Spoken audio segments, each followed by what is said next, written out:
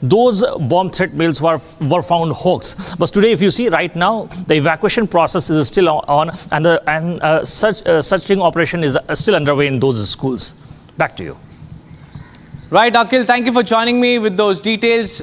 The last couple of days, the bomb disposal squad and dog squads didn't really find anything across schools that received threats. Today as well, search operations are underway. Evacuations have also been ordered and the situation remains tense on ground zero. With that, we'll shift our focus to the other top stories that we are tracking from across the world.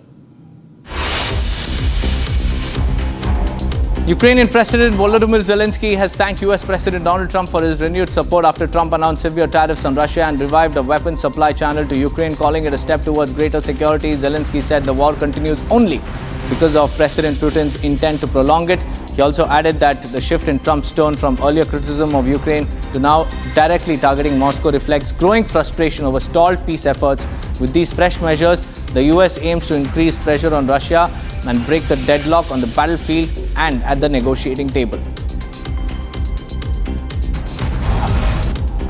At the EU foreign ministers' meeting in Brussels, top European diplomats are assessing a newly struck humanitarian aid deal with Israel aimed at easing the crisis in Gaza. The agreement brokered by EU foreign policy chief Kaja Kallas and her Israeli counterpart Gideon Saar promises to allow more food and fuel into the besieged enclave, home to over 2.3 million people devastated by more than 21 months of war. In Brussels, French Foreign Minister Joan-Noel Barrot voiced support for expanding sanctions against Russia, calling on European counterparts to approve what he described as a massive new package aimed at forcing President Vladimir Putin to end what he called a colonial, illegal and murderous war. This statement comes when the minister was attending the EU foreign ministers' meeting. Japan has welcomed US President Donald Trump's latest measures on Ukraine, expressing hope that the newly announced arms deal and potential secondary tariffs on Russia would help end the war. Japan's Chief Cabinet Secretary Yoshimasa Hayashi stated that Tokyo supports efforts aimed at peace and will coordinate closely with the international community on the next steps, including possible support for additional economic measures. Colorado dentist James Craig's trial has begun. He has been accused of killing his wife by poisoning her protein shakes. Prosecutors say Craig ordered cyanide and arsenic online, searched how to stage a murder and was driven by financial stress and extramarital affairs. However, Craig denies all these charges. His defense claims he loved his wife, who say was emotionally unstable and may have taken her own life. The case now centers on digital evidence, medical records and Craig's online search history.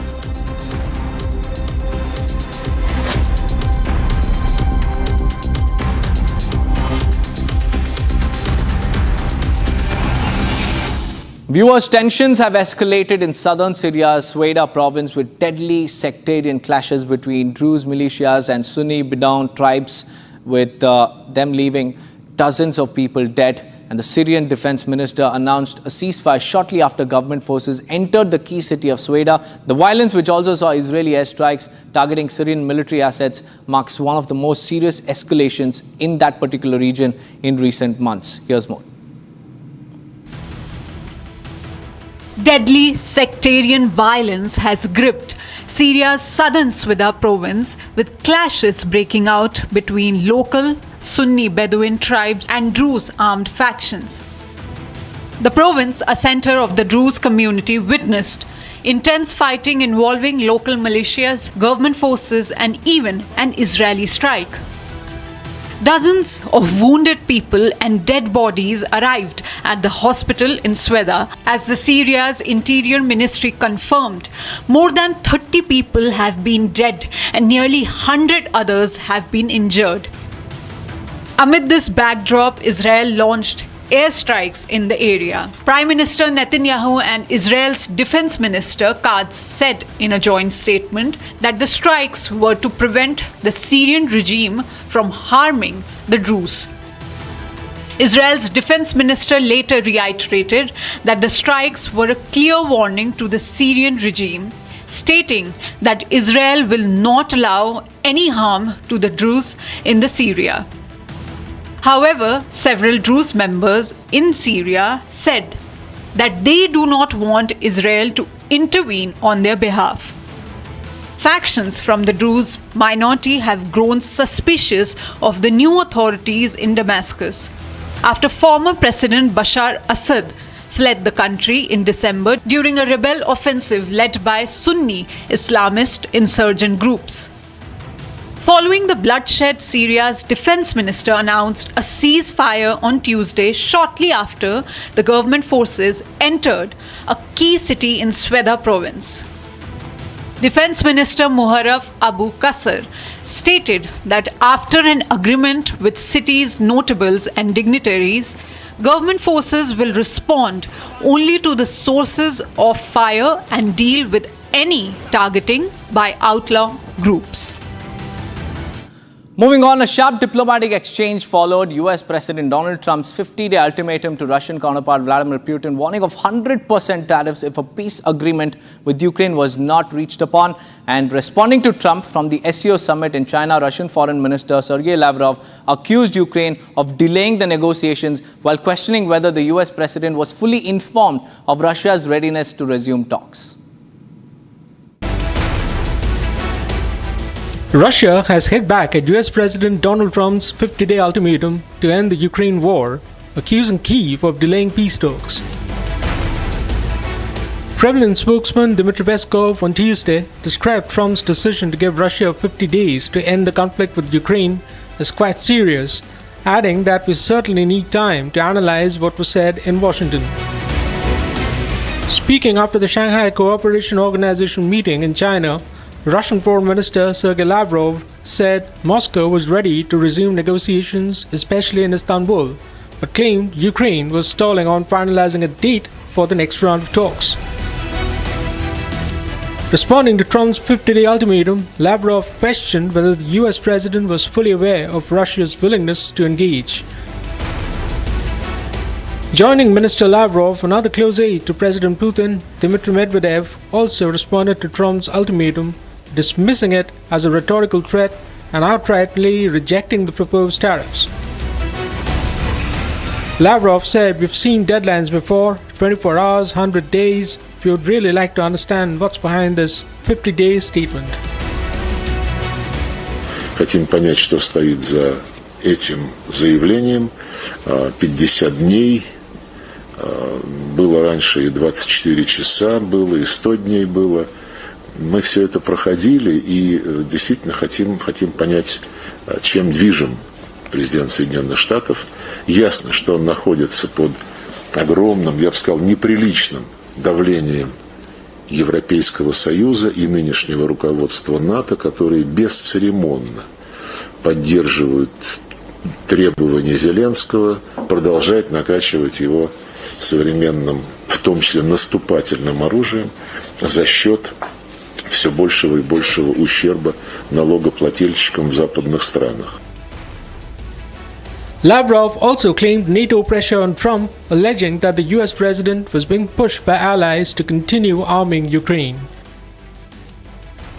The minister added that if Ukraine had agreed to a third round of talks in the week of June 22nd, maybe there would have been 30 days left.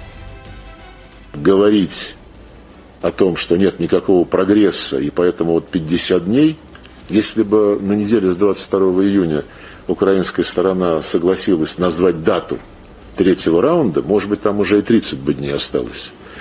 Вот. Но это нас, конечно, не радует. Dismissing fears over new sanctions, Lavrov asserted that Russia's partners would continue to follow independent trade policies and uphold existing agreements.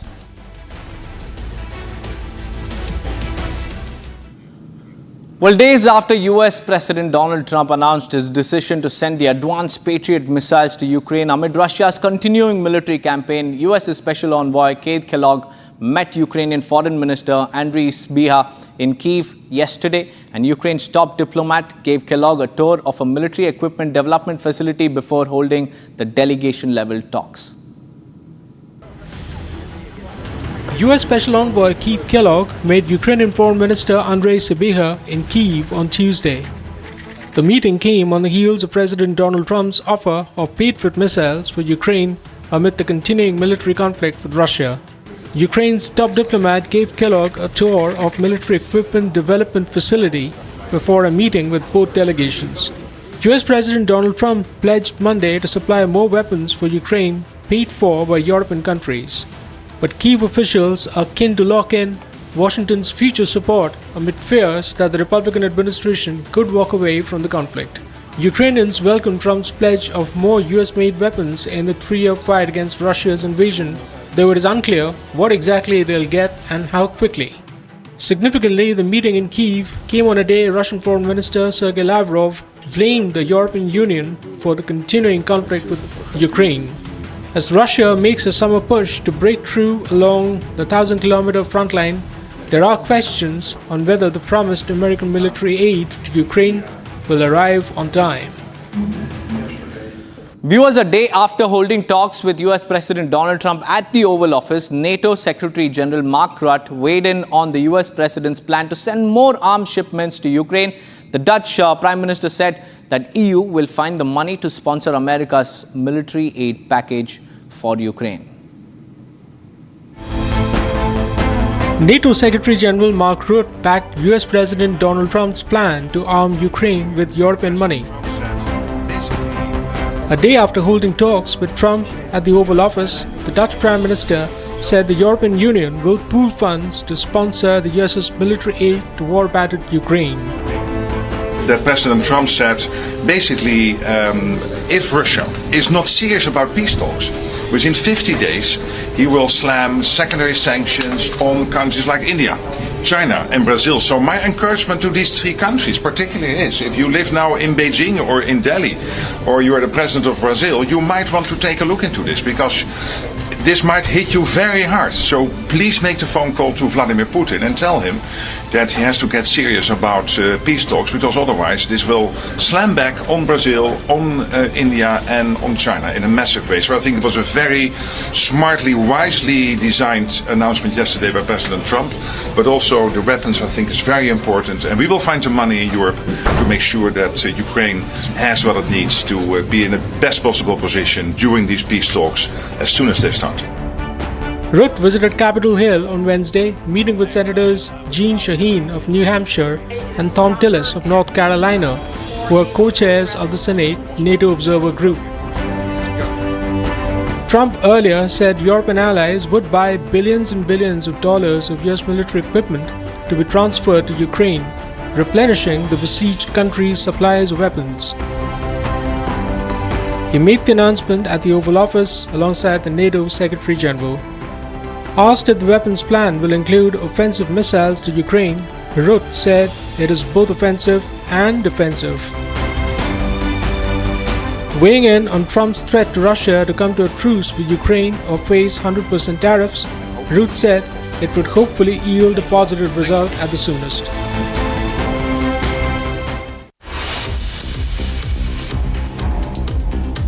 With that, it's time for a quick break. On the other side of the short break, we'll get you more on the response to Trump's tariff ultimatum, because Russian Foreign Minister has said that Trump is reeling under NATO and EU pressure.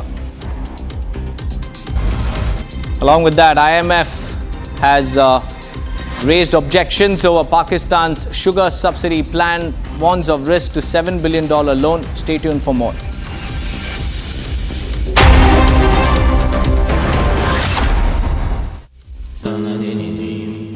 Amity has been ranked among the top universities globally for producing the most employable graduates by the Times Higher Education UK. Yet another testimony to Amity's excellent placement record.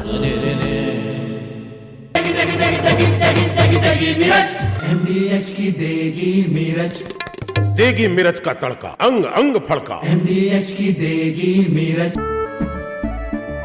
केसरिया से मन जोगी हुआ रे, दिल झूमे देखो मतवारा हुआ रे। केसरिया से मन जोगी हुआ। हर पल मनाओ केसरी त्योहार। विमल, बोलो जुबान Kesari. Copy. Main chute descent rate nominal 1,000 meters for driving. We copy 1,000 meters. great visual confirmation as well as those comms that the 4 main parachutes have deployed. Again, we are going to be slowing down the vehicle from 350 miles per hour all the way down to just about 15, 16 miles per hour by the time that the vehicle touches down and splashes down into the ocean. For its water landing. And it's a little foggy, as you can see there. Yeah, Pacific fog is rolling in. We've got some very bright lights as Dragon, you can see the ocean there. Dragon is about to touch down in just a few seconds here. And working their way towards the vehicle are the SpaceX and Axiom support teams that will be present for the next phase of our splashdown coverage today. At this point,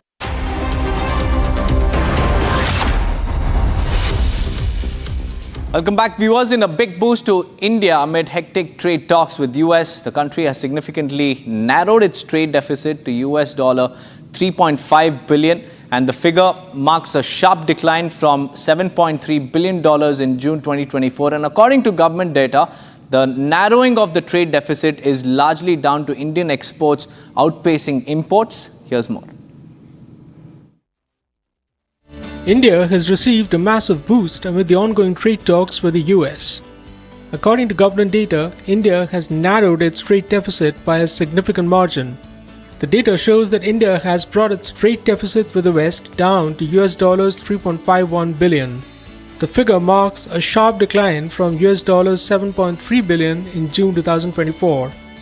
Officials said the narrowing of the trade deficit is largely on account of the Indian exports outpacing imports on a year-on-year basis. The decline in trade deficit not only reflects a strong export performance but also a growing demand for Indian goods in leading global markets. Further, according to government data, overall Indian exports rose to US $67.98 billion in June 2025, up from US $63.83 billion in the same month last year. With the exports showing a steep upward curve, the narrowing trade deficit will give India definite leverage in its ongoing trade talks with the West.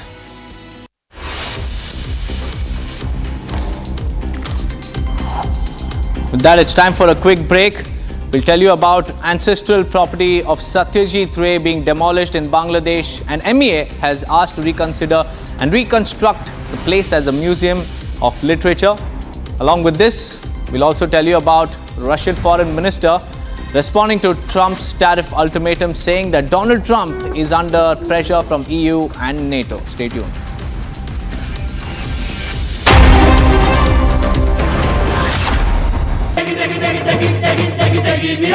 MDH की देगी मीरज, देगी मिर्च का तड़का, अंग अंग फड़का। MDH की देगी Miraj.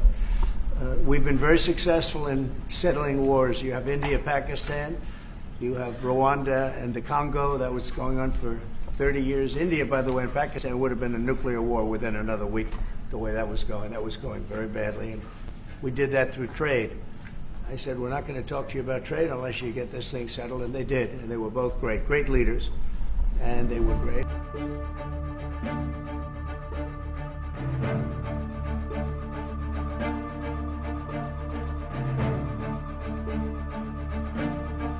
So really, thank you. This is important. You did a great job, and it's a really great job. We've been very successful in settling wars. You have India, Pakistan, you have Rwanda and the Congo. That was going on for 30 years. India, by the way, and Pakistan would have been a nuclear war within another week, the way that was going. That was going very badly. And we did that through trade.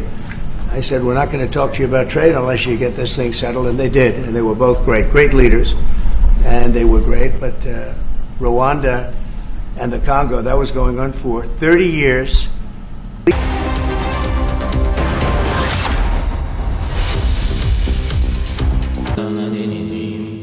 Amity has been ranked among the top universities globally for producing the most employable graduates by the Times Higher Education UK. Yet another testimony to Amity's excellent placement record. ये है secret recipe MDH का जीरा SIP जल जीरा मसाला। SIP SIP जीरा SIP MDH का जल जीरा सिप MDH का जल जीरा सिप। केसरिया से मन जोगी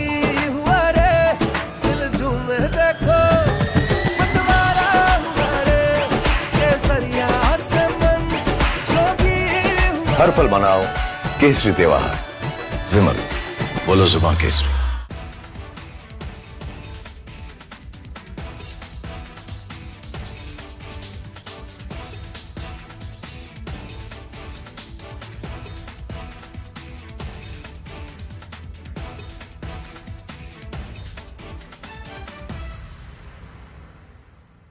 We'll see another big smile coming out of the Dragon spacecraft in a moment.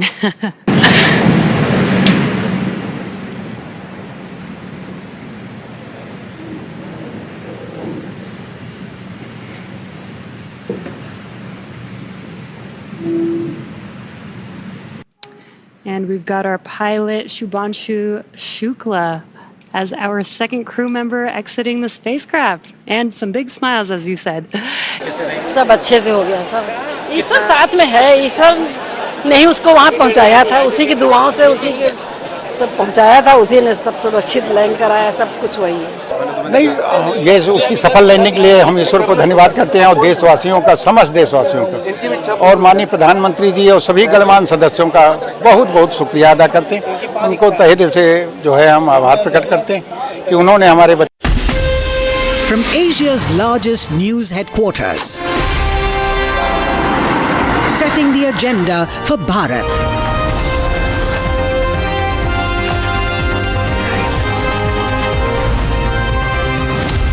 You're watching Republic.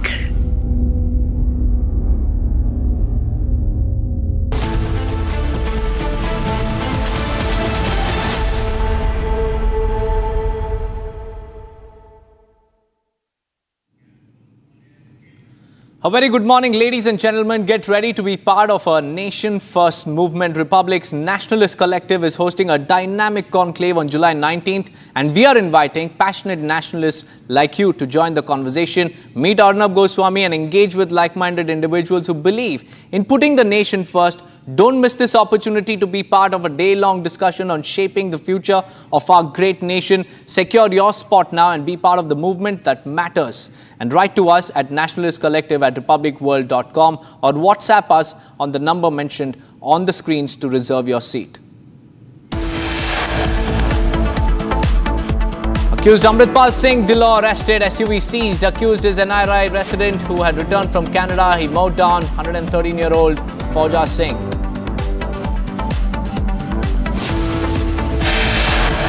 A chilling reminder of the growing lawlessness in West Bengal. Republic Bangla anchor was brutally attacked in the heart of Kolkata. Kishlai Mukherjee was mugged and slashed near Park Circus late Tuesday night. Supreme Court to hear petitions of accused and film producer in connection with the release of Udaipur files today.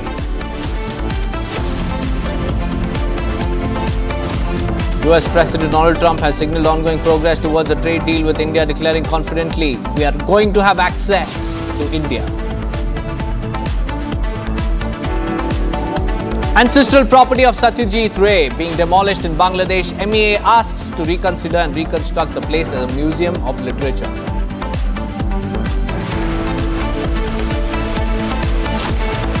It's not serious about peace talks. Within 50 days, he will slam secondary sanctions on countries like India, China and Brazil. So my encouragement to these three countries particularly is, if you live now in Beijing or in Delhi, or you are the president of Brazil, you might want to take a look into this, because this might hit you very hard. NATO Secretary General Mark Rutte warned that countries such as Brazil, China and India could be hit very hard by secondary sanctions if they continue to do business with Russia.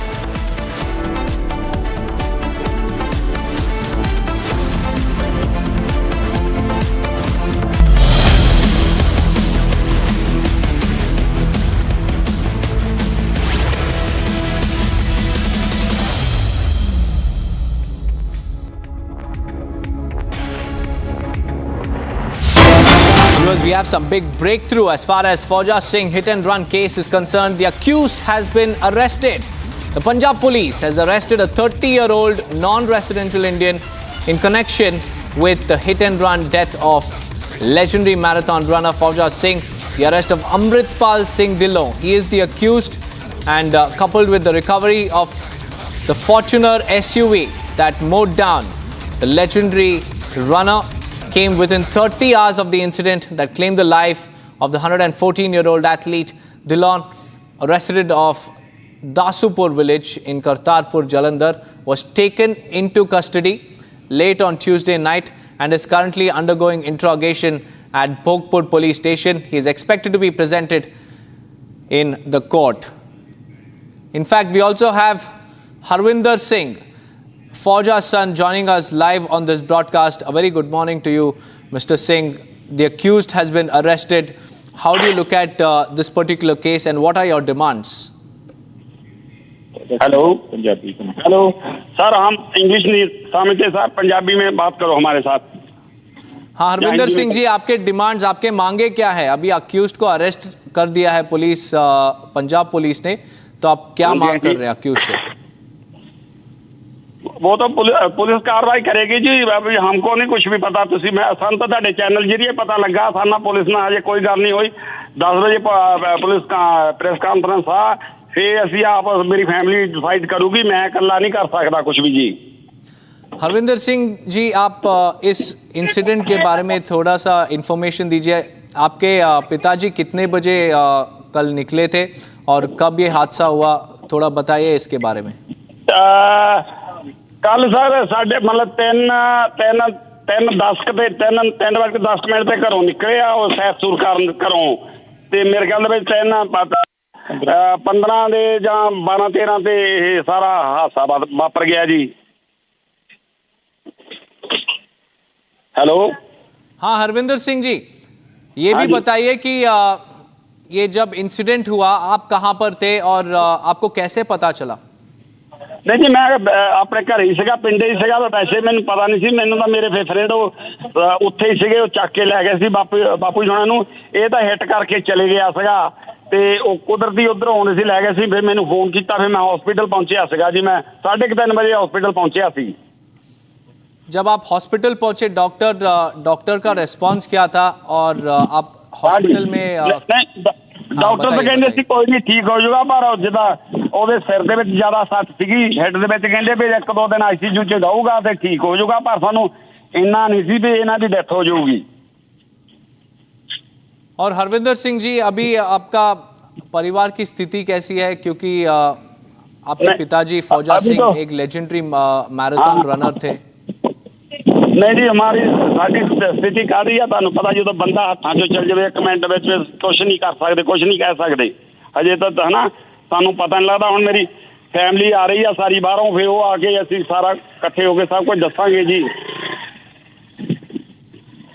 और हरविंदर सिंह जी, ये जो accused है जिसने गाड़ी चला रहा था, वो एक NRI था, तो जो गाड़ी इसने सेकेंड हैंड में खरीदा था, उसी गाड़ी में आपके पिताजी के ऊपर चला दिया और अभी इसके वजह से इसको अरेस्ट भी कर दिया गया है 30 घंटों में. आपका क्या ये है रिस्पॉन्स है इसके बारे में? जी हमारा साडा ਤਾਂ ਜੀ ਇਦਾਂ ਆ, ਬਹੁਤ ਵਧੀਆ ਸਾਨੂੰ ਪੁਲਿਸ ਦੀ ਕਾਰਗੁਜ਼ਾਰੀ ਇੰਨੀ ਵਧੀਆ ਲੱਗੀ ਆ, ਬਹੁਤ ਵਧੀਆ ਕੋਆਪਰੇਸ਼ਨ ਕੀਤਾ. ਅਸੀਂ ਤਾਂ ਜਦੋਂ ਅਸੀਂ ਬਾਪੂ ਜੀ ਡਾਕਟਰ ਕਹਿੰਦੇ ਸੀ ਠੀਕ ਹੋ ਜਾਣਗੇ, ਅਸੀਂ ਕਿਹਾ ਵੀ ਚਲੋ ਅਸੀਂ ਕਾਰਵਾਈ ਨਹੀਂ ਕਰਨੀ ਹਨਾ. ਤੇ ਫਿਰ ਜਦੋਂ ਹੁਣ ਸਾਰਾ ਕੁਝ ਵਾਪਰ ਗਿਆ, ਸਭ ਕੁਝ ਆ, ਤਾਂ ਫੇਰ ਤਾਂ ਵੀ ਗਵਰਨਮੈਂਟ ਲਈ ਵੀ ਸੀ ਥੋੜਾ ਜਿਹਾ ਗੱਲ, ਸਾਰੀ ਆਪੋਜੀਸ਼ਨ ਨੇ ਵੀ ਗੱਲ ਚੱਕ ਲਈ ਸੀ ਸਭ ਕੁਝ. ਇਹ ਤਾਂ ਫੇਰ ਉਹਨਾਂ ਨੂੰ ਕੁਛ ਨਾ ਕੁਛ ਤਾਂ ਕਰਨਾ ਪੈਣਾ. ਜੇ ਕਿਤੇ ਮਾੜਾ ਮੋਟਾ ਬੰਦਾ ਹੁੰਦਾ ਤੇ ਪਤਾ ਹੀ ਨਹੀਂ ਲੱਗਣਾ ਸੀ ਸਰ. और हरविंदर सिंह जी, आप हमको ना डिटेल से बताइए, ये कब हुआ, आपको कैसे पता चला, आपको कॉल कौन किया और परिवार वालों को इन्फॉर्म किसने किया पहले? नहीं, मैनू किया उन्होंने जी, मेरा फ्रेंड आ बलबीर सिंह ਜਿਹੜਾ ਲੈ ਕੇ ਗਿਆ ਉਹਨਾਂ ਨੂੰ ਗੱਡੀ ਦੇ ਵਿੱਚ, ਉਹਨੇ ਮੈਨੂੰ ਫੋਨ ਕੀਤਾ ਗੱਡੀ ਦੇ ਵਿੱਚੋਂ, ਕਹਿੰਦਾ ਵੀ ਛੇਤੀ ਉੱਥੇ ਸ਼੍ਰੀਮਾਨ ਹਸਪੀਟਲ ਪਹੁੰਚ ਜਾ. ਮੈਨੂੰ ਉਹਨੇ ਕੀਤਾ ਕੋਈ 3:15 ਵਜੇ ਫੋਨ ਕੀਤਾ, 3:15-20 ਦੇ ਵਿੱਚ ਫੋਨ ਕੀਤਾ. ਮੈਂ ਬਾਈਕ ਤੇ ਸੀਗਾ, ਮੈਂ ਬਾਈਕ ਤੇ ਚੱਲ ਗਿਆ ਤੇ ਉਹਨਾਂ ਨੇ ਫਿਰ ਫੈਮਿਲੀ ਨੂੰ ਮੈਂ ਬਾਅਦ 'ਚ ਉੱਥੇ ਜਾ ਕੇ ਆਪਣੀ ਨੂੰ ਫੋਨ ਕੀਤਾ. ਤੇ ਉਹ ਫਿਰ ਜਦੋਂ ਸਾਰੇ ਤੁਹਾਨੂੰ ਪਤਾ ਐਕਸੀਡੈਂਟ ਕੇਸ ਦੇ ਨਾਲ ਘਬਰਾ ਜਾਂਦਾ ਬੰਦਾ, ਸਾਰੇ ਘਬਰਾ ਗਏ. ਫਿਰ ਉਹ ਜਦੋਂ ਮੈਂ ਜਾ ਕੇ ਉਹਦੀ ਪੋਜੀਸ਼ਨ ਦੇਖੀ ਤਾਂ ਡਾਕਟਰ ਕਹਿੰਦੇ ਚਲੋ ਠੀਕ ਆ ਬਈ ਤੇ ਉਸ ਵਾਰ ਤਾਂ ਠੀਕ ਸੀਗਾ ਫਿਰ ਜਿੱਦਾਂ ਏਜ ਦਾ ਵੀ ਇਫੈਕਟ ਪੈ ਜਾਂਦਾ ਨਾ ਫਿਰ ਉਹ ਜਿੱਦਾਂ ਉਹ ਜ਼ਿਆਦਾ ਹੋ ਗਈ ਉਹਦੇ ਮਤਲਬ ਪਸਲੀਆਂ ਵੀ ਟੁੱਟ ਗਈਆਂ ਸੀ ਉਹਦੀਆਂ ਚੂਲੇ ਤੇ ਵੀ ਫ੍ਰੈਕਚਰ ਹੋ ਗਿਆ ਸੀ ਸਿਰ 'ਤੇ ਵੀ ਫ੍ਰੈਕਚਰ ਹੋ ਗਿਆ ਸੀ 7-8 फुट ਚੱਕ ਕੇ ਤਾਂ ਨੂੰ ਮਾਰਿਆ ਜੀ ਉਹਨੂੰ ਗੱਡੀ ਨੇ। हरविंदर सिंह जी, ऐसे बहुत सारे इंसिडेंट्स अभी सामने आ रहे हैं कि बड़े बड़े परिवार के लोग मासूम लोगों के ऊपर गाड़ी चला रहे हैं। पुणे में हुआ है, मुंबई में हुआ है, अभी मध्य प्रदेश में हुआ है और अभी आपके परिवार के एक सदस्य के साथ ऐसा हुआ है। आप क्या कहना चाहते हैं? नहीं जी, इन्हों ਜਿਹੜੇ बड़े परिवार के बड़े बड़िया गड्डियां आ इन्हों कानून चाहिए, इन्हों सजा मिलनी चाहिए, सख्त तो सख्त सजा मिलनी चाहिए। आप क्या सजा मांग रहे हैं अभी? ये तो कानून देखूगा जी, हुण ये दसणगे की सजा है। हुण मेरी कोई नहीं गल होगी सारियां नाल जिद्दां भी होऊगा। ਹੁਣ ਅਸੀਂ ਥੋੜੋ ਇਹਦਾ ਕਾਨੂੰਨ ਨੇ ਹੁਣ ਜੋ ਗਲਤੀ ਉਹਨੇ ਕੀਤੀ ਆ ਚਲੋ ਕਮ ਸੇ ਕਮ ਬੰਦਾ ਖੜਾ ਹੋ ਜਾਂਦਾ, ਜੇ ਕਸੂਰ ਨੇ ਖੜਾ ਹੋ ਕੇ ਦੇਖ ਲੈਂਦਾ। ਉਹਨੇ ਕਿਹਾ ਹੁਣ ਆਪੇ ਇਹ ਕਿਲੀਆਂ ਕਾਢਿਆਂ ਨੂੰ ਤੁਰੇ ਫਿਰਦੇ ਆ, ਮੈਂ ਫੌਰਚੂਨਰ ਚ ਤੁਰਿਆ ਫਿਰਦਾ ਆ, ਹਨਾ, ਇਹ ਵੀ ਮਾਣ ਹੋ ਜਾਂਦਾ। बहुत बहुत धन्यवाद हरविंदर सिंह जी हमारे साथ जुड़ने के लिए। Well, with that viewers, let's now move on because we have major revelations that have come to the fore as far as the conversion Baba is concerned of Balrampur in Uttar Pradesh, because the STF investigation into the Balrampur case has revealed more about the conversion racket run by Changur Baba. And what we understand is that sources have informed Republic that the role of senior officers, including an ADM, an inspector and 2 circle officers, is under the scanner. All 4 have been identified and evidence of negligence and direct support to Changur Baba has surfaced. The STF has also traced involvement of some tehsildars in helping Baba with land deals. An action against these officers is expected soon. Remember, just a few days back we told you about the kind of network Changur Baba was operating. He had his henchmen trapping innocent people and filing fake cases against them, and when they filed these fake cases, some of the administrative individuals' role was also suspected. And now the STF has made it very, very, very clear that an ADM, an inspector, 2 circle officers and tehsildars are involved. They were all hand in glove with Changur Baba. Action is expected against these individuals. In fact, let's now cut across to Anil Chauhan, who's speaking live. Additional ideas about air superiority, ground maneuver and force protection. Swarm tactics, autonomous and intelligent operations, MUMT, asymmetric drone warfare are making large platforms vulnerable and driving militaries to rethink the conceptual aspects of air doctrines, development of a counter US system and adaptive rules of engagement. So in the conceptual realm, if you look, we always thought that airspace was one, it was kind of indivisible, and it's there where manned aircrafts traditionally dominated battlefield. So this used to be there till about 18 kilometers or 60,000 feet or so. But the introduction of, say, ballistic missiles, hypersonic weapons, that is cruise as well as glide, has opened up that upper space, and we always say that today airspace also includes near space, so that's one way.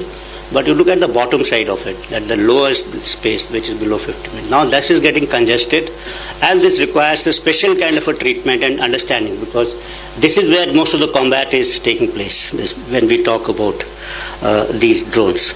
So the need of the hour is to develop capabilities to harness this lower airspace gainfully through utilization of force multipliers like US systems, and at the same time dissuade the adversary from doing so by developing a robust counter US systems. During Operation Sindoor on 10th of May, Pakistan had used unarmed drones and loiter ammunitions None of them actually could inflict any damage to Indian military or civilian infrastructure. Most of them were neutralized through a combination of kinetic and non-kinetic means, and some of them, in fact, could be recovered in almost intact conditions.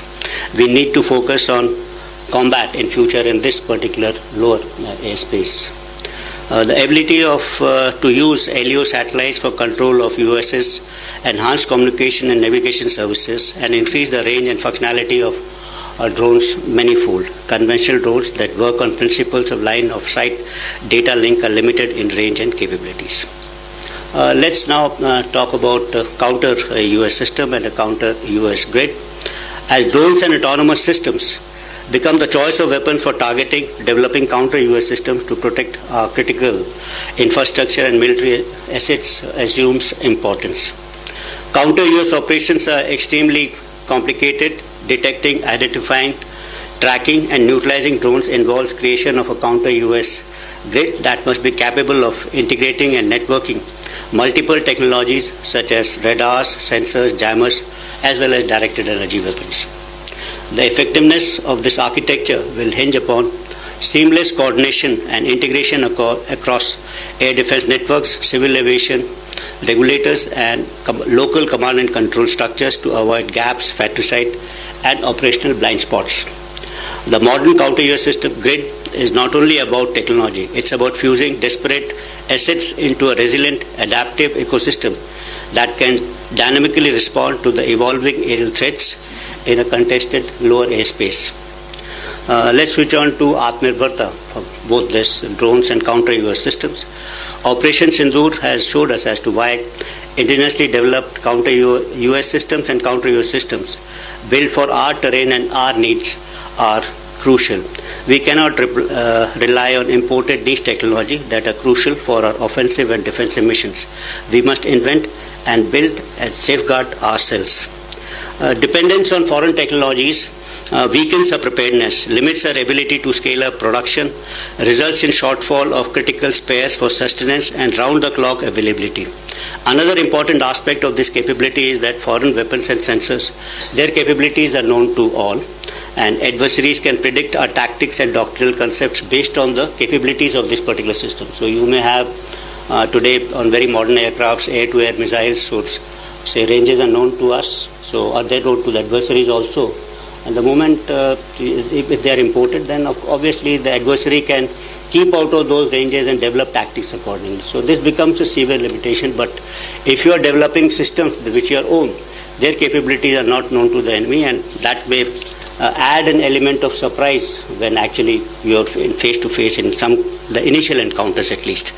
So when we design, make and innovate at home, we secure our secrets, cut costs, retain the initiative to scale up production and maintain round-the-clock readiness. Our Honorable Raksha Mantri has rightly said that Atmanirbharta is not a choice, it's part of a duty. In warfare, you cannot win with yesterday's weapon systems in today's warfare. In fact, today's warfare has to be fought with tomorrow's technology.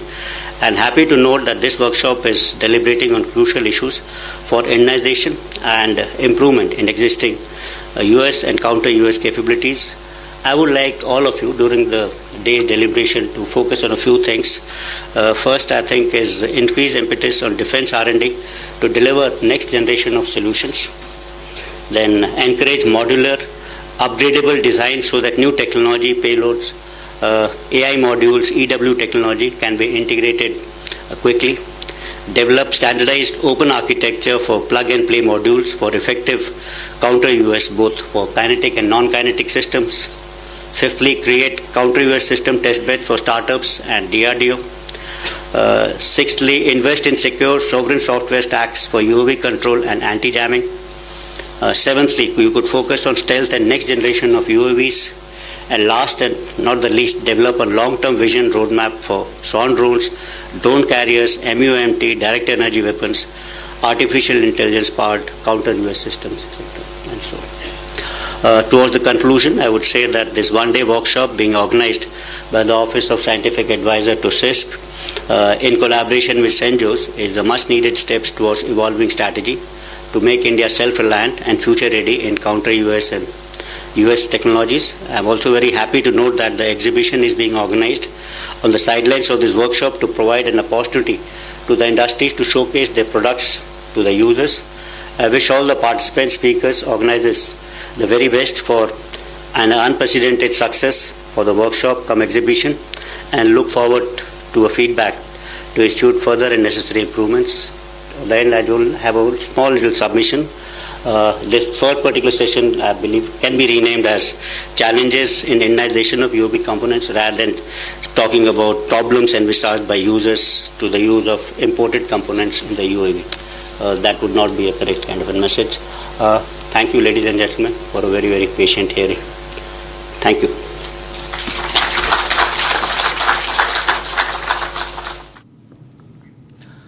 Well, moving on, viewers, we have more breaking news coming in.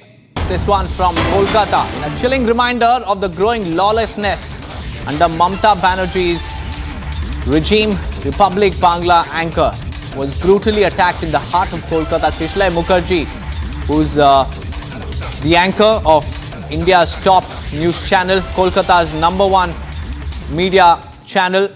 Kishlay Mukherjee was mugged and slashed near Park Circus late last night, and the assailant not only robbed him but also inflicted multiple blade injuries on his head. Kishlay is currently undergoing treatment at a private hospital, and this disturbing incident raises serious questions about public safety. In fact, Union Minister and the BJP chief of West Bengal, Dr. Sukanta Majumdar, has also put out a statement saying, and I quote, Kishlay Mukherjee, a journalist associated with Republic Bangla, a distinguished news channel in Bengal, was subjected to a brutal assault late last night. As per available reports, the incident took place near Park Circus railway station while he was returning home. Upon resisting a snatching attempt, he was attacked by some miscreants wielding sharp blades, resulting in multiple grievous injuries across his body. This deeply disturbing incident once again brings to light the deteriorating state of public safety in various parts of Kolkata, largely due to administrative negligence and the persistent inaction of the police. Incidents of snatching have become increasingly rampant in Park Circus and other key areas of the city, owing to the lack of effective policing, and also innocent citizens are being forced to endure such attacks on a near daily basis. Despite receiving serious complaints, the police remain largely unresponsive. The BJP is now strongly condemning this cowardly and reprehensible act.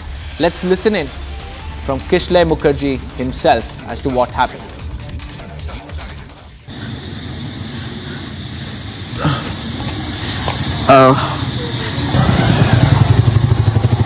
চলে গেছে হঠাৎ আমি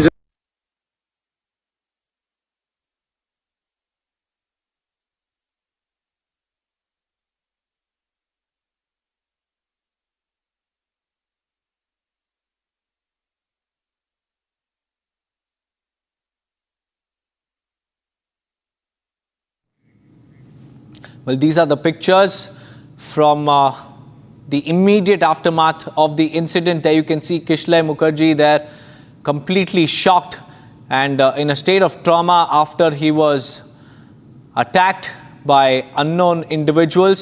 And this goes on to highlight the lawlessness and to give us a detailed report of what exactly happened. We have Pinky joining us live from Kolkata. Pinky, if you could help us understand what really happened with Kishlay late last night in the Park Circus area. Tell us more, and how is Kishlay doing at the moment? देखिए किशोर अभी भी hospital में एक private hospital में अभी भी उसको admit किया रखा हुआ है। और आपको ये इंसिडेंट बता दूं कि इससे ऐसा हॉरिबल इंसिडेंट था लेट नाइट।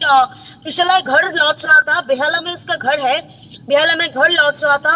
उस वक्त उसके ऊपर एक हमला हुआ चाकू से, ब्लेड से, शार्प वेपन लेके हमला हुआ। उसके पास जो पर्स था, फोन था, वो छीन लेने की कोशिश किया जो गूंस था।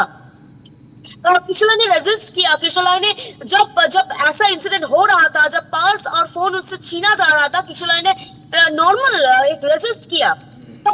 तभी ब्लेड से या शार्प वीपन जो था उन लोगों के हाथ में, उसको उसके हाथ में इंजरी किया गया, सिर में किसी भारी चीज से मारा गया, सिर पे मारा गया था, हाथ में कटा हुआ था और इंजरी बहुत हेवी है।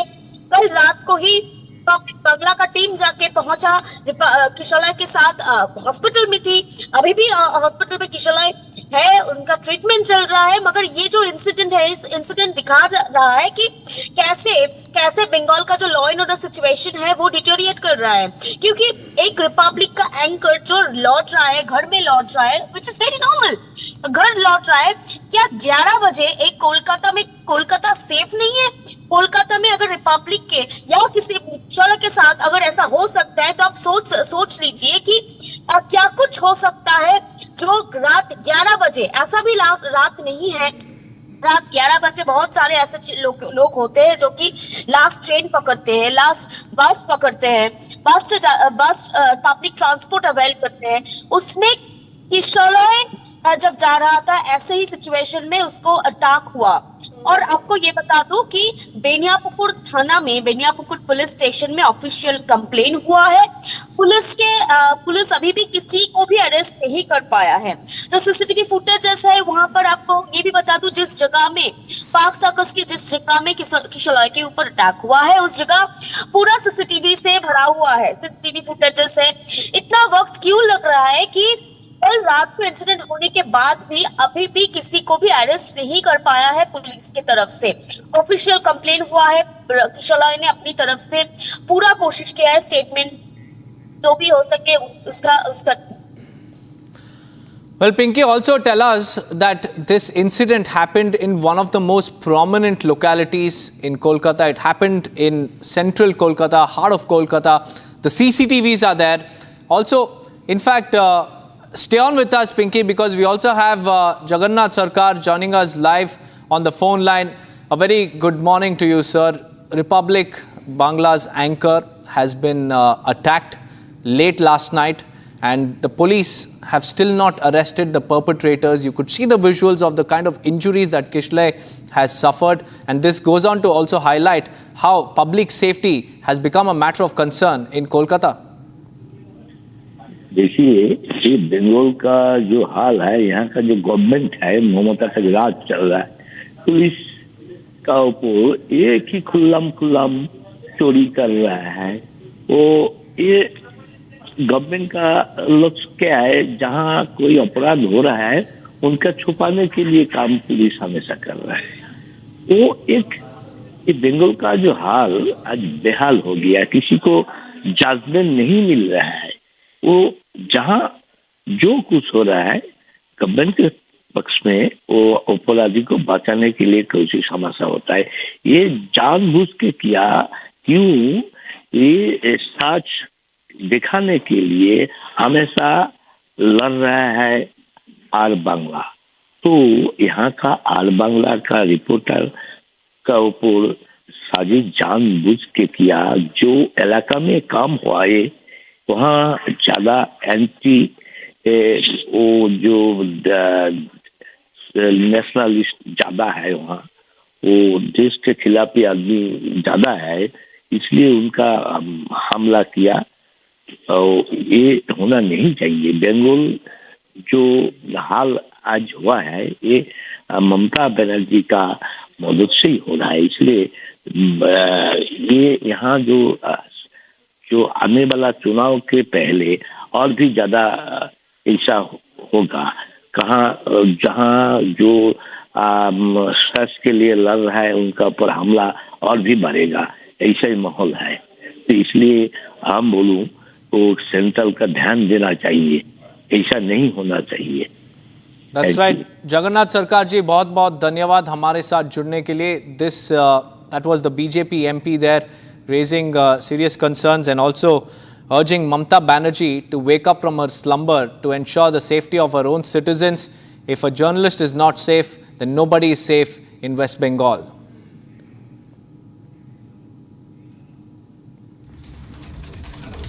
These are the pictures of Kishle Mukherjee, a Republic Bangla anchor, the top news channel of West Bengal, and also He was mugged, slashed and attacked late last night, viewers. BJP continues to condemn. Meanwhile, we'll slip into a short break. We'll tell you about the Udaipur files row in the Supreme Court. 2 petitions will be heard today. Along with that, we'll get you the other top stories. Stay tuned.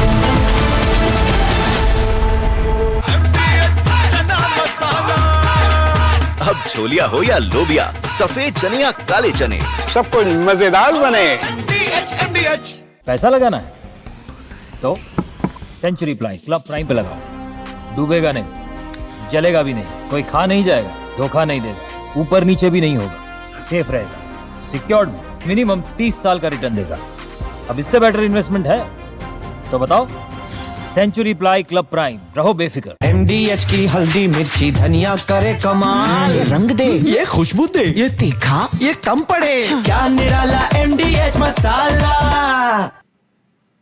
Copy. Main chute descent rate nominal 1,000 meters for driving. We copy 1,000 meters. Great visual confirmation as well as those comms that the 4 main parachutes have deployed. Again, we are going to be slowing down the vehicle from 350 miles per hour all the way down to just about 16 miles per hour by the time that the vehicle touches down and splashes down into the ocean. For its water landing. And it's a little foggy, as you can see there. Yeah, Pacific fog is rolling in.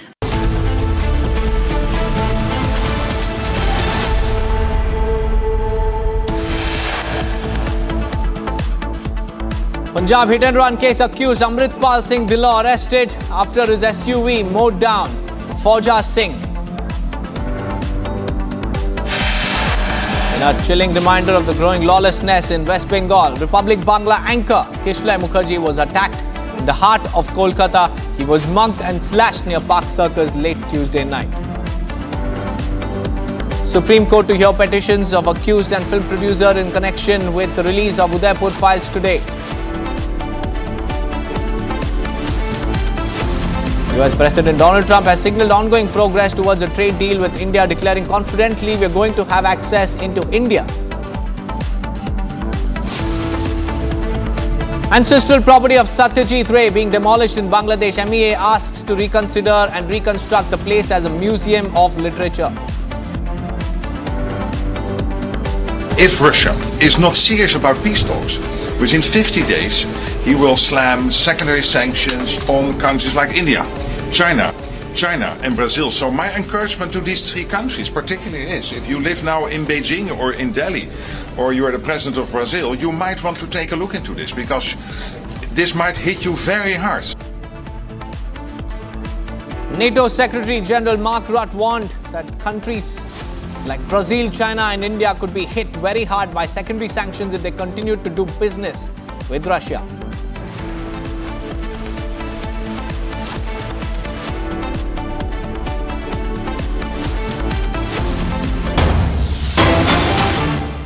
Viewers, we have some big breaking news coming in from the national capital.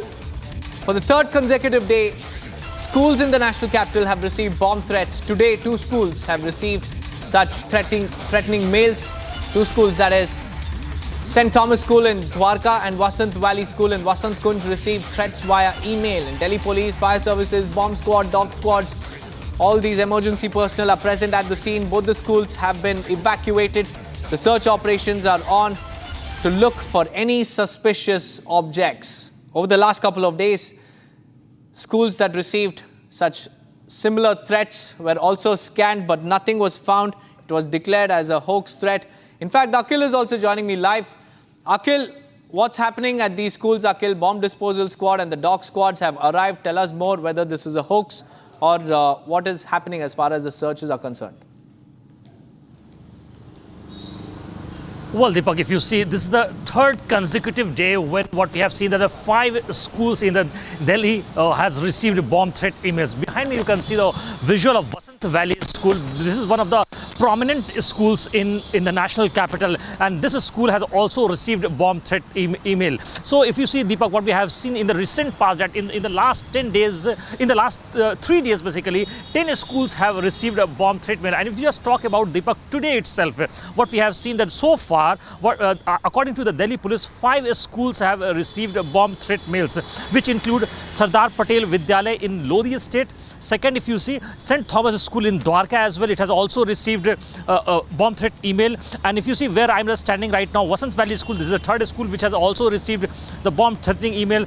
Mother International School in Haus Khas has also received the bomb threatening email, and Richmond Global School in Paschim Vihar area has also received this kind of email. So what we have been seeing that after the mail was received, parents have been alerted by the school administration. And if you see what we have, when we arrived earlier in the morning, we have seen some students coming over here and then they went back to their home. But if you see, it has created panic among not only among parents as well, but amongst teachers as well, because consecutively what we have been seeing that for the last 3 days, such kind of emails have been received by different schools in the national capital. And after that, what we have been seeing that the proper SOP was put in place, in which what we have seen that the Delhi police team, the fire department team, the bomb squad team, the dog squad team as well. So they have arrived, and the proper sanitization of the school was done by the district administration. So right now you can say everyone is safe over here.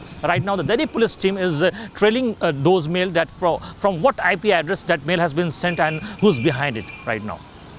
Absolutely. Akhil, also talk to us about if there is an hidden agenda or if there is an attempt to create panic and fear among the people. And because what we are seeing here is that these are educational institutes that are being targeted, that are receiving bomb threats, and of course all of them being hoax.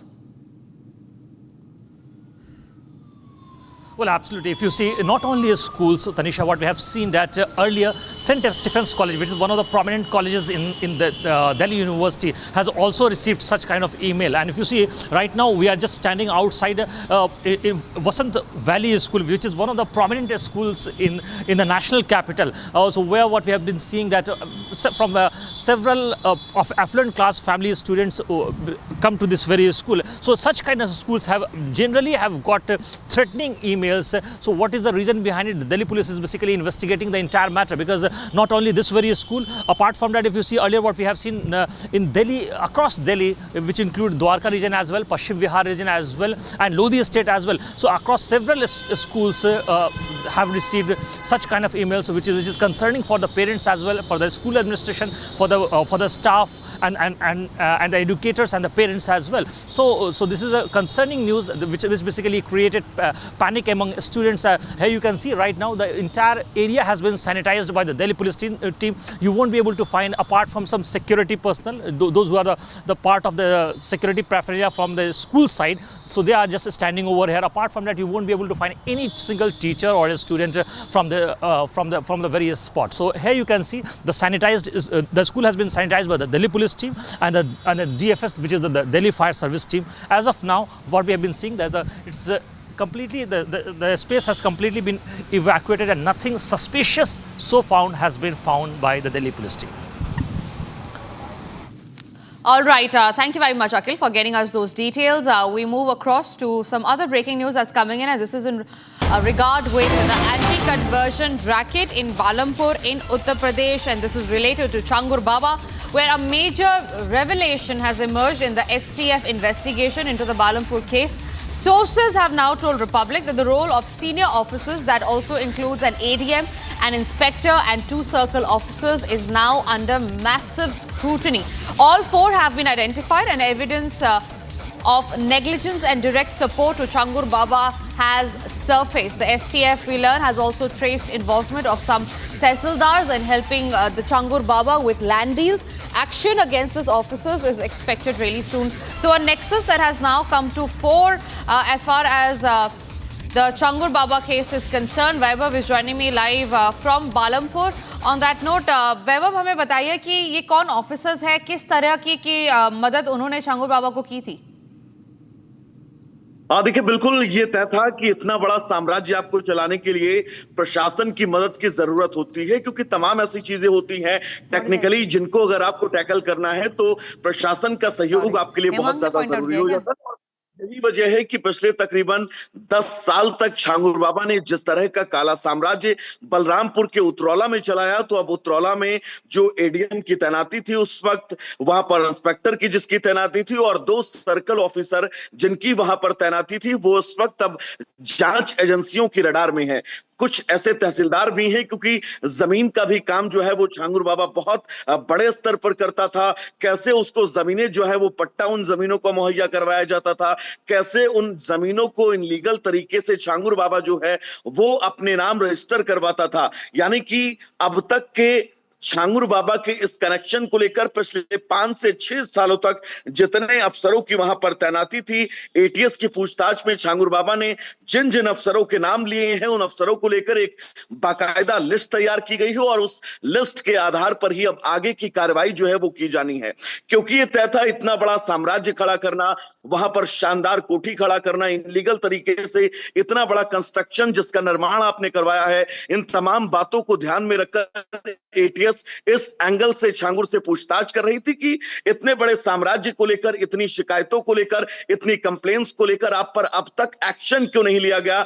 तो छांगुर बाबा ने उन तमाम नामों का खुलासा किया जिन नामों का जिक्र छांगुर बाबा ने किया है। अब उन सभी नामों को नोटिफाई किया गया है और अब आगे उन सभी ऑफिसर से पूछताछ भी की जा सकती है। छांगुर बाबा कैसे अपना ये पूरा काला साम्राज्य चलाता था, कैसे धर्मांतरण के इस रैकेट को आगे बढ़ाता था, कैसे अवैध जमीनों को अपने नाम वो स्थानांतरित करवाता था, ये वो तमाम सवाल थे। क्योंकि इसके पहले कई लोग शिकायत कर चुके थे, लेकिन उन शिकायतों को अनसुना किया गया। नवंबर लास्ट एक एफआईआर दर्ज की जाती है और उस एफआईआर के बाद सोचिए तकरीबन 6 महीने बाद छांगुर और उसके सहयोगी नीतू और नवीन की गिरफ्तारी जो है वो बलरामपुर पुलिस करती है। उसके बाद इन्वेस्टिगेशन एजेंसियां इस पूरे प्रकरण में जांच जरूर कर रही है, लेकिन यह तय है कि इस खुलासे ने उत्तर प्रदेश के बलरामपुर के उतरौला में जिस तरह से इन तमाम अधिकारियों ने सिर्फ खानापूर्ति की है, जिन अधिकारियों ने किसी भी तरह से यहां पर जो है वो छांगुर को विस्तार देने की हर मुमकिन कोशिश की है,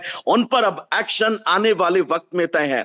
आज छांगुर की 7 दिन की एटीएस रिमांड पूरी हो रही है। अब आगे एटीएस क्या छांगुर की रिमांड मांगेगी, अगर रिमांड मांगेगी तो वो कौन कौन से सबूत हैं, वो कौन कौन से सवाल हैं जो सवाल अब छांगुर बाबा से पूछे जाने हैं।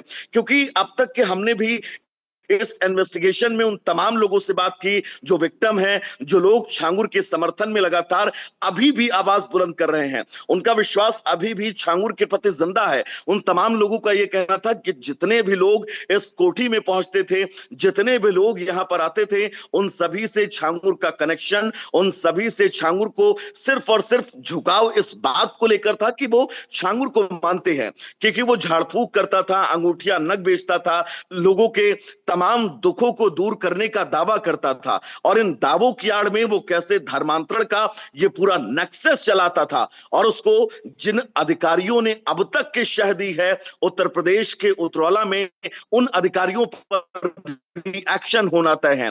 मुश्किल इस लिहाज से भी है क्योंकि छांगुर को लेकर पिछले तमाम सालों में जो खुलासे हुए हैं, उन खुलासों के बीच विक्टिम ने जितनी भी बातें बताई हैं, उन बातों को लेकर यह तय है कि छांगुर के आने वाले वक्त में मुश्किलें बढ़ेंगी। कई मामले ऐसे हैं, फिर वो चाहे प्रताड़ना का हो, वो चाहे शोषण का हो, अवैध तरीके से धर्मांतरण का हो, अवैध जमीन का प्रकरण हो, और इन तमाम मामलों में अब छांगुर को लेकर जो है वो पूछताछ की जानी है। लेकिन महत्वपूर्ण बिल्कुल वैभव, it remains to be seen on how the case pans out to be, because now the role of the senior officials, especially that of the police officers, are now under immense scrutiny. Remains to be seen on what action will the Yogi government take. It's time for us to now quickly move across to some other breaking news that's coming in, and this is making international headlines. The NATO Secretary General warned that countries such as Brazil, China and India could be hit very hard by secondary sanctions if they continue to do business with Russia. Now, the NATO General Secretary made the comment while meeting with the senators in the United States Congress the day after President Donald Trump announced new weapons for Ukraine and threatened biting secondary tariff of 100% on the buyers of Russian exports unless there is a peace deal in 50 days. Listen into what the Secretary General of NATO had to say. President Trump said, basically, if Russia is not serious about peace talks, within 50 days he will slam secondary sanctions on countries like India, China and Brazil. So my encouragement to these three countries particularly is, if you live now in Beijing or in Delhi, or you are the president of Brazil, you might want to take a look into this, because this might hit you very hard. So please make the phone call to Vladimir Putin and tell him that he has to get serious about peace talks, because otherwise this will slam back on Brazil, on India and on China in a massive way. So I think it was a very smartly, wisely designed announcement yesterday by President Trump, but also the weapons I think is very important, and we will find the money in Europe to make sure that Ukraine has what it needs to be in the best possible position during these peace talks as soon as they start. Moving across to some other breaking news that's coming in, where we learned that the United States President Donald Trump has said that he has made a deal with Indonesia. Trump further said that India is basically working along the same line and that they are going to access to India. He also said that we had no access to any of these countries. Our people couldn't go in, and now we are getting access because of what we're doing with the tariff. Listen into what Donald Trump had said.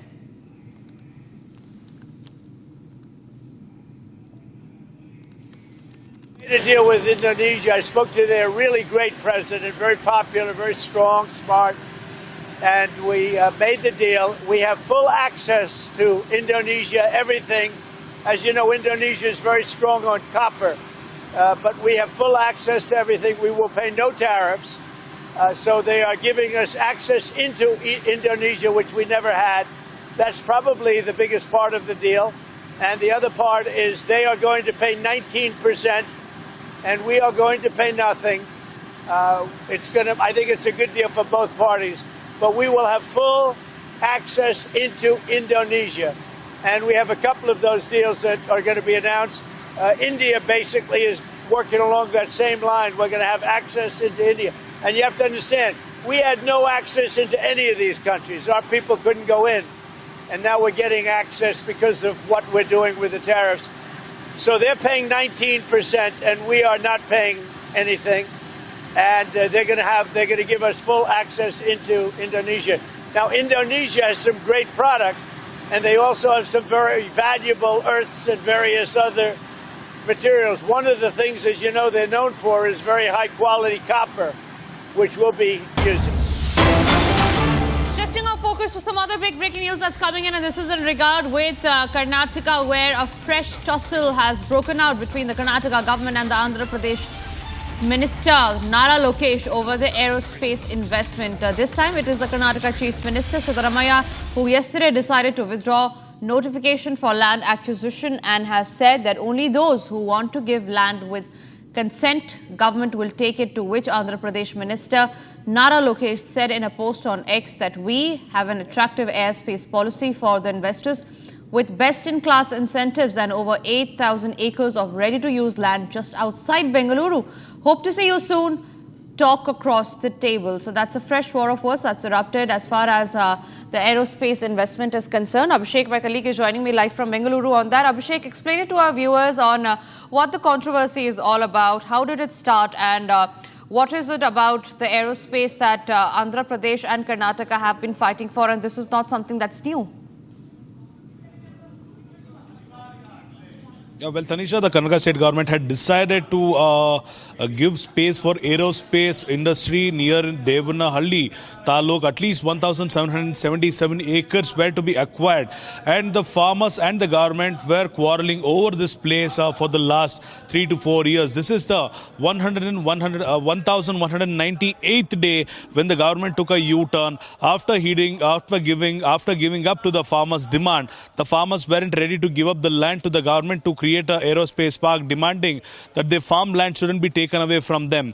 On the other hand, CM Siddaramaiah had various meetings. Not only this government, also the previous government had meetings with the farmers to make sure that there would be a policy that would also help the farmers. However, the government had to bow down in front of the farmers, and they had to give up on the acquisition of 1,000 acres land.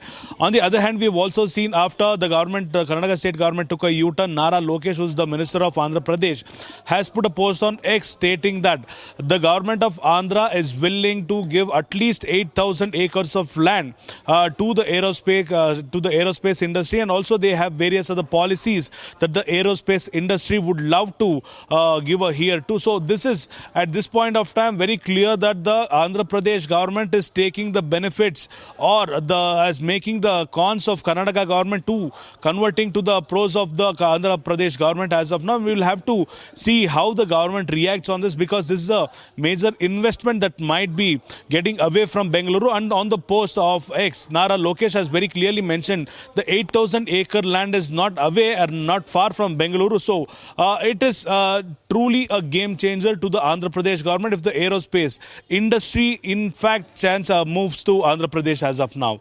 Tanisha.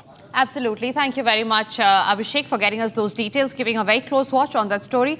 But for now, it's time for us to move across and look at some other stories that we are tracking. This is Bharat in 1 minute. Bharat 1 minute brought to you by Canara Bank. Together we can.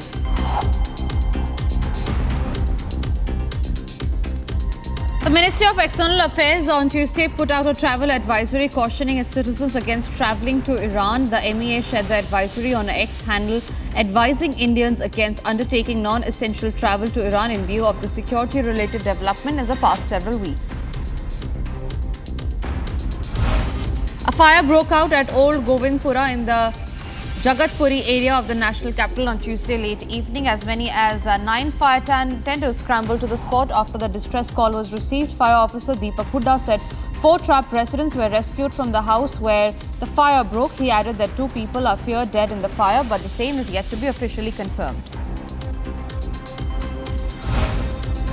Upping the ante against the ruling BJP in Odisha over the Balrampur student death case, BJP spokesperson Lenin Mohanty said the party workers will surround the Lok Sabha Bhavan today as a part of statewide protest. The second-year B.Ed student had set herself on fire after claiming her sexual harassment complaint against her HTO were unheard.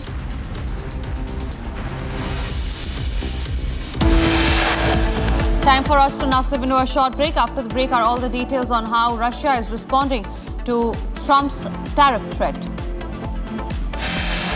Also coming up after the break is IMF raising objections over Pakistan's sugar subsidy plan, warning of risk to $7 billion loan.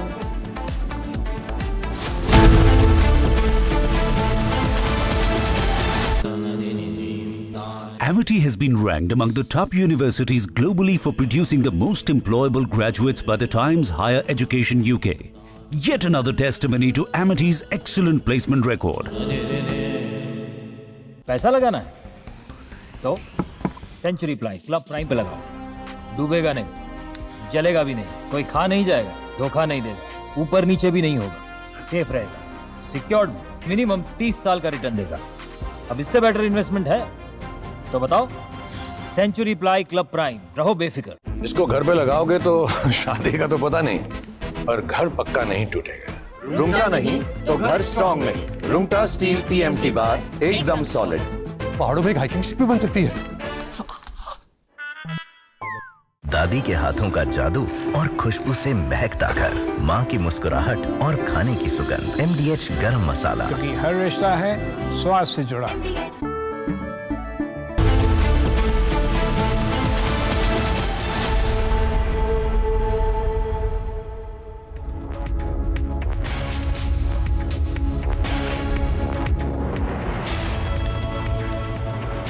Thank you for staying with Republic. After facing severe backlash over imitating traditional Kolhapuri designs, a team of Prada has arrived in Kolhapur in Maharashtra to understand more about the culture and met with the local artisans. Here's more on what the controversy is all about and how it has now snowballed.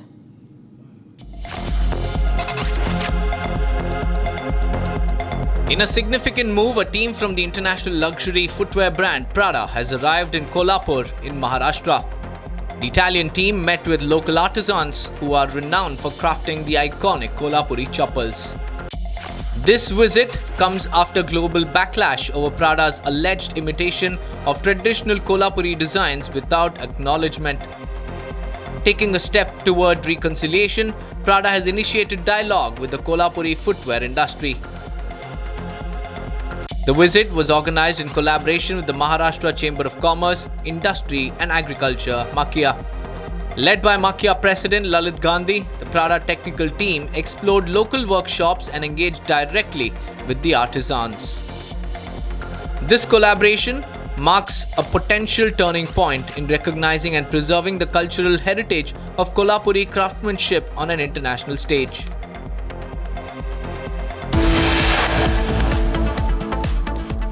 Time to head into our short break. After the break are the details of the MEA's response on Bangladesh trying to demolish Satyajit Ray's home.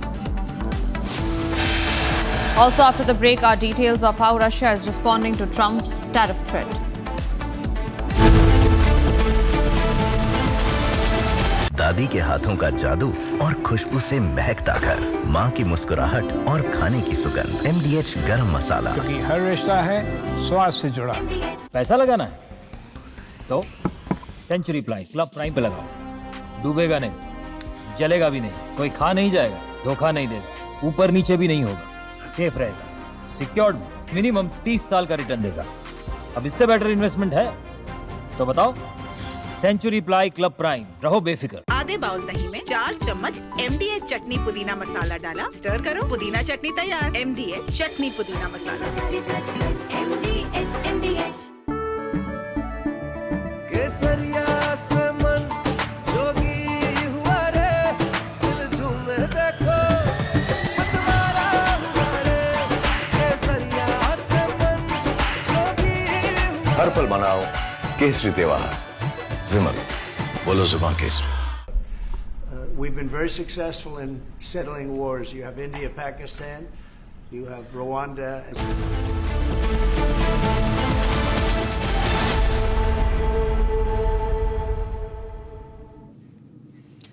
A last 1-minute lifeline for a nurse on a death row. Nimisha Priya's execution in Yemen has been postponed just a day before it was set to happen. An intense diplomatic and spiritual effort appears to have paid for now, but the battle to save her life is far from over. From Kerala to courtroom in Sana, there is now a flicker of hope for the Kerala origin nurse Nimisha Priya.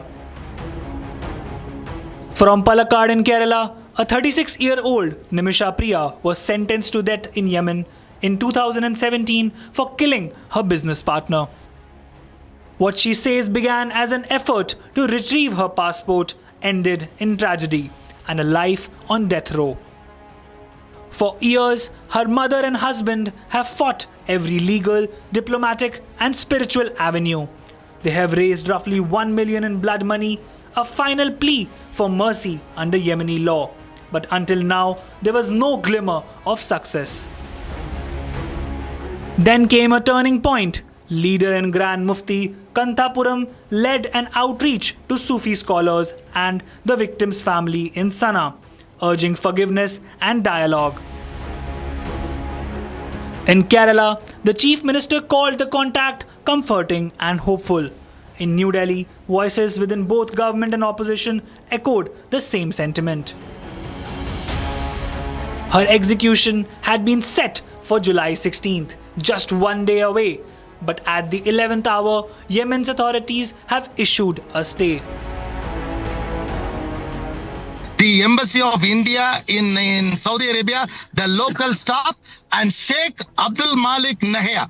Sheikh Abdul Malik Nahia was the person who was able to go over the public prosecutor's office, North Yemen, Al-Houthis president, to go and get this permission. And the government of India helped with all the interventions that they have to do. And that was what this was achieved. And the local staff of the embassy came with us to the public prosecutor office. We gave the paper and everything went on well. This is what happened. Everything else is fake news. This is the fact.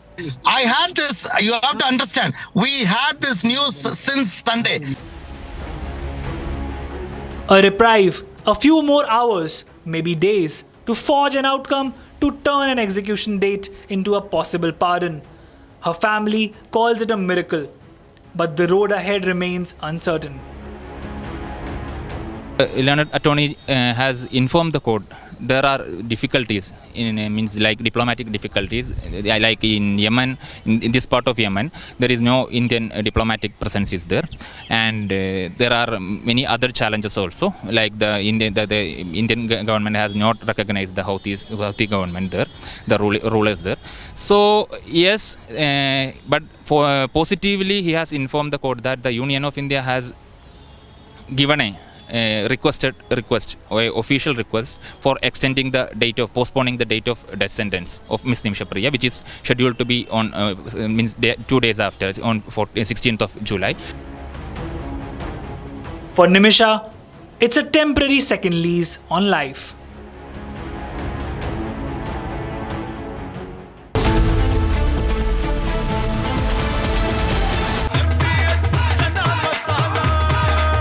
अब छोलिया हो या लोबिया, सफेद चने या काले चने, सब कुछ मजेदार बने।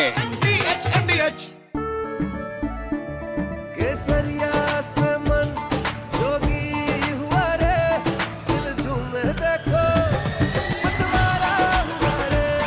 केसरिया से मन जोगी हुआ। हर पल मनाओ केसरी त्योहार। विमल, बोलो जुबान Kesari.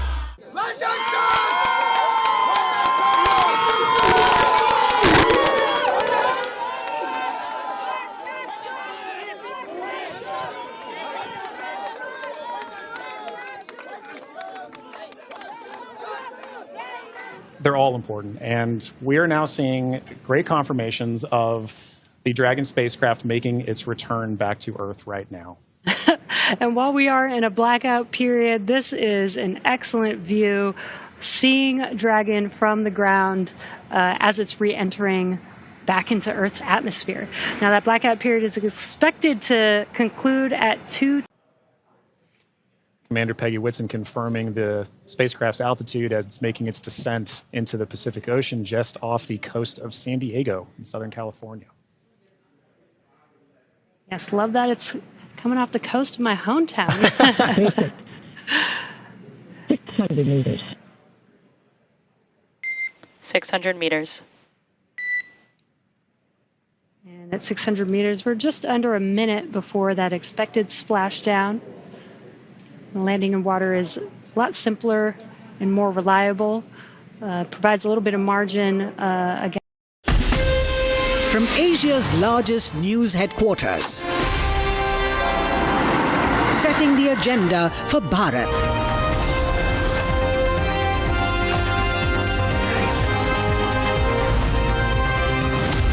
You're watching Republic.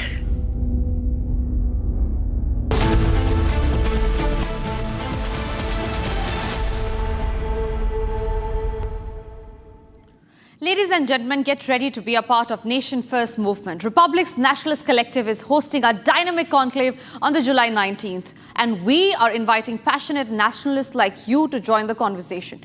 Meet Arnab Goswami and engage with like-minded individuals who believe in putting the nation first. Don't miss out on this opportunity to be a part of a day-long discussion on shaping the future of our great nation. Secure your spot now and be a part of the movement that matters. Write to us at nationalistcollective@republicworld.com or WhatsApp us at 93044 to reserve your seat. Top headlines at 10 a.m. Accused Amritpal Singh Dillon arrested. SUV seized accuses NRI resident who had returned from Canada. In a chilling reminder of the growing lawlessness in West Bengal, Republic Bangla anchor was brutally attacked in the heart of Kolkata. Kishalay Mukherjee mugged and slashed near Park Circus late Tuesday night. Supreme Court to hear petitions of accused and film producer in connection with the release of Udaipur files. United States President Donald Trump signals ongoing process towards a trade deal with India, declaring confidently we are going to have access to India. Ancestral property of Satyajit Ray being demolished in Bangladesh, MEA asked to reconsider and reconstruct the place as a museum of literature.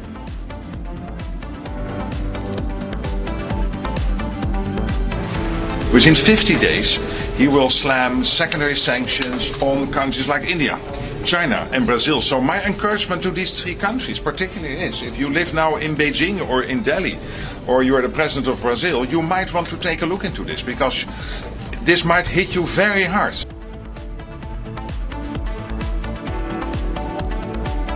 NATO Secretary General warned that countries such as Brazil, China and India could be hit very hard by secondary sanctions if they continue to do business with Russia.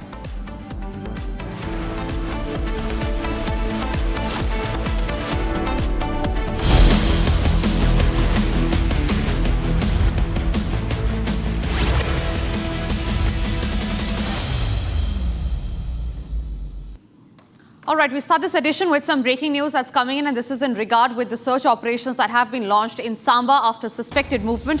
Searches have been launched late last night in Dagor village of Supwal in Samba district of Jammu. Village defense group members saw 3 suspects moving towards a riverine area last night. Special operations group, Samba police and Indian army are carrying out the searches in the area. Senior officers have also visited the spot where searches are underway. These are the latest visuals of the search operations that we had just accessed earlier today. Massive search operations in Samba have been launched after suspicious movement. Gursimran, my colleague, is joining me live from Jammu on that note. Gursimran, get us more details about what the suspicious movements are. Are these the movement of the terrorists in the area? Are these movements of the infiltrators in the area? What has come so far, that last evening it was around 10 when the village defense group members saw 3 suspects moving towards a riverine side, after which they informed the Jammu and Kashmir police, the special operations group of the Samba along with the Jammu and Kashmir police in Samba and the Indian army. They reached the spot and launched a massive search operation in the area. This is in the Diogar village in the Sapwal area of Samba, where the search operations have been launched by the security forces, because there were earlier also input based on which the senior officers visited that very place yesterday afternoon as well, that there are inputs of movement of terrorists in the area. The inputs are of a fresh infiltration, though it has not been corroborated on ground for now, but there are inputs from the intelligence agencies.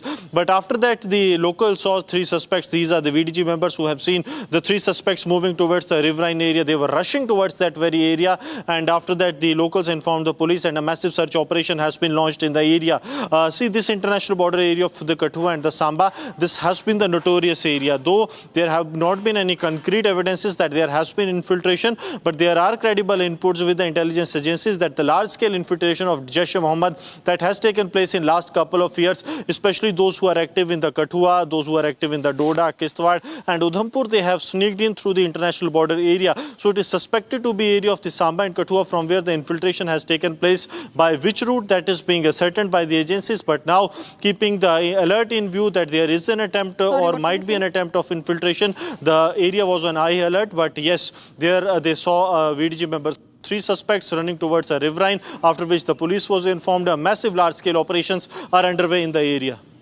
Absolutely, Gursimran. Thank you very much for getting us those details. We move across to the other stories that we're tracking, and this one is of public concern. A young girl was attacked by stray dogs in Chitradurga in Karnataka. A shocking video has now surfaced showing at least 2 dogs chasing a girl estimated to be somewhere around 6 to 9 years of age on a local street. In the footage, the dogs appear to target the girl as she tries to escape but she falls to the ground. The attack continues until the local residents intervene and rescue her. The girl looked terrified and was crying for help. That's the menace of street dogs that has come to light in the state of Karnataka. Remember, this is not just one incident. There are several other incidents that has come to light, and not just from the state of Karnataka, but also from the state of Madhya Pradesh. Just 7 days back, we had an incident from Indore where stray dogs were seen biting a man, pinning him to the ground and then moving forward. So these are back-to-back cases that has raised public safety concern. Stray dog attacks have surged across India. Children have been mauled, elderly have been targeted, and stray dogs have unleashed a terror. Streets have turned deadly and stray dogs are on the loose nationwide. So if your city is growing fear of the stray dog attack, call us on the number that has been given below on the bottom of your screens and talk to us about if you have seen or faced any incidents like this. It is about the silent killers on the streets, the stray dogs attack at will. From playgrounds to parks, kids being hunted by stray dogs where is the government stray dog crisis turns deadly. Raise your voice and speak up about any instances that you have faced so far. This is a street dog menace case that has come to light. Specifically on your screen are the visuals from Chitradurga in Karnataka.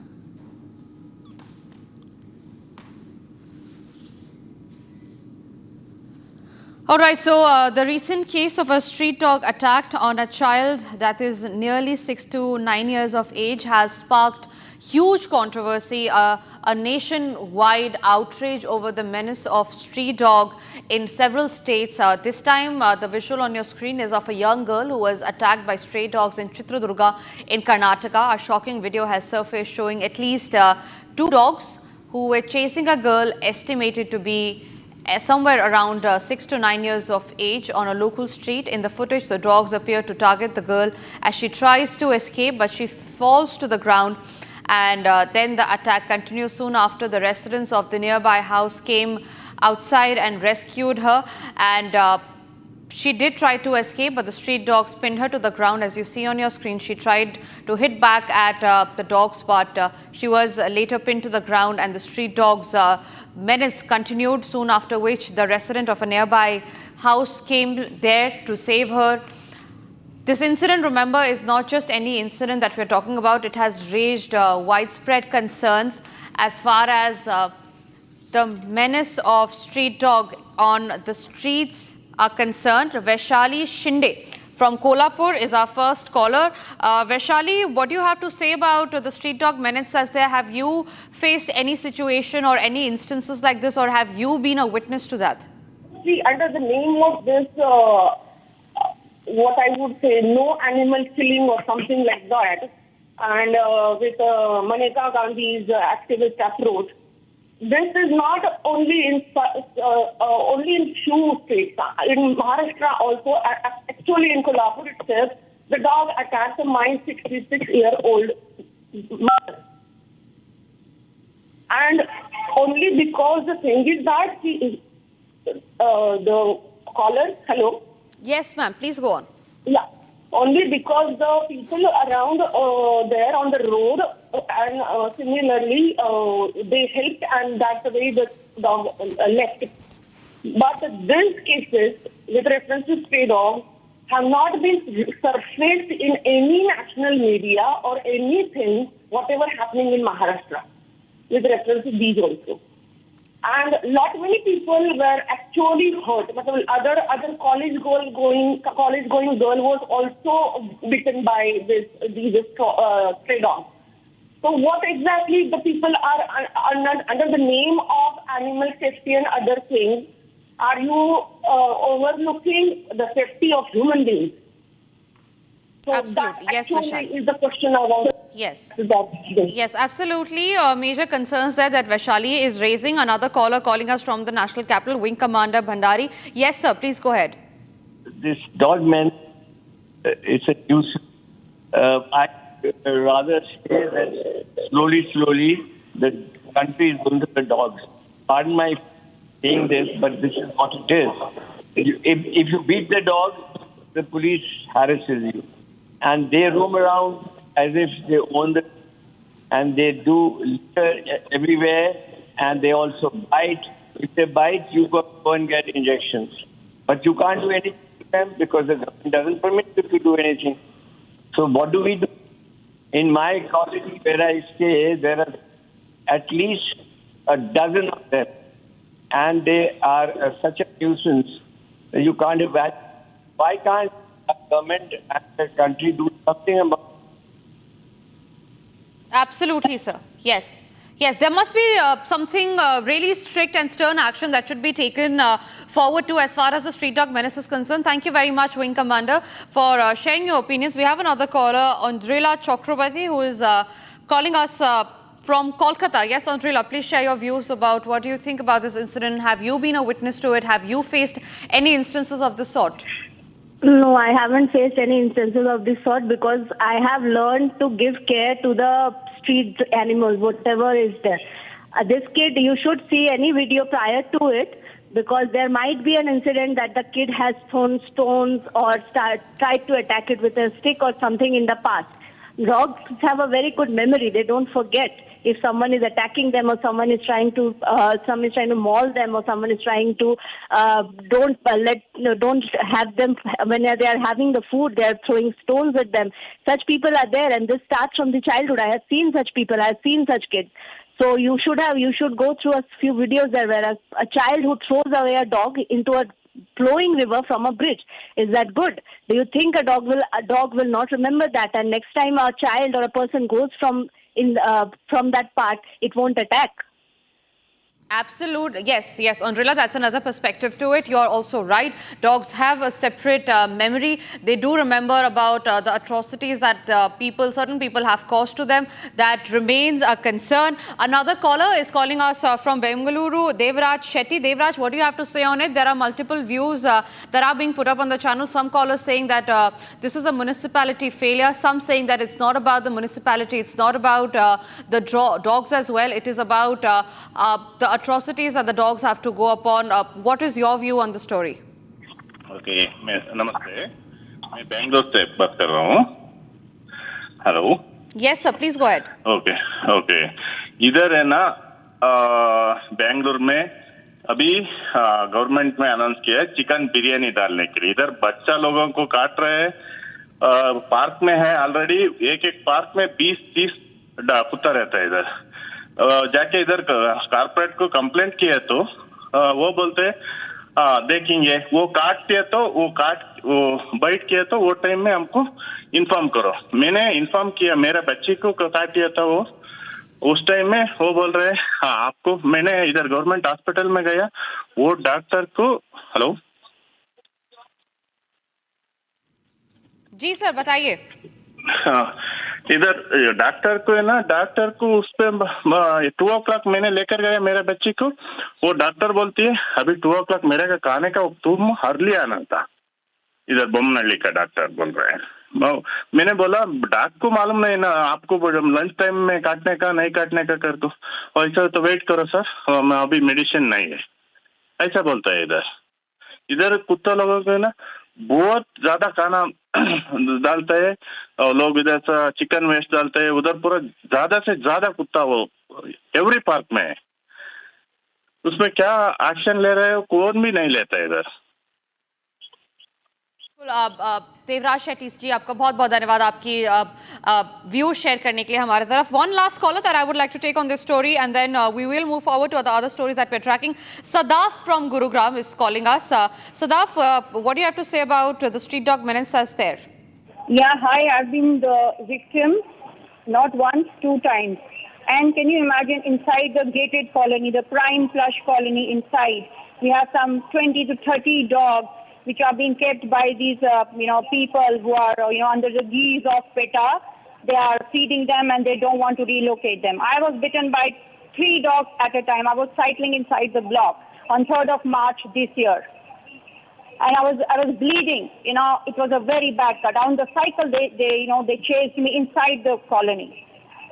And it was such a fear. I have a special child. I have a special child whom I have to, go to the gate and get him from the school bus. So I wanted him to be independent, but with the fear of dogs inside the community. Can you imagine? It's a gated, plush colony where these people are, breeding them. And then MCG people came, there was a big thing happening, because of this case. And many other cases have happened inside the G block of Sector 50, Gurgaon. I'm like, really, I'm appalled with, with the attitude of even MCG. They say we vaccinate them. We will put anti-rabies virus, vaccination to them. I mean, do they take their canines off? My question to the MCG, if you take their canines and you trim their claws, then it's fine. Otherwise, they are a threat at all times. Anyway, we have to go for anti-rabies vaccination. I went 2 times in 1.5 years. 2 times I had to go for these 4 or 5 doses. Absolutely, yes. And yes, ma'am. We completely understand your concern, ma'am. I hope the required authorities, the concerned authorities are looking into this incident and they take stern actions against the street dog menace. It's a huge story, a huge public interest story that has come to fore. And remember, this is not just from the state of Karnataka, but also from different states. On your screen are 3 different visuals from 3 different dates that have come to the fore. Mumbai is the first. This happened in 2023. Another one is from Bengaluru 2024 and Jalandhar as well. Now we're getting in a fresh visual from Chitradurga in Karnataka, where 2 street dogs have nearly gone ahead to bite a 6 to 7-year-old child. All right, Abhishek, my colleague, is also joining me from the Bengaluru newsroom on that story. Abhishek, the latest story that we're talking about, the latest visual that we're talking about is from Chitradurga in Karnataka. Talk to us about, are there any actions that the authorities have taken? Because this is a repeated instance that we are seeing. This is not a sole incident that has come to light. Well, it is very clear that the stray dogs menace in the city of Bengaluru, and not only in Bengaluru, in various other parts of Karnataka, we've been witnessing over a couple of years. However, on the contrary note, the BBMP or the Bruhat Bengaluru Mahanagara Palike has decided to give some stray dogs the food, which also includes chicken, at least for 3 days in a week, is what BBMP claimed previously. On the other hand, Republic Kannada and Republic team also interviewed a couple of people in the state of Karnataka and in the city of Bengaluru with respect to what their opinion on giving chicken rice to the stray dogs meant. And these people were against the decision of BBMP. On the very same, or a couple of days later, we have seen a girl who was chased by 2 to 3 dogs, who was around age in between 6 and 9. She tried to escape from those dogs, and this is not the first incident that is happening in Karnataka. The BBMP or the state government, who has to take all the measures to make sure that the attacks on the people from the stray dogs be reduced. The same government is not giving a heed to the demand of the civilians, or they aren't giving any measures, they aren't taking any measures to reduce the issues the stray dogs are causing in Bengaluru. We've also demanded, the BBMP has also been demanded by various other agencies that there should be a cap on stray dogs in the city of Bengaluru and in other parts of the state. We are waiting the answers, we are waiting for the protocols, or we are waiting for the measures that has to be taken by Karnataka government to reduce the number of stray dogs in Bengaluru. Tanisha, back to you. Yes, thank you very much, Abhishek, for getting us those details, keeping a very close watch on the story. But for now, it's time for us to shift our focus to some other breaking news that we are getting in. And this one's from the national capital, where 2 schools have now received a bomb threat. These 2 schools are St. Thomas School in Dwarka and Vasant Valley School in Vasant Kunj. They received threats via email. Delhi Police, fire services and bomb squads are present at the spot currently. Both schools have been evacuated and investigations are underway to probe about where was this call and email received from, what was the intention and what was the motive. Akhil will be joining us very soon from outside one of these 2 schools that have received a bomb threat. But in total, 4 schools that we're talking about here in the national capital have received bomb threats. Educational institutes are basically on the target of these people who have been sending out hoax bomb threats. Akhil is now back with us on the phone line, back with us live. Akhil, you're reporting from the Vasant Valley School. This is one of the schools that has reported the email of a hoax bomb threat. Talk to us about what the situation is right now and how far has the investigation reached? Well, initially, if you see, the panic has struck among parents and students. And right now, you can see we are just standing outside of Vasant Valley School. This is the school premises where the school has been completely sanitized by the Delhi police team, the Delhi fire service team, and what we have seen, the dog squad team was also there. The bomb disposal squad was also there. So right now, the school has been completely sanitized by the district administration. And apart from that, if you see, earlier what we have seen, we have spoken to the several parents over here. This is not the first school which has got such such a threatening mail.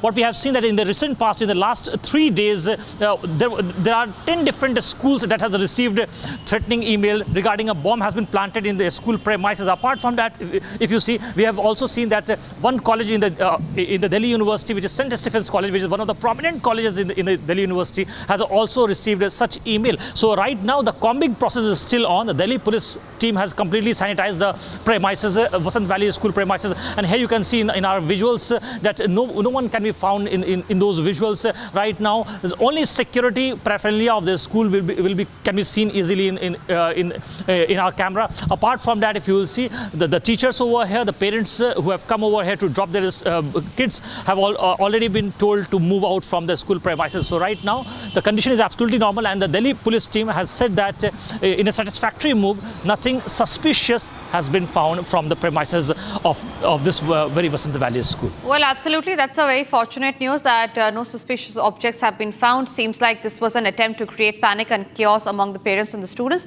Thank you very much, Akhil, for getting us those details. We move forward to the other breaking news that we are getting in, and this one is from Odisha. A heart-wrenching cry for justice from the father of the Balrampur student who died after setting herself on fire. He alleges a deep-rooted conspiracy behind his daughter's death, claiming she was targeted for speaking out in her college. The victim's father has questioned the circumstances under which she was called alone into the principal's office moments after the tragedy. He is demanding that this be treated as a murder and not as a suicide, and is calling on the government to take strict action against all of those who have been involved in the case. Listen in to what the father of the victim had to say. इन लोगों ने सब लोग मिल के मेरे बेटी को मरने के लिए फोर्स किया। वो क्या मर्डर नहीं है?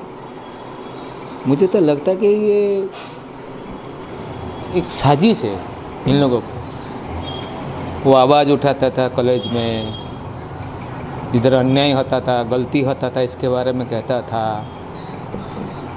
इसलिए इन लोगों को पसंद नहीं आया। सोचे समझे करके एक एक मिलके बाद में सब लोग मिलके मेरे बेटी को फोर्स किया, अटेम्प्ट टू सुइसाइड करने के लिए उन लोगों ने मुझे फोर्स किया। आप बताइए, सब साजिश था, सब लोग मिलजुल के मेरे बेटी को मरने के लिए फोर्स किया। मैं सरकार के पास आवेदन करता हूँ, और जो मेरा बेटी मर गया ना, वो मरा नहीं, मार दिया गया। इनको मर्डर का चार्ज लगाया इन लोगों पर। 25 students fell ill after consuming the midday meals at government school in Karnataka's Kalaburagi district. Here's a quick report on all that you need to know about the situation that is underway and what the teams are probing upon about the food illness. A midday meal turned into a health scare in Karnataka's Kalaburagi district. 25 students of a government school in Maradgi and Jevargi Taluk fell ill after consuming their lunch on campus. Soon after eating the meal, the children began experiencing vomiting, diarrhea, and other symptoms, raising fears of food poisoning. Moving across to some other stories that we are tracking, invoking the Pahalgam terrorist attack, External Affairs Minister Dr. S. Jaishankar on Tuesday called the SCO countries to adapt an uncompromising position against terrorism. Speaking at the SCO Council of Foreign Ministers meeting in China, Jaishankar signaled out terrorism, separatism and extremism as the core threats that the grouping was founded to fight, while warning against complacency. Here's a detailed report on that. Conveying India's new normal post the Pahalgam massacre, External Affairs Minister Dr. S. Jaishankar called on the SCO member states to adopt an uncompromising stance on terror. Addressing the SCO Council of Foreign Ministers meeting in Taijin, China, Jaishankar termed the Pahalgam attack as deliberate act aimed at undermining the tourism economy of Jammu and Kashmir while sowing a religious divide. Citing the UNSC statement condemning the attack, Jaishankar stressed the need to bring perpetrators, organizers, financiers and sponsors of this act of terrorism to justice. Jaishankar reminded his SCO counterparts at the conclave that the grouping must be continued to strive to fight the three evils. Jaishankar also emphasized the need for SCO members to work together to stabilize the global order, mitigate risks, and address long-standing challenges that threaten collective interests.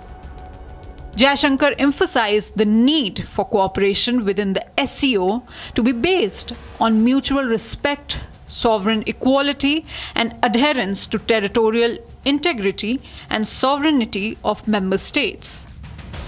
Jaishankar also stressed the need for international community, particularly the SCO members, to provide development assistance to Afghanistan while ensuring regional stability and concern for the well-being of the Afghan people.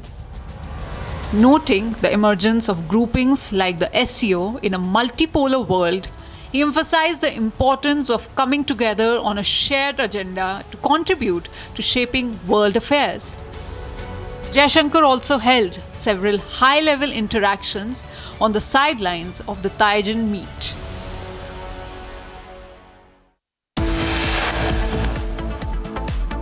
It's time for us to now slip into a short break. Coming up after the break is Chief of Defence Staff Anil Chauhan's big statement on Atmanirbhar Bharat and Make in India. United States President Donald Trump has signaled ongoing process towards a trade deal with India, declaring confidently that we're going to have access to India. Inside details on the India-United States trade deal coming up after the break.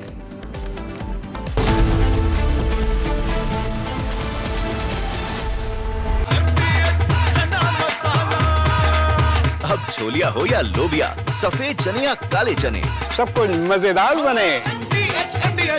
We are very unhappy, I am, with Russia, but we'll discuss that maybe a different day.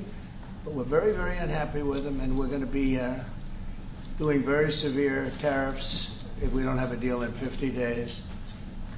Tariffs at about 100%. You'd call them secondary tariffs. You know what that means.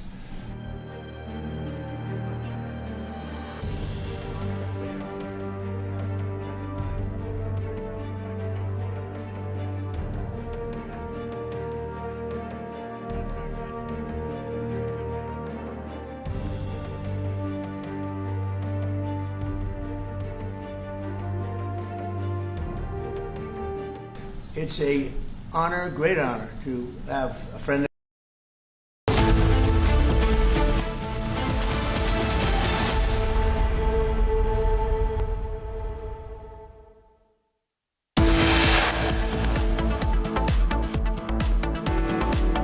Amritpal Singh Dillo, the accused in Fauja Singh hit-and-run case, has been arrested. His SUV has been seized by the police.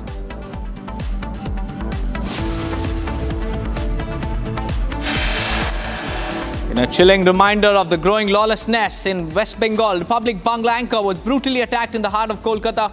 Kishlay Mukherjee was mugged and slashed near Park Circus late Tuesday night.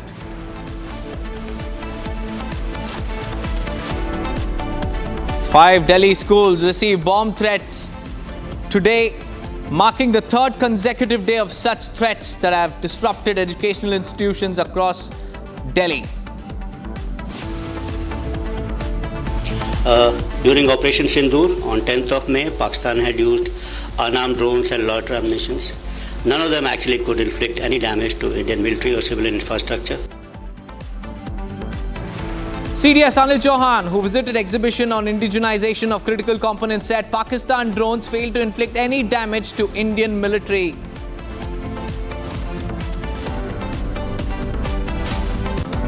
US President Donald Trump has signaled ongoing progress towards a trade deal with India, declaring confidently that we are going to have access into India.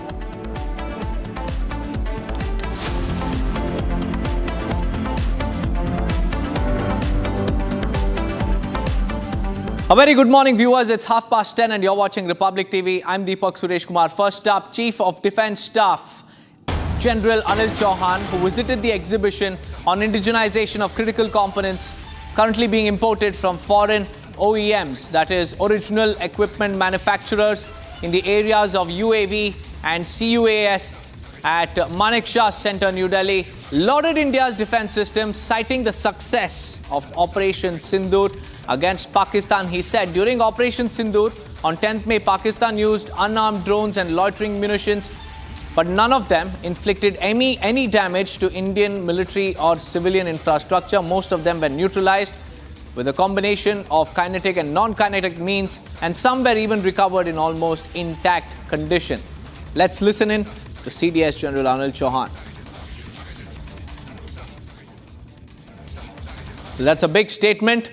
That's a big statement coming in from the CDS. The CDS has also hailed the indigenously manufactured drones, and he has also called for investing in indigenous arms and ammunitions. But the most important message was that of the success of Operation Sindoor, where Indian armed forces completely neutralized Pakistan's aerial threats.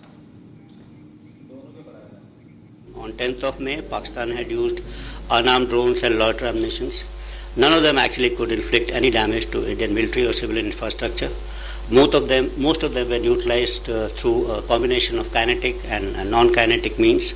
And some of them, in fact, could be recovered in almost intact conditions. We need to focus on combat in future in this particular lower airspace. The ability to use LEO satellites for control of USS, enhance communication and navigation services, and increase the range and functionality of drones manifold. Conventional drones that work on principles of line of sight data link are limited in range and capabilities.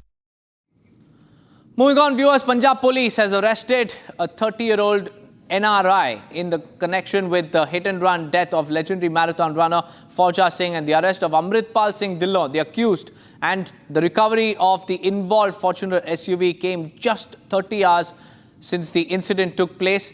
And it was Amritpal Singh Dhillon who was driving this SUV that mowed down the legendary marathon runner Fauja Singh.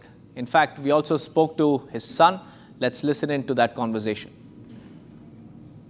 हाँ, हरविंदर सिंह जी, आपके demands, आपके मांगे क्या है? अभी accused को arrest कर दिया है पुलिस, पंजाब पुलिस ने, तो आप क्या मांग कर रहे हैं अक्यूज्ड से? वो तो पुलिस कार्रवाई करेगी जी, अभी हमको नहीं कुछ भी पता। तुसी मैं सन तो ਤੁਹਾਡੇ ਚੈਨਲ ਜਰੀਏ ਪਤਾ ਲੱਗਾ, ਸਾਨਾ ਪੁਲਿਸ ਨਾਲ ਹਜੇ ਕੋਈ ਗੱਲ ਨਹੀਂ ਹੋਈ। 10 ਵਜੇ ਪੁਲਿਸ ਪ੍ਰੈਸ ਕਾਨਫਰੰਸ ਆ, ਫਿਰ ਅਸੀਂ ਆਪਸ ਮੇਰੀ ਫੈਮਿਲੀ ਡਿਸਾਈਡ ਕਰੂਗੀ, ਮੈਂ ਇਕੱਲਾ ਨਹੀਂ ਕਰ ਸਕਦਾ ਕੁਝ ਵੀ ਜੀ।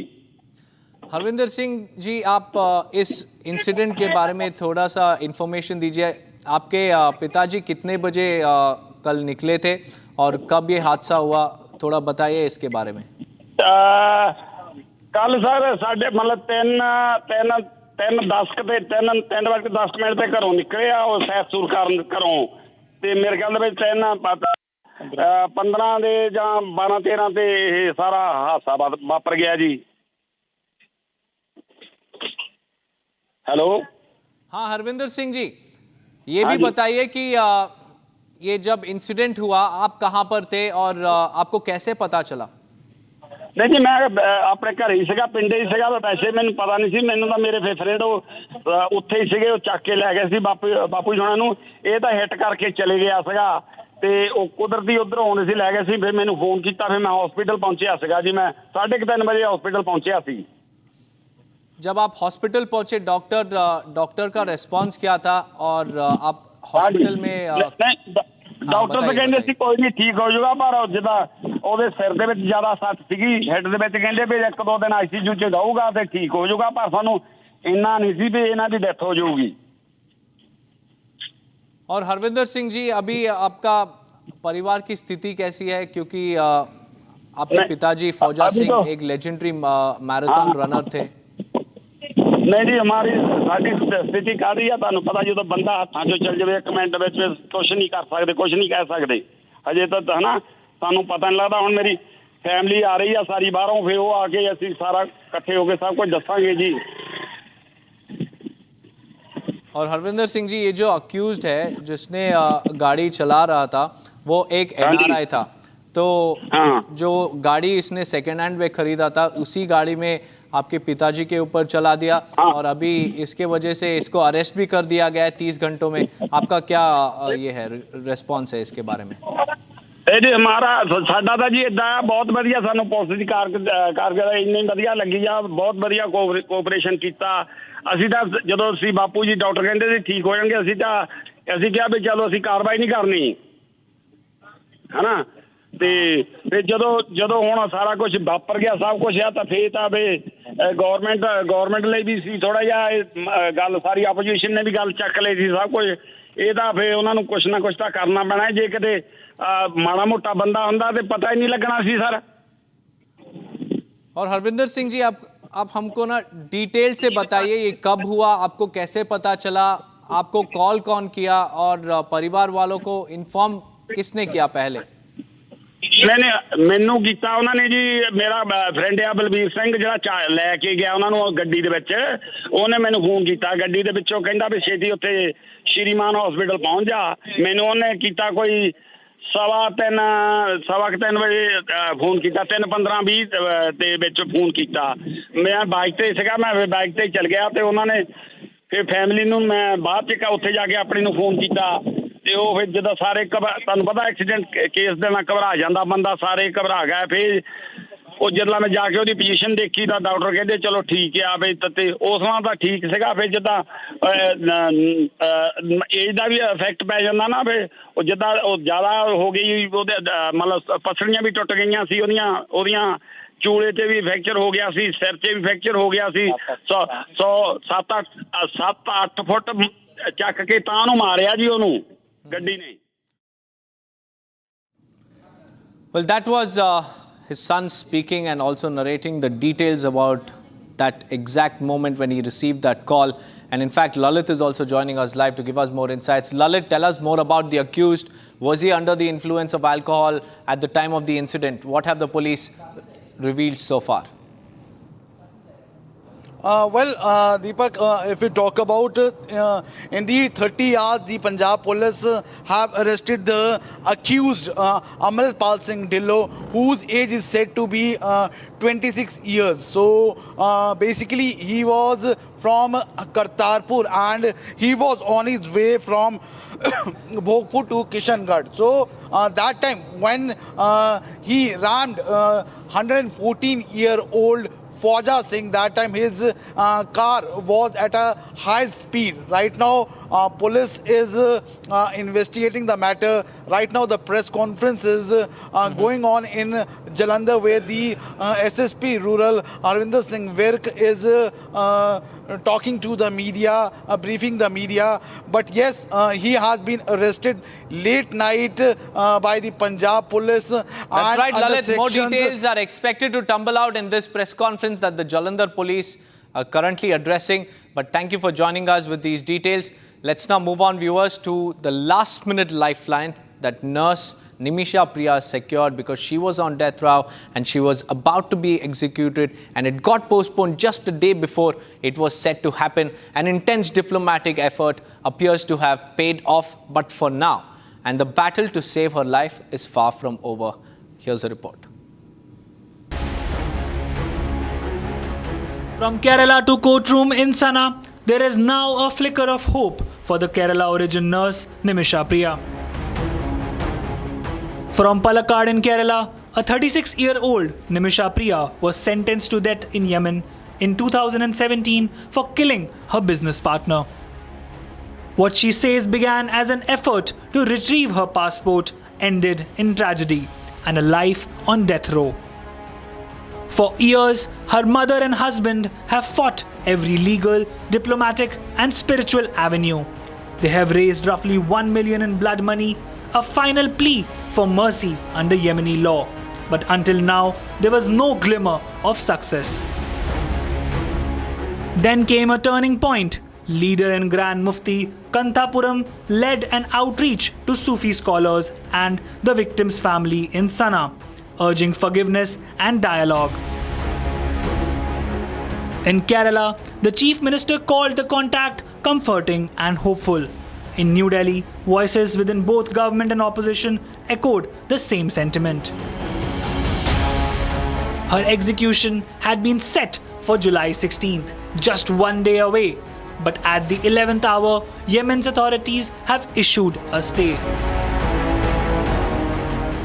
The Embassy of India in Saudi Arabia, the local staff, and Sheikh Abdul Malik Nahia. Sheikh Abdul Malik Nahia was the person who was able to go over the public prosecutor's office, North Yemen, Al-Houthis president, to go and get this permission. And the government of India helped with all the interventions that they have to do. And that was what this was achieved. And the local staff of the embassy came with us to the public prosecutor office. We gave the paper and everything went on well. This is what happened. Everything else is fake news. This is the fact. I had this, you have to understand, we had this news since Sunday. A reprieve, a few more hours, maybe days, to forge an outcome, to turn an execution date into a possible pardon. Her family calls it a miracle, but the road ahead remains uncertain. Learned attorney has informed the court there are difficulties means like diplomatic difficulties, like in Yemen, in this part of Yemen there is no Indian diplomatic presence is there, and there are many other challenges also, like the Indian government has not recognized the Houthi government there, the rulers there. So yes, but for positively he has informed the court that the Union of India has given a official request for extending the date of, postponing the date of death sentence of Ms. Nimisha Priya, which is scheduled to be on 2 days after, on 16th of July. For Nimisha, it's a temporary second lease on life. Welcome on, viewers, to a chilling reminder of the growing state of lawlessness in West Bengal. Republic Bangla anchor was brutally attacked in the heart of Kolkata. Kishalai Mukherjee was mugged and slashed near Park Circus late last night. And the assailants not only robbed him but also inflicted multiple blade injuries on his head, on his hand as well. Kishalai is currently undergoing treatment at a private hospital, and this disturbing incident raises serious questions about public safety in the state. If journalists aren't safe, who is? Over the last few months, we have been tracking updates from Kolkata, where you could see doctors, lawyers, students, women, now journalists, none of them are safe in West Bengal, and Mamata Banerjee's police have been caught napping once again. An FIR has been registered, and so far there is no word on the attackers. There has been no crackdown, and this is the sorry state of affairs in West Bengal. Let's listen in from Kishalai himself as to what exactly happened.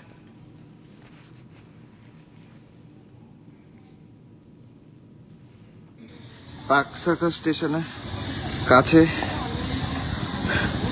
Blade মেরে দিয়ে চলে গেছে। হঠাৎ আমি যদি মরে যাই তাই জন্য এই ভিডিওটা করছি। স্টেশনের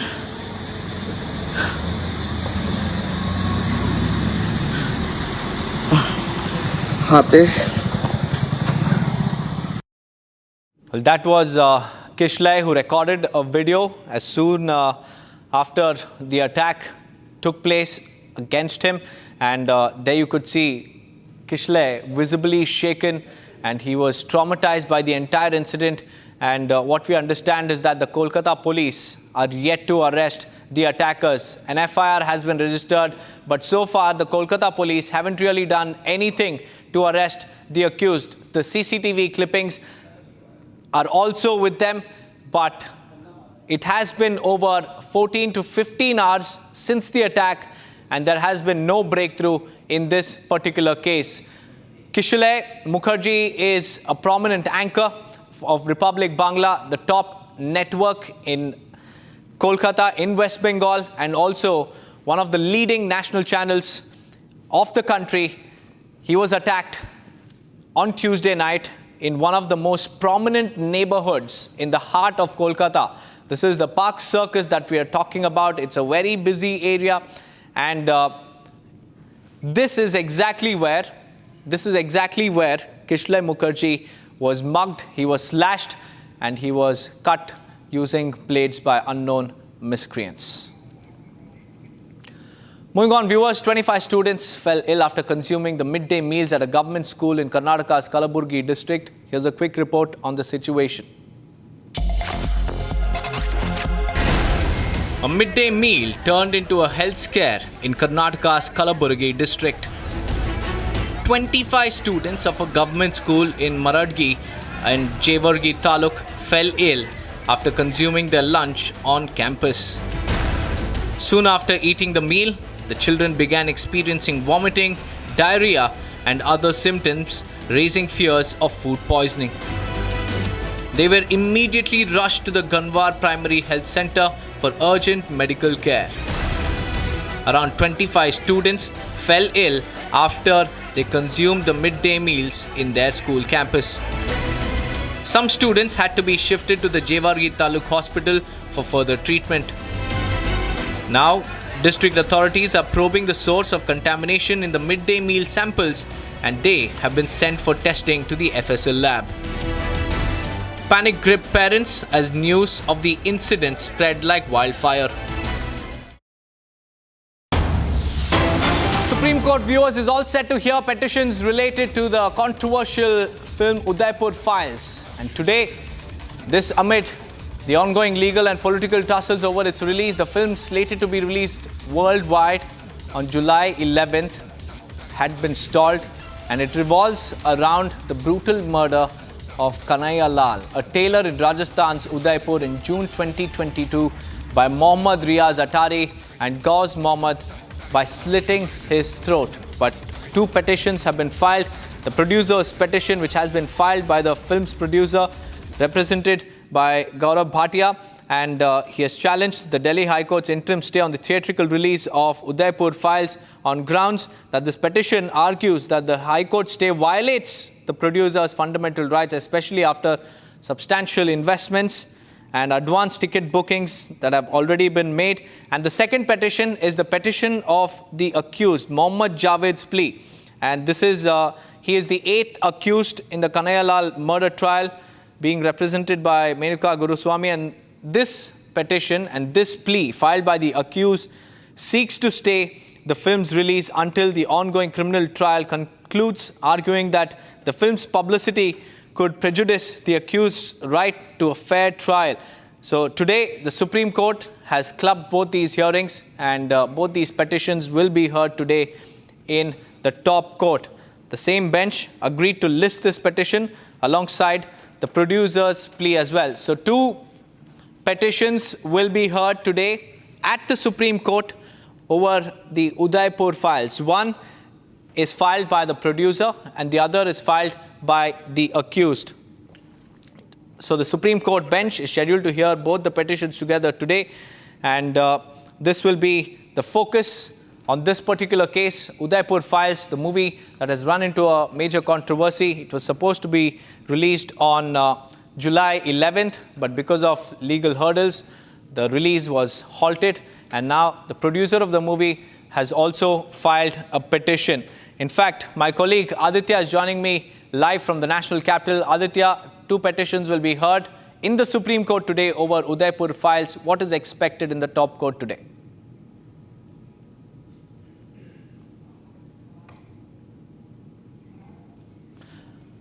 Aditya, if you could hear me, today the Supreme Court will be hearing two pleas filed in the Udaipur files case, one by the accused and the other by the producer.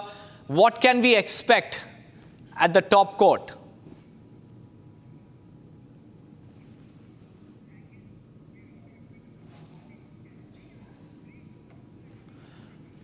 It seems like we have some technical difficulties in getting Aditya live with us, but let's now move on, viewers, to the other top stories that we are tracking from across the nation in 1 minute.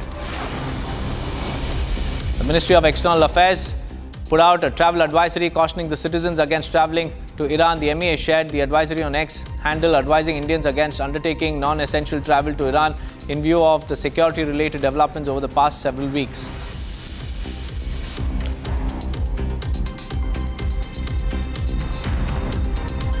A fire broke out at Old Govindpura in the Jagatpuri area of the national capital last evening. As many as 9 fire tenders scrambled to the spot after the distress call was received. Fire officer Deepak Huda said 4 trapped residents were rescued from the house where the fire broke out. And he also added that 2 persons are feared dead in the fire, but the same is yet to be confirmed officially. Upping the ante against the ruling BJP in Odisha over the Balrampur student death case, BJD spokesperson Lenin Mohanty said party workers will surround the Lok Sabha Bhavan today as part of the statewide protests. The second-year B.Ed college student set herself ablaze, claiming inaction over repeated complaints of sexual harassment that were filed by her against her college HOD.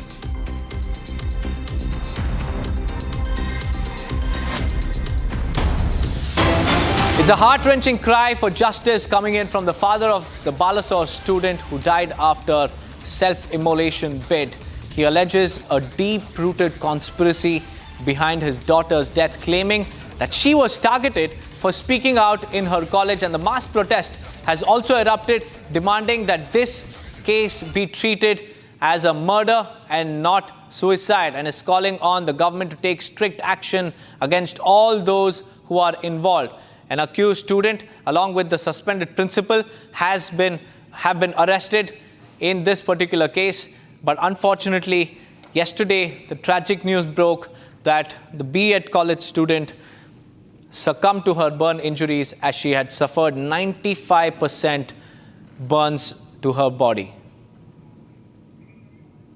इन लोगों ने सब लोग मिल के मेरे बेटी को मरने के लिए फोर्स किया।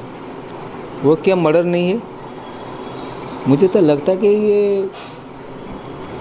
एक साजिश है इन लोगों को। वो आवाज़ उठाता था कॉलेज में, इधर अन्याय होता था, गलती होता था, इसके बारे में कहता था। इसलिए इन लोगों को पसंद नहीं आया। सोचे समझे करके एक एक मिलके बाद में सब लोग मिलके मेरे बेटी को फोर्स किया। अटेम्प्ट टू सुसाइड करने के लिए उन लोगों ने मुझे फोर्स किया। आप बताइए, सब साजिश था। सब लोग मिलजुल के मेरे बेटी को मरने के लिए फोर्स किया। मैं सरकार के पास आवेदन करता हूँ, और जो मेरा बेटी मर गया ना, वो मरा नहीं, मार दिया गया। इनको मर्डर का चार्ज लगा इन लोगों पर।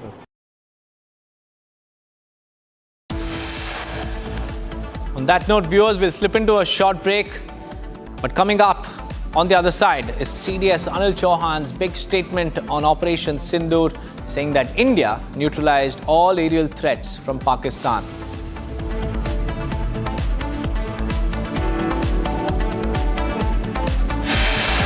Along with that, US President Donald Trump has also signaled ongoing progress towards a trade deal between US and India, declaring confidently that US now has access into India. Stay tuned for more details.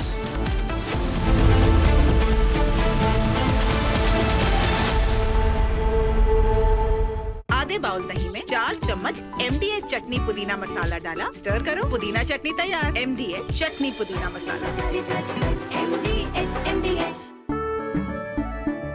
केसरिया से मन जोगी हुआ रे, दिल झूम देखो तुम्हारा हुआ रे, केसरिया से मन जोगी हुआ। हर पल मनाओ केसरी त्योहार। विमल, बोलो जुबान केसरी। आधे बाउल दही में 4 चम्मच MDH चटनी पुदीना मसाला डाला, स्टर करो, पुदीना चटनी तैयार। MDH चटनी पुदीना मसाला। MDH We've been very successful in settling wars. You have India, Pakistan, you have Rwanda and the Congo. That was going on for 30 years. India, by the way, and Pakistan would have been a nuclear war within another week, the way that was going. That was going very badly. And we did that through trade. I said, we're not going to talk to you about trade unless you get this thing settled. And they did. And they were both great leaders. And they were great.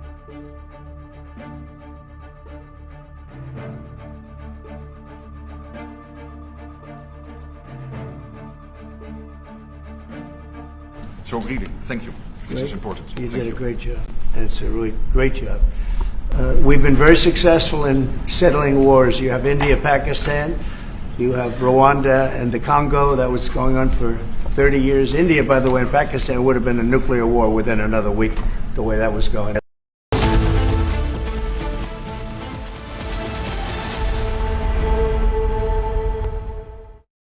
MDH की हल्दी मिर्ची धनिया करे कमाल, ये रंग दे, ये खुशबू दे, ये तीखा, ये कम पड़े, क्या निराला MDH masala.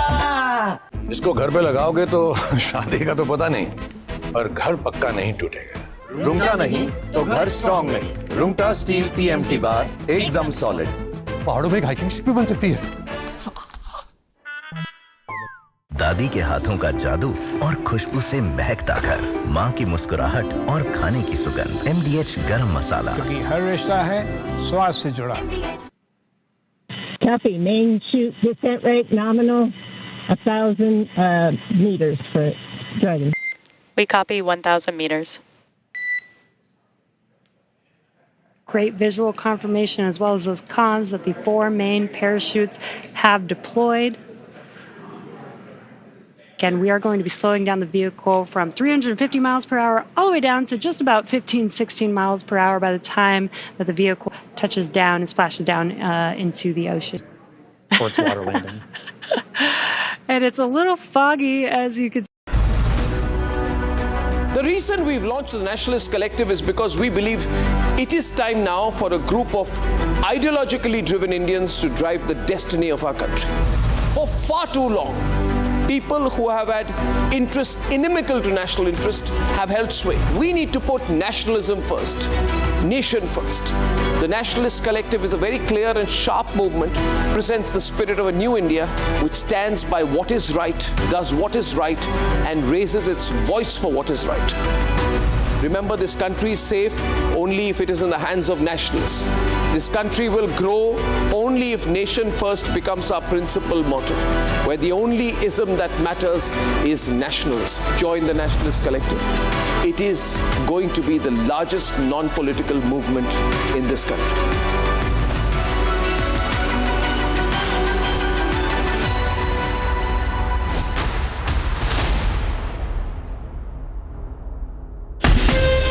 From Asia's largest news headquarters, setting the agenda for Bharat.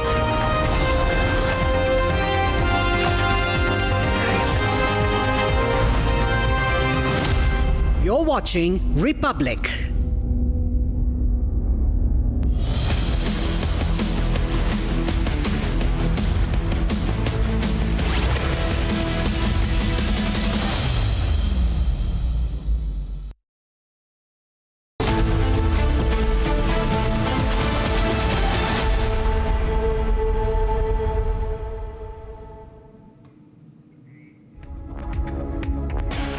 Ladies and gentlemen, get ready to be a part of a nation-first movement. Republic's Nationalist Collective is hosting a dynamic conclave on July 19th, and we're inviting passionate nationalists like you to join the conversation. Meet Arnab Goswami and engage with like-minded individuals who believe in putting the nation first. Don't miss this opportunity to be a part of a day-long discussion on shaping the future of this great nation. Secure your spot now and be a part of the movement that matters. Write to us at nationalistcollective@republicworld.com or WhatsApp on 730-4434381 to reserve your seat.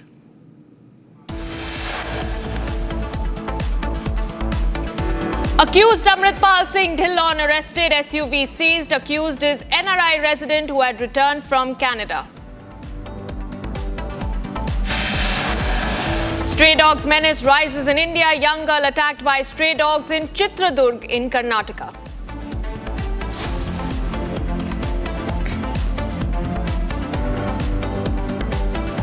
In a chilling reminder of the growing lawlessness in West Bengal, Republic Bangla anchor Kishalay Mukherjee was attacked in the heart of Kolkata. Kishalay was mugged and slashed near Park Circus late on Tuesday night.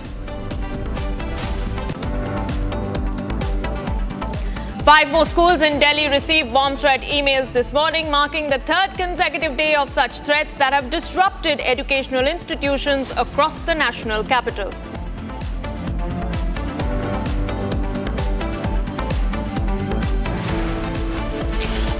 During Operation Sindoor on 10th of May, Pakistan had used unarmed drones and loiter ammunitions.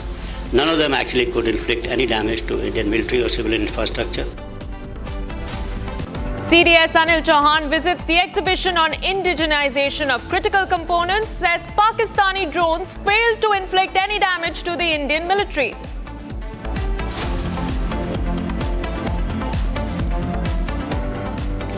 And US President Donald Trump signals ongoing progress towards a trade deal with India, declaring confidently that we're going to have access into India.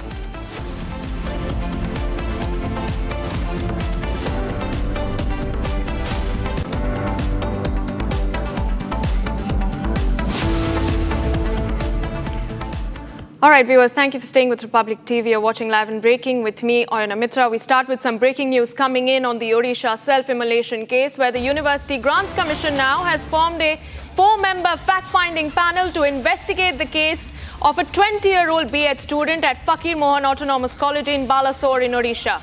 Now, the panel, which is headed by Professor Rajkumar Mittal from Guru Gobind Singh Indraprastha University, will investigate the circumstances surrounding the incident, including institutional policies, grievance redressal mechanisms, anti-harassment measures, and student support systems. This is the big breaking news that we're tracking, and the latest development that has come in just a short while back on the Odisha self-immolation case, which has sparked a massive outroar in the state, viewers, after a 20-year-old succumbed to 95% critical burn injuries after she claimed zero action by the university after she was sexually assaulted and harassed allegedly by her HOD.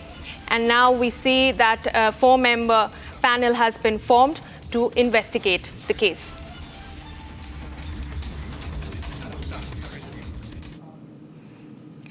All right, moving on. A young girl was attacked by stray dogs in the Chitradurg district of Karnataka. A shocking video of the same case has surfaced now, showing at least 2 dogs chasing a girl estimated to be between 6 to 9 years old and on a local street. Now, in the footage, which is now on your screens, the dogs appear to target the girl as she tries to escape but falls to the ground. The attack continues until local residents intervene and rescue her. The girl looks terrified and visibly scared, and she's seen crying for help as the local residents come in to save her. And remember, viewers, this is just the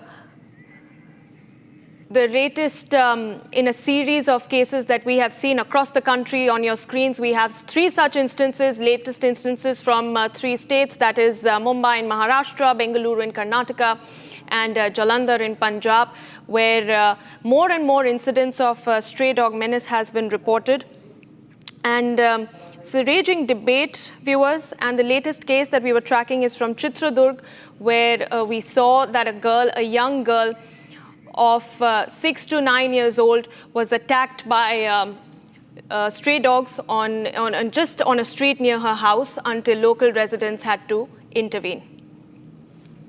Let's quickly cut across to Abhishek, my colleague joining me live from Bengaluru. Abhishek, tell us the latest cases that you've been tracking, and what are the measures that the government is really mulling, because this is a growing menace, and this is not the first such instance that we've seen. In fact, the girl is fortunate enough to have been saved by the local residents, but we've also seen incidents where people have lost their lives after stray dogs have mauled them.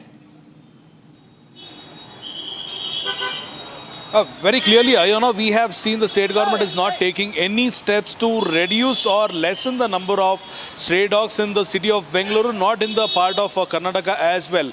Whereas the BBMP has decided to feed the stray dogs with chicken rice at least 2 to 3 days a week, which is definitely creating a backlash on the state government, because the government, which had to cap the number of stray dogs, which had to control the birth of stray dogs, is in fact trying to increase the numbers of of stray dogs in the city and in the state. On the other hand, we've also seen the latest incident is Chitradurga incident, where a girl who was between 6 to 9 years age was trying to cross the road when she was attacked by 2 stray dogs, which stopped attacking her after the intervention of local public who were present there. The girl has been admitted to the hospital and the anti-rabies measures have been taken as of now. And we've also seen in various other instances where the stray dogs who usually attack in herds in lonely roads usually try to kill the person.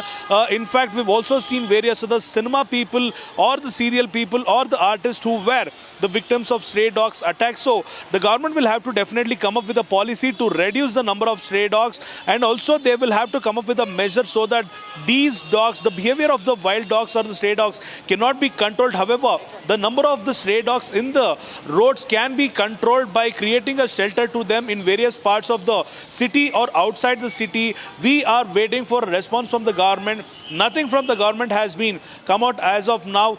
We will have to see what the dog-related issues or dog-related majority decisions will be taken by either the BBMP or the state government as of now. Iona. All right. Abhishek, stay on with me. Let's get a citizen perspective on this matter, as it's become a raging debate right now. We have Vivek joining me on the phone line from Bengaluru. Vivek, a very good morning to you. If you can hear me, do tell us what do you think about this, about the rising cases that we've seen across India about how stray dogs have been attacking the local people. Hi, I'm from Rajarajeshwari Nagar, Bangalore. It's been a mayhem in our street. I mean, a couple of, not even couple of, I see 8 to 10 dogs exactly roaming around my street, house and all. And, it was, I saw my daughter being attacked. And in fact, the elder, my father-in-law was attacked.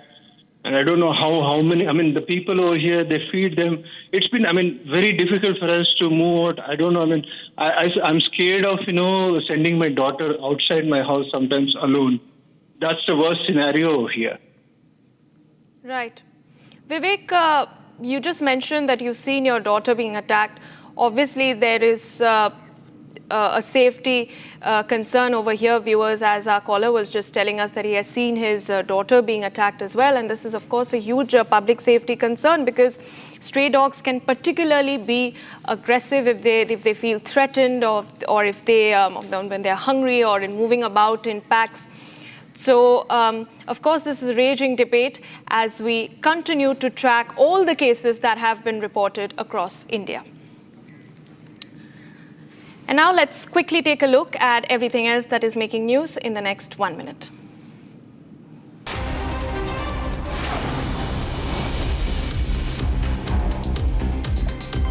The Ministry of External Affairs on Tuesday put out a travel advisory cautioning the citizens against traveling to Iran. The MEA shared the advisory on X platform handle, advising Indians against undertaking non-essential travel to Iran in view of the security-related developments over the past several weeks.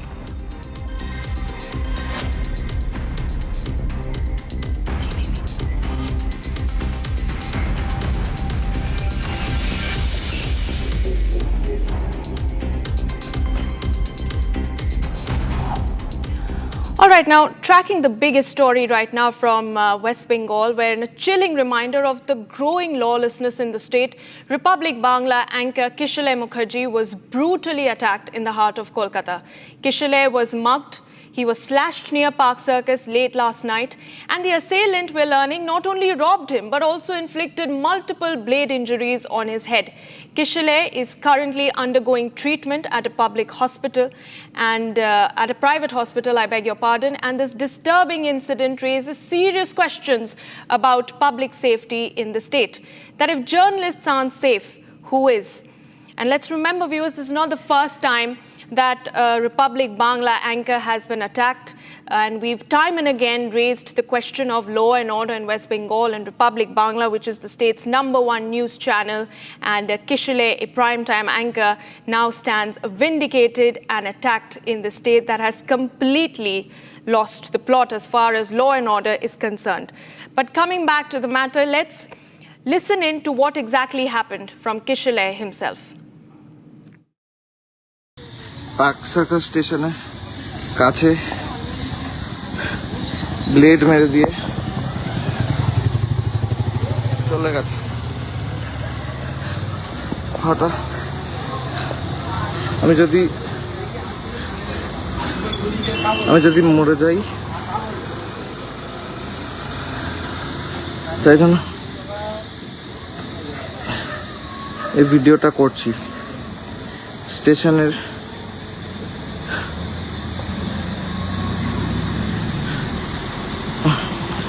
হাতে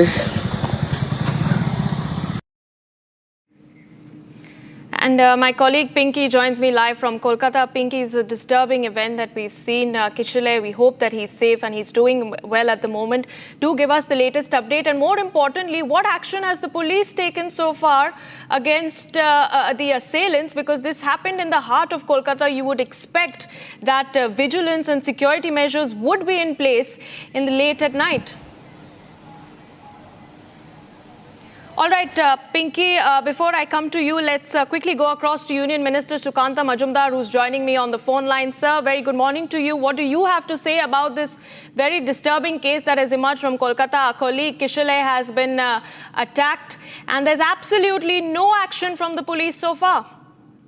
No, this is not the first time that the reporter was attacked in the state of West Bengal, especially the Republic. Even before that, Santu Pan was attacked and he was arrested, harassed, and several other the reporters, those are working on ground, they have been attacked by this kind of power. Those power believe that the separate they are inside a separate country, and they believe Bengal is a separate country, and they create that mini Pakistan concept in some areas of West Bengal. Even this Kishale was attacked in an area which was designated by the mayor of this Calcutta corporation as a mini Pakistan. So this kind of power should be dealt with very strong-handedly. Right. Mr. Majumdar, what sort of action are you expecting from the Mamata government? Because we have not received any statement from the government so far, neither from the police. And our colleague stands vindicated. He's currently in hospital receiving treatment. Where do you see this going forward? Because like you mentioned, this is not the first time that, lawlessness has prevailed. And this is a template in the state. And Republic Bangla has time and again been a victim of a rowdiness and of hooliganism. First thing is that these people, those are associated with this brutal attack, should be arrested immediately, and I feel that it is a failure of the Minister of Home Affairs, that is the Mamata Banerjee herself. The media is considered as the fourth pillar of the democracy, and if you can protect the people, those are associated with the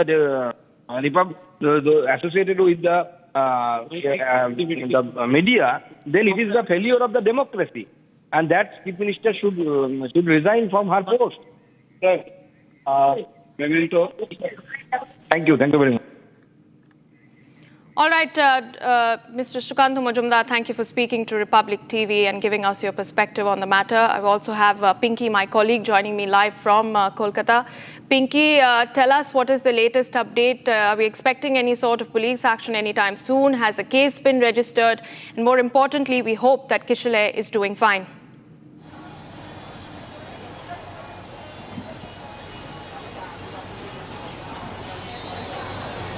देखिए, कल 11 बजे से रात 11 बजे से अभी तक 11 बज गया है।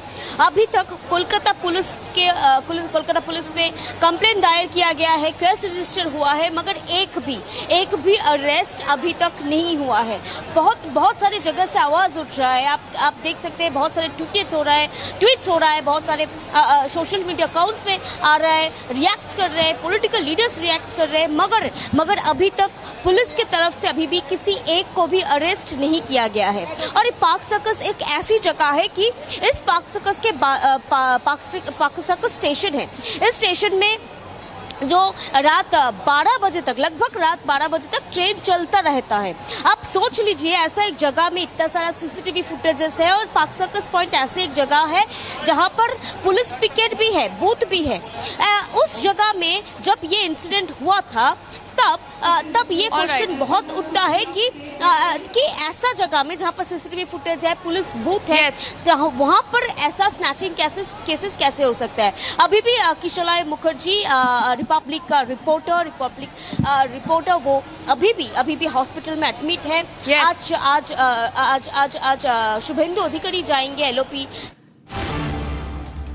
All right, let's quickly go across to visuals that we are getting in from Odisha. This is a protest that is being held by the Biju Janata Dal, that is the BJD, over the self-immolation case that we reported from Balasore.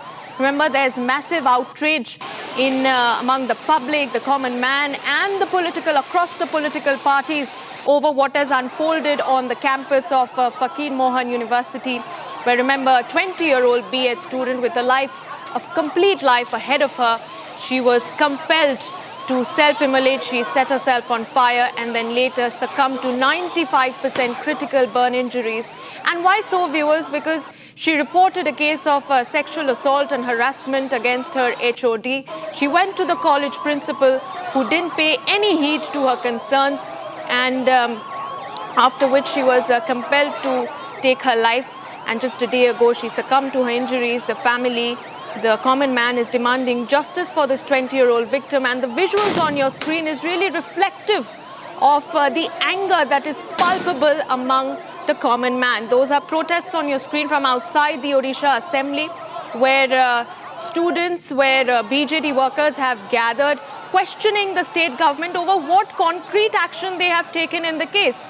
And they are asking if just the arrest of the principal is enough. And how is it that we can prevent, how is it that the government and the administration, the officials can prevent such cases in the future and fast track the process to justice? And those are the very dramatic visuals on your screen. You can see that there is a showdown between the police personnel and the BJD workers. They are being paraded into vans, and there are clashes that are being reported. All of this while just a short while ago we reported that a 4-member fact-finding team has been formed to investigate the incident and to ensure that all of the facts of the case and every little detail of what exactly unfolded on the campus of this university is brought to public notice. And as we stay with those pictures that is coming in from Odisha, viewers, remember that this case of self-immolation of a 20-year-old girl has sparked a huge debate in the state about justice, about why the administration could not save the life of a 20-year-old girl who alleged that she was sexually assaulted and harassed by a faculty member of the university, by her head of department to be specific. And when she went to the principal, to the top command of the university with her concerns, with her complaints, and not once but many times, viewers, her complaints, her concerns were paid no heed to. They were completely dismissed, and she was forced to set herself on fire, after which she succumbed to her injuries after a tough battle at AIIMS Bhubaneswar. The family is shattered. They are demanding justice, and this is the aftermath. What you see on your screens, viewers, is the aftermath in a case where justice has been not only delayed but absolutely been denied. The BJD has, the Congress and the BJD, in fact, the opposition in the state has trained their guns against the state government, questioning their lack of action. And it is Chief Minister Mohan Manji who has assured strict action, but so far only the principal of the college has been arrested. And the opposition is essentially questioning the government if one mere arrest is enough. If one mere arrest is a guarantee enough to convince the public and the likes of such young students that no such case will unfold in the future. And we stay with those pictures on your screen. You can see that water cannons have been unleashed on the protesters. The police is attempting to disperse the crowd, and some of the protesters, as you can see, are being paraded away in vans. And we have Chandrakanta joining me on the phone line. Chandrakanta, tell us more what is exactly happening outside the Odisha Assembly, and what is it that the BJD is really demanding from the government?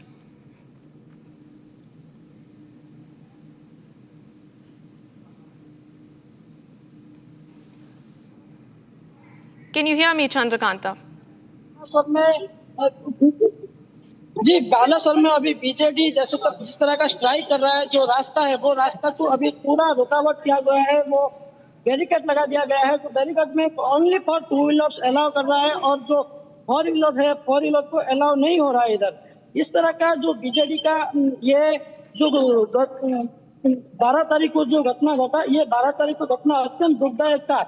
ये तस्वीर आप देख सकते हैं, जिस तरह का ये तस्वीर बयान करता है कि पूरा बालासोर अभी स्ट्राइक पे है और जो जरूरीकालीन परिस्थिति जैसे कि एम्बुलेंस और जरूरीकालीन सामग्री वो सब अलाउ हो रहा है, लेकिन और तो कुछ वो अलाउ नहीं हो रहा, ये देख सकते हैं।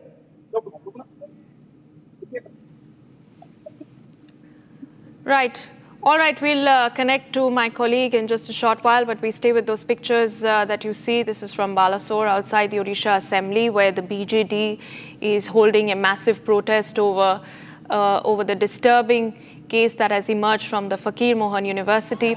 Let's quickly take you through what exactly happened. We had a 20-year-old B.Ed student who claimed sexual harassment against the head of department. She went to the top command of the university with her complaints, but they were completely dismissed, and she was compelled to self-immolate.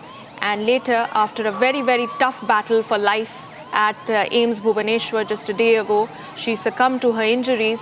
And what you see on your screens is essentially a fallout of what has unfolded in Balasore. All right, I believe Chandrakanta is back with me on the phone line. Chandrakanta, you were telling us about what exactly is unfolding outside the Odisha Assembly. We can see some of the BJD workers are being paraded away in police vans.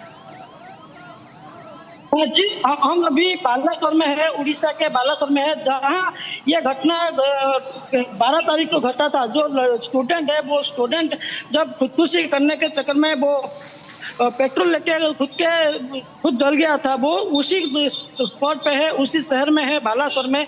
ये तस्वीर देख रहे हैं। इधर भी BJD strike कर रहा है। आज सुबह 6 बजे से दोपहर 2 बजे तक ये स्ट्राइक रह रहा है, और जो मेन स्क्वायर है, स्टेशन स्क्वायर, इसी स्टेशन स्क्वायर के बीच ही ये स्ट्राइक हो रहा है। और ये तस्वीर देख सकते हैं, जो फोर व्हीलर आ रहा है उनको भी रोका जा रहा है। यहाँ टायर आग लगा के अगर रुक रहा है।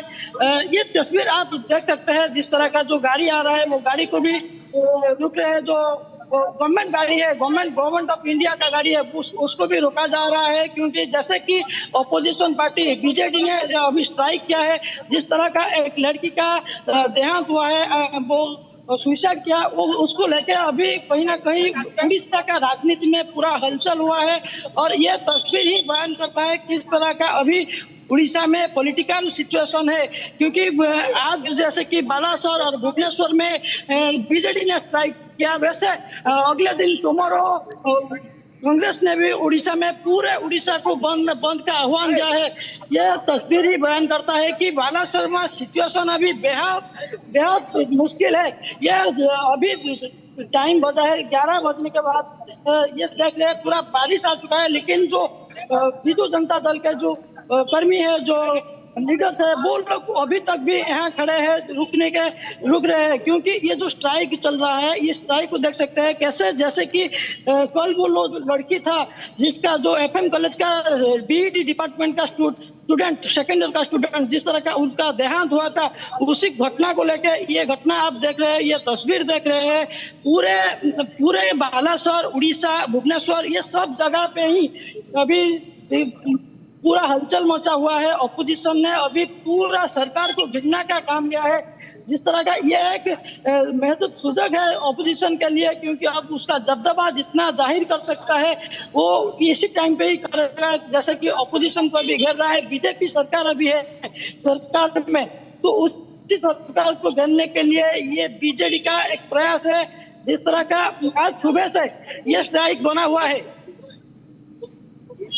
Ji Chandrakanta ji, stay on with me and do tell us, ये जो फैक्ट फाइंडिंग टीम जो कमिटी जो फॉर्म हुई है, इनको क्या डायरेक्टिव्स मिले हैं और कितने दिनों के अंदर अंदर इनको ये पूरा मामला जो है इनकी इसका जांच करना है और रिपोर्ट सबमिट करना है गवर्नमेंट को? देखिए, मैं ये घटना पहले और एक बार बोल देता हूँ कि ये घटना जून 30 को ही ये घटना हुआ था, जब वो लड़की स्टूडेंट था सौम्याश्री बीसी जिसका देहांत हुआ है, उसने वो जून 30 को ही कॉलेज के एक प्रिंसिपल को मिला था और प्रिंसिपल को ये बताया था कि जिस तरह का उसके साथ घटना घटा, इसके बारे में वो लिखित अभियोग किया था। उसके बाद उसको एक ICC committee, internal college complaint committee, एक कॉलेज में बैठाया गया और उसमें वो इंक्वायरी हुआ और इंक्वायरी होने के बाद जिस तरह का रिपोर्ट आया, वो रिपोर्ट वो जो स्टूडेंट है उनका सपक्ष में नहीं गया था। इसके बाद जो घटना हुआ कि लड़की ने प्रिंसिपल को 12 तारीख को जब जाके मिला तो प्रिंसिपल ने बोला कि ये जो इंक्वायरी रिपोर्ट आया ये तुम्हारे सपोर्ट में नहीं है। जो HOD है समीर साहू, जिसके ऊपर अभियोग था, जो आरोपी है उनके सपोर्ट में था। वही बात जो लड़की था उनको वही बात आघात दिया और वो बाहर आके खुदकुशी पेट्रोल में किया।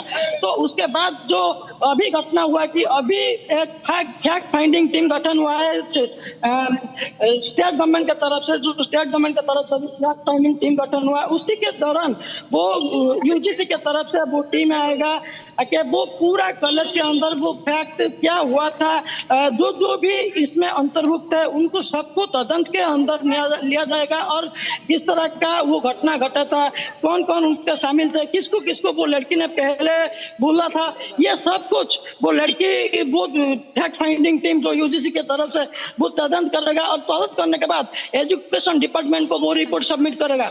उसके बाद स्टेट गवर्नमेंट क्या एक्शन लेता है, क्या होता है, ये तो देखने के बाकी है। लेकिन अभी तक मैं जरा बोल दूं कि जो HOD था समीर साहू, जो आरोपी था, जिसके अगेंस्ट वो लड़की ने आरोप लिया था, उसी के जिसके अगेंस्ट वो लड़की ने आरोप लिया था, वो अभी तक गिरफ्तार हुआ है और सस्पेंड हुआ है। और जिस तरह का वो कॉलेज का प्रिंसिपल था दिलीप घोष, जिसको वो लड़की ने बार बार बोला है, बार बार जाके कंप्लेन किया है, लिखित अभियोग दिया है, लेकिन All right, we stay with those pictures on the other side of a very quick break. These are pictures from Odisha where the BJD is holding a massive protest outside the Odisha Assembly over the self-immolation case of a 20-year-old. Stay tuned to Republic TV as we bring you more on that.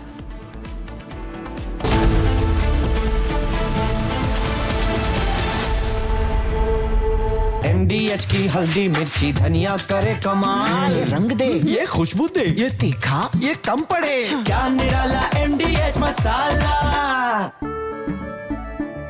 केसरिया से मन जोगी हुआ रे, दिल झूमे देखो मतवारा हुआ रे, केसरिया से मन जोगी हुआ। हर पल मनाओ केसरी त्योहार।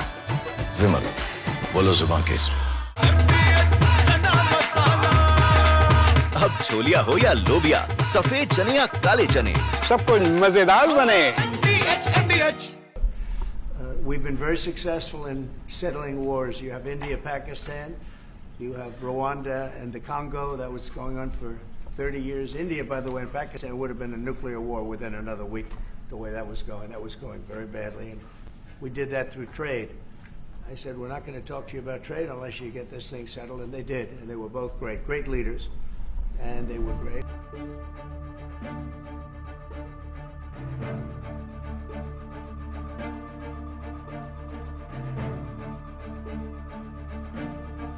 So really, thank you. This is important. You Thank did a great job. And it's a really great job.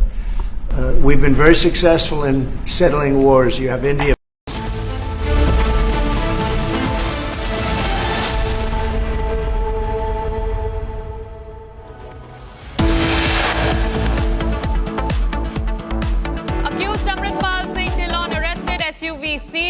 Accused is an NRI resident who had returned from Canada.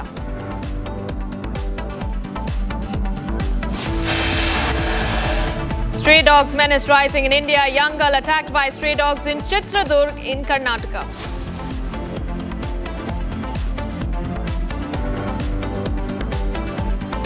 A chilling reminder of the growing lawlessness in West Bengal, Republic Bangla anchor Kishalay Mukherjee was brutally attacked in the heart of Kolkata. Kishalay was mugged and slashed near Park Circus late Tuesday night. Five more schools in the national capital received bomb threat emails this morning, marking the third consecutive day of such threats that have disrupted educational institutions across Delhi.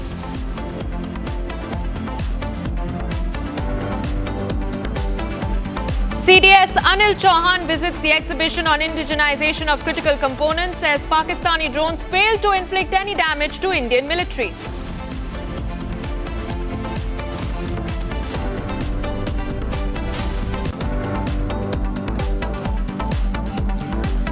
And US President Donald Trump has signaled ongoing progress towards a trade deal with India, declaring confidently that we are going to have access to India.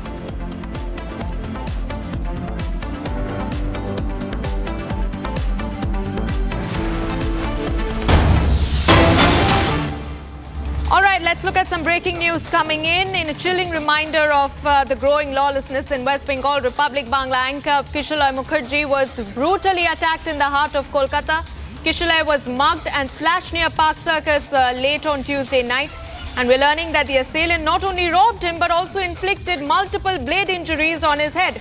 Kishalay is currently undergoing treatment at a private hospital, and the disturbing incident has once again raised serious questions about public safety in the state. And if journalists aren't safe, who is under the Mamata Banerjee regime? That is the big breaking news that we are tracking in from West Bengal, where Republic Bangla anchor Kishalay Mukherjee was attacked in a late night assault. This is in Park Circus, which is in the heart of Kolkata. And as we were reporting just a while back, this latest incident has once again triggered a massive political storm in the state. The BJP has trained its guns against the Mamata Banerjee government, questioning the state of law and order. And remember, viewers, this is not the first time that Republic Bangla has borne the brunt of absolute hooliganism and lawlessness in the state. In fact, Kishalay's case is only the latest in a series of cases that we have seen over the last many months. And on your screen are those visuals of our colleague and primetime anchor of the state's #1 news channel, Republic Bangla, Kishalay. You can see those bruise marks, those injury marks that have been inflicted on his body. And to gather a better sense of what exactly happened, let's listen in to Kishalay himself. Park Circus Station কাছে blade মেরে দিয়ে চলে গেছে। হঠাৎ আমি যদি মরে যাই, তাই জন্য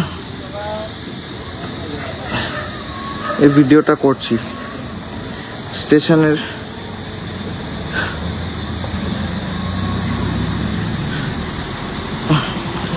হাতে পার্ক সার্কাস স্টেশনে কাছে ব্লেড মেরে দিয়ে চলে গেছে। হঠাৎ আমি যদি মরে যাই, তাই জন্য এই ভিডিওটা করছি। স্টেশনের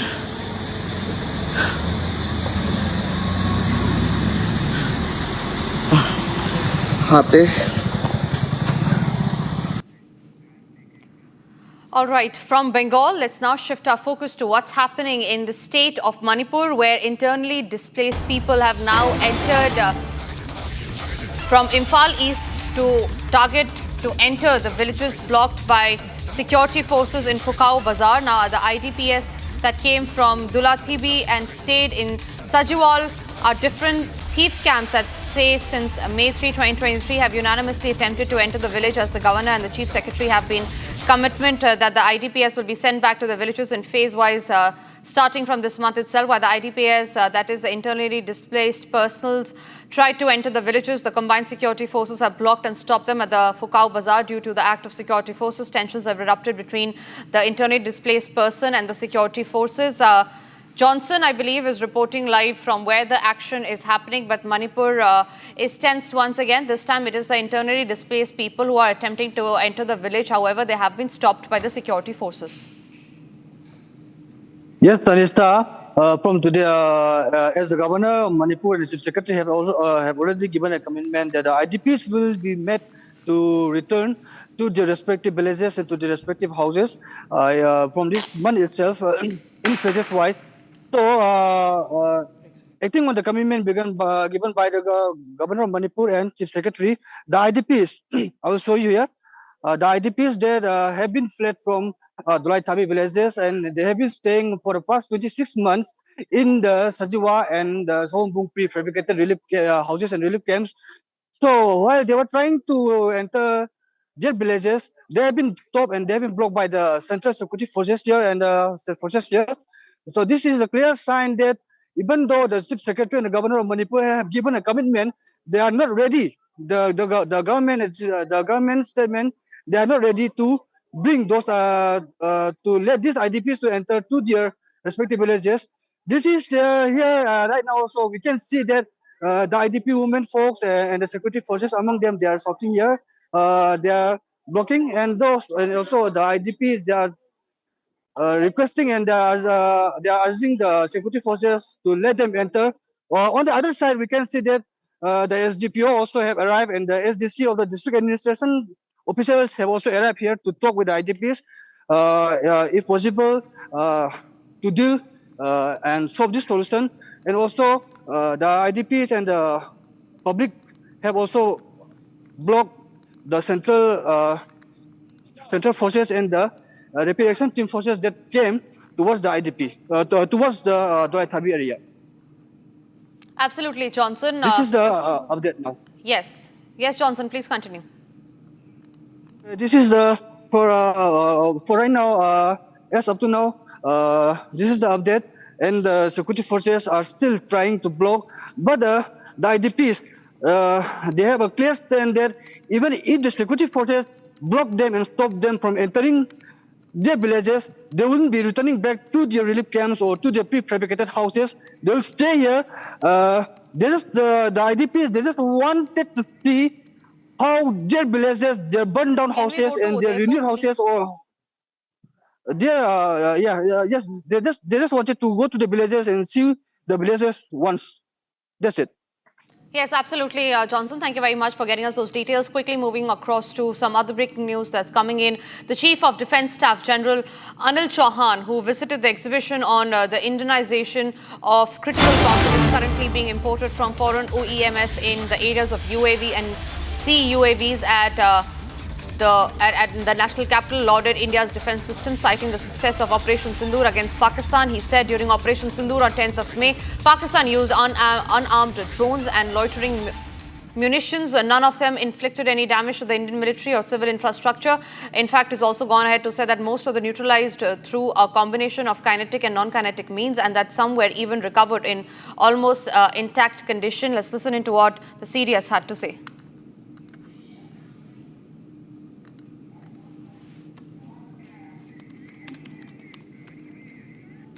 The R is to develop capabilities to harness this lower airspace gainfully through utilization of force multipliers like US systems, and at the same time dissuade the adversary from doing so by developing a robust counter-US systems. During Operation Sindoor on 10th of May, Pakistan had used unarmed drones and loiter munitions. None of them actually could inflict any damage to Indian military or civilian infrastructure. Most of them were utilized through a combination of kinetic and non-kinetic means, and some of them in fact could be recovered in almost intact conditions. We need to focus on combat in future in this particular lower airspace. The ability to use LEO satellites for control of USS, enhance communication and navigation services, and increase the range and functionality of drones manifold. Conventional drones that work on principles of line of sight data link are limited in range and capabilities. Counter-US operations are extremely complicated. Detecting, identifying, tracking and neutralizing drones involves creation of a counter-US grid that must be capable of integrating and networking multiple technologies such as radars, sensors, jammers, as well as directed energy weapons. The effectiveness of this architecture will hinge upon seamless coordination and integration across air defense networks, civil aviation, regulators, and local command and control structures to avoid gaps, fratricide, and operational blind spots.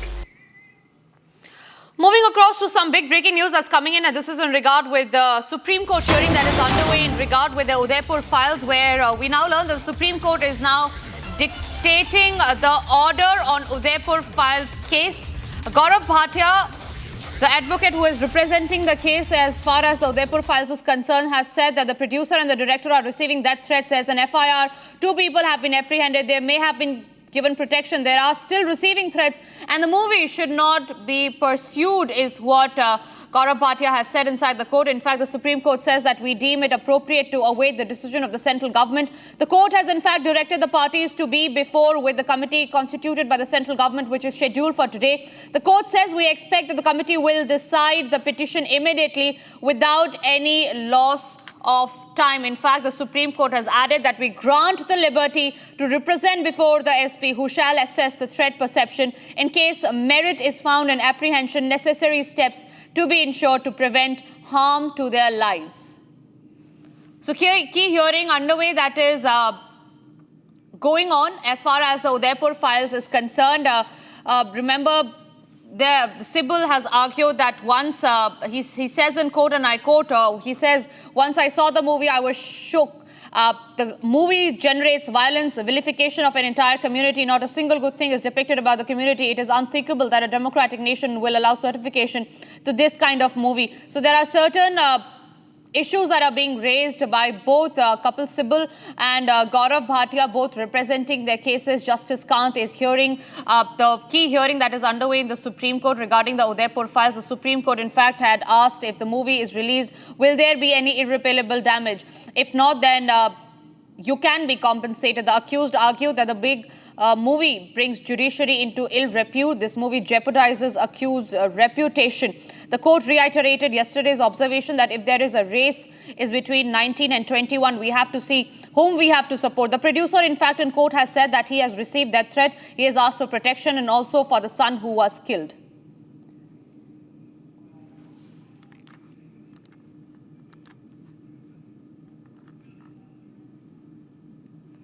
Justice Surya, the High Court is hearing today. In fact, Justice Kant has said that the argument that you have a certificate is fine, but the centre has the power to uncertify it. Gaurav Bhatia is arguing for the director for his fundamental right. Shambhavi is joining me live from outside the Supreme Court. Shambhavi, take us through the key developments that are taking place inside the Supreme Court as far as the Udaipur files is concerned. Yes, the Supreme Court will now hear the Udaipur files case. Was currently actually hearing 2 petitions. One was filed by an accused in the Kanhaiya Lal murder case who was seeking a stay because he said that if the movie is released, there will be prejudice in his trial. And the other petition was by the producers of the movie who challenged the High Court's order on around 10th of July, which stayed the movie release. The Supreme Court has now said that they will await the central government's decision because on 10th of July, in its order, High Court said that the petitioner should approach the central government under Section 6 of the Cinematograph Act, where the central government has the power to delist or decertify a movie, and that hearing, that proceedings is set to happen around 2:30 in the central government. So the Supreme Court, in the breaking update, has said that it will wait for the central government to take a decision on the movie.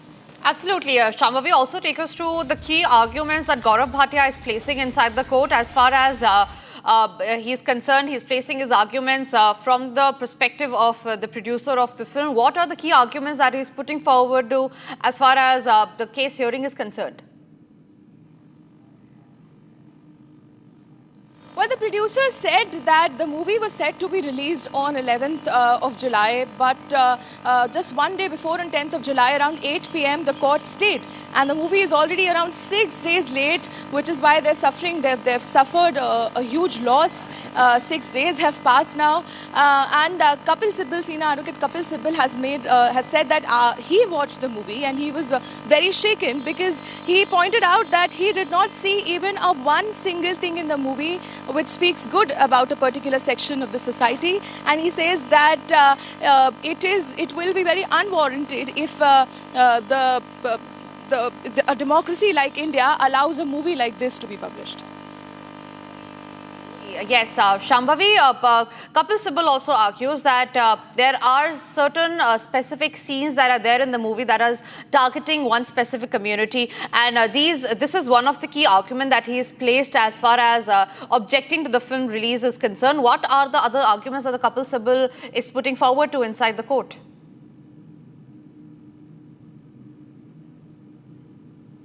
Definitely, yes. Mr. Kapil Sibal has said that this movie, even in the earlier hearing in Delhi court on 10th of July, Kapil Sibal said that if producers are calling this movie an art, this is not an art, this is cinematic vandalism.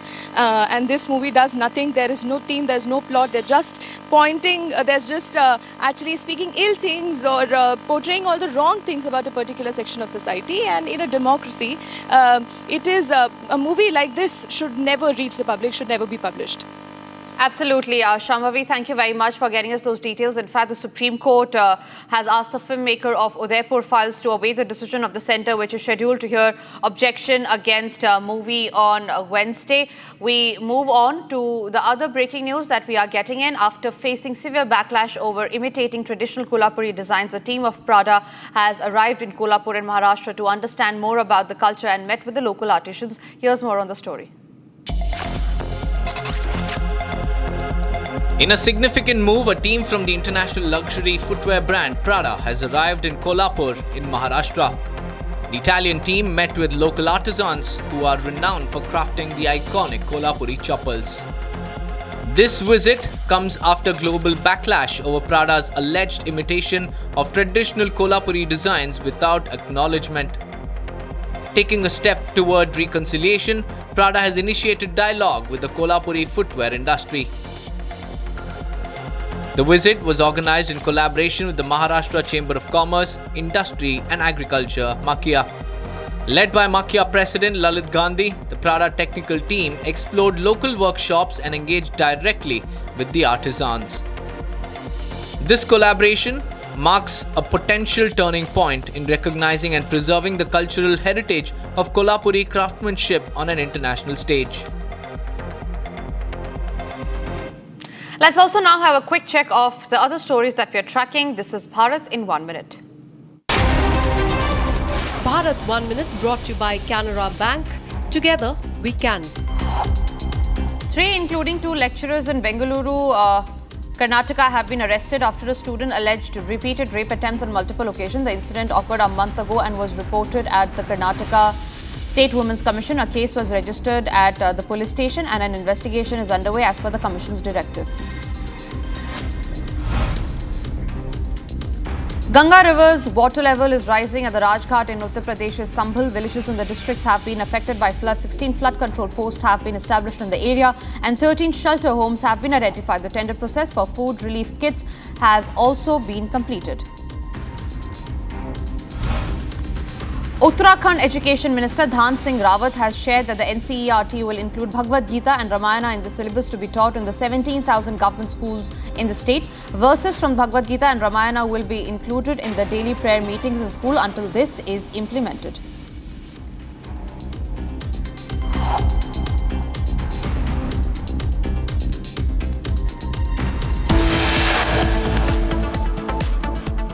It's time for us to now slip into a short break, but after the break are all the details on the accused who has been arrested as far as the Fauja Singh hit and run case is concerned.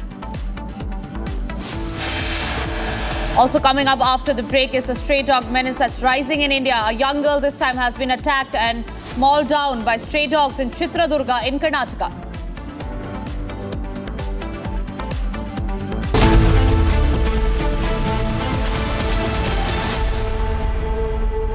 ये है secret recipe MDH का जीरा SIP जल जीरा मसाला। SIP SIP जीरा SIP MDH का जल जीरा सिप MDH का जल जीरा SIP.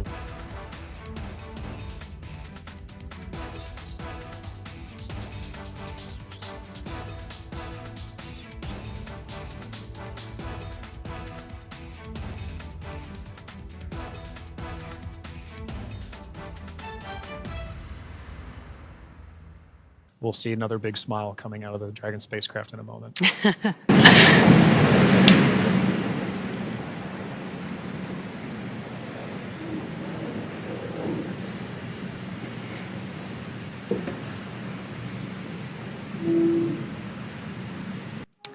And we've got our pilot, Shubhanshu Shukla, as our second crew member exiting the spacecraft. And some big smiles, as you said. सब अच्छे से हो गया सब ये सब साथ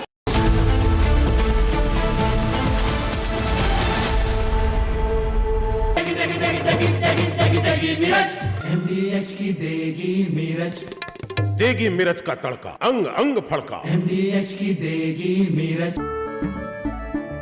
केसरिया से मन जोगी हुआ रे दिल झूमे देखो मतवारा हुआ रे केसरिया से मन जोगी हुआ हर पल मनाओ केसरी त्योहार विमल बोलो जुबान Kesari Copy. Main chute descent rate nominal 1,000 meters for Dragon. We copy 1,000 meters. Great visual confirmation as well as those comms that the 4 main parachutes have deployed. Again, we are going to be slowing down the vehicle from 350 miles per hour all the way down to just about 15, 16 miles per hour by the time that the vehicle touches down and splashes down into the ocean. Towards water landing. And it's a little foggy, as you can see there. Yeah, Pacific fog is rolling in. We've got some very bright lights as Dragon, you can see the ocean there. Dragon is about to touch down in just a few seconds here. And working their way towards the vehicle are the SpaceX and Axiom support teams that will be present for the next phase of our splashdown coverage today. At this point, we'll be waiting for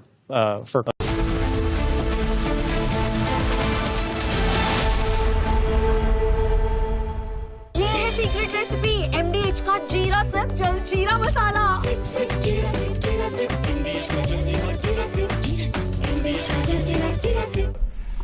We've been very successful in settling wars. You have India, Pakistan, you have Rwanda and the Congo. That was going on for 30 years. India, by the way, and Pakistan would have been a nuclear war within another week, the way that was going. That was going very badly. And we did that through trade. I said, we're not going to talk to you about trade unless you get this thing settled. And they did. And they were both great, great leaders. And they were great.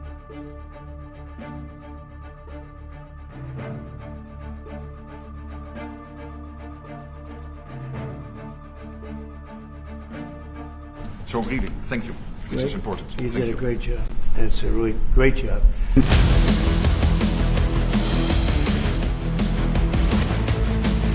This is Republic Jack Pollywall Studio. Stay tuned for all the breaking news and updates. I'm Akanksha Khajuria. Let's get started.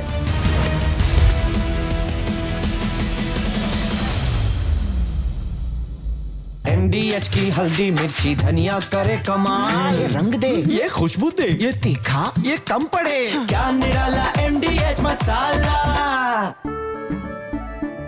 केसरिया से मन जोगी हुआ रे दिल झूमे देखो मतवारा हुआ रे केसरिया से मन जोगी हुआ हर पल मनाओ केसरी त्योहार विमल बोलो जुबान Kesari We've been very successful in settling wars. You have India, Pakistan, you have Rwanda and the Congo. That was going on for 30 years. India, by the way, and Pakistan would have been a nuclear war within another week, the way that was going. That was going very badly. And we did that through trade.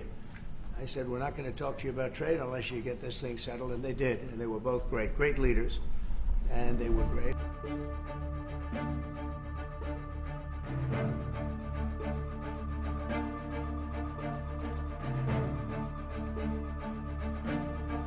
So really, thank you. This is important. You did a great job. And it's a really great job. We've been very successful in settling wars. You have India, Pakistan. You have Rwanda and the Congo. That was going on for 30 years. India, by the way, and Pakistan would have been a nuclear war within another week, the way that was going. That was going very badly. And we did that through trade. I said, we're not going to talk to you about trade unless you get this thing settled. And they did. And they were both great leaders. And they were great. But Rwanda and the Congo, that was going on for 30 years. And at least 7 million people killed, and killed with a lot of pretty rough weapons like machetes, heads chopped off, going on for many years. You couldn't even get near the countries. Nobody wanted to get near. It's so frightening. And we got that one solved. Serbia, Kosovo, got that solved. That was going to be one that was going to happen. And again, that was something I used. I use trade for a lot of things, but it's great for settling wars. That was really very important. We're working, Marco is working very hard with everybody here on the Strip, the Gaza Strip. I call it the Gaza Strip, one of the worst real estate deals ever made. They gave up the oceanfront property, one of the worst deals ever made. But it was supposed to bring peace, and it didn't bring peace. It brought the opposite. But we're doing pretty well on Gaza. Steve Witkoff is here, and I think we could have something fairly soon to talk about. And we solved other one that we just seem to have, Armenia and Azerbaijan. It looks like that's going to come to a conclusion, successful conclusion. We've been very successful in settling wars. You have India, Pakistan. You have Rwanda and the Congo. That was going on for 30 years. India, by the way, would have been a nuclear war within another week, the way that was going. That was going very badly. And we did that through trade. I said, we're not going to talk to you about trade unless you get this thing settled. And they did. And they were both great leaders. And they were great.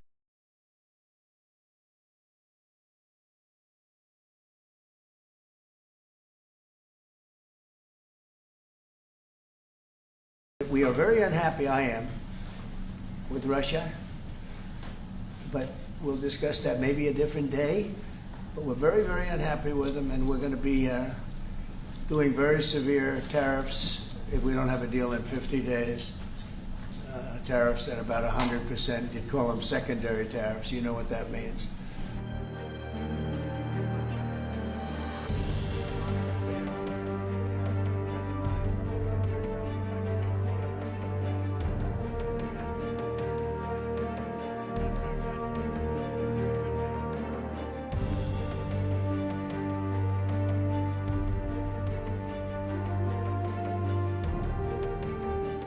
It's a honor, great honor, to have a friend of mine who's become very friendly over the last number of years.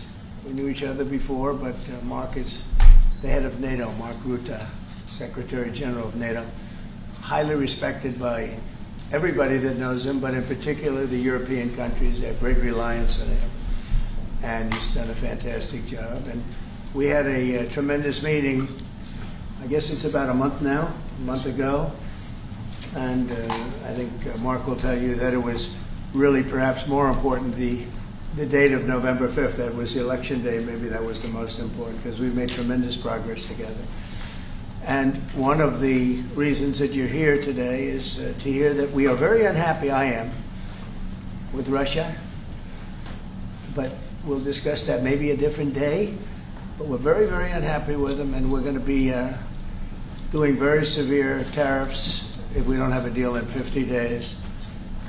Tariffs at about 100%. You'd call them secondary tariffs. You know what that means. But today we're going to talk about something else. And as you know, we've spent $350 billion approximately on this war with Russia and Ukraine, and would like to see it end. It wasn't my war, it was Biden's war. It's not my war. I'm trying to get you out of it. and we want to see it end. And I'm disappointed in President Putin. From Asia's largest news headquarters, setting the agenda for Bharat.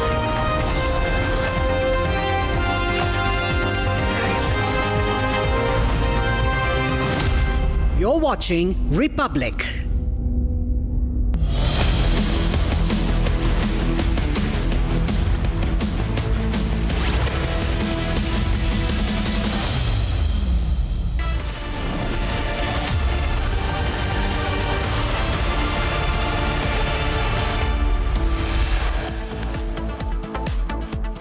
Accused Amritpal Singh Dhillon arrested, SUV seized. Accused is an NRI resident who had returned from Canada.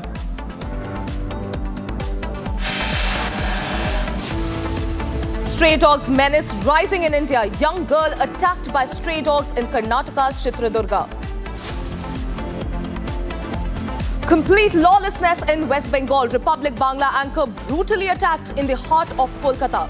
Kishalay Mukherjee mugged and slashed late Tuesday night. During Operation Sindoor on 10th of May, Pakistan had used unarmed drones and loiter ammunitions. None of them actually could inflict any damage to Indian military or civilian infrastructure. CDS Anil Chauhan hails Operation Sindoor success, says Pakistan drones failed to inflict any damage to Indian military.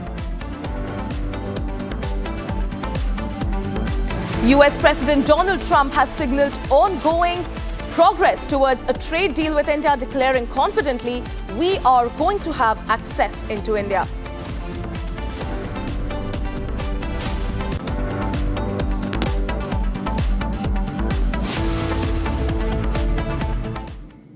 Starting this edition with a big story that we are tracking, ladies and gentlemen. Union Minister and Bengal BJP Chief Sukanta Majumdar has condemned the attack on Republic Bangla anchor Kishalay.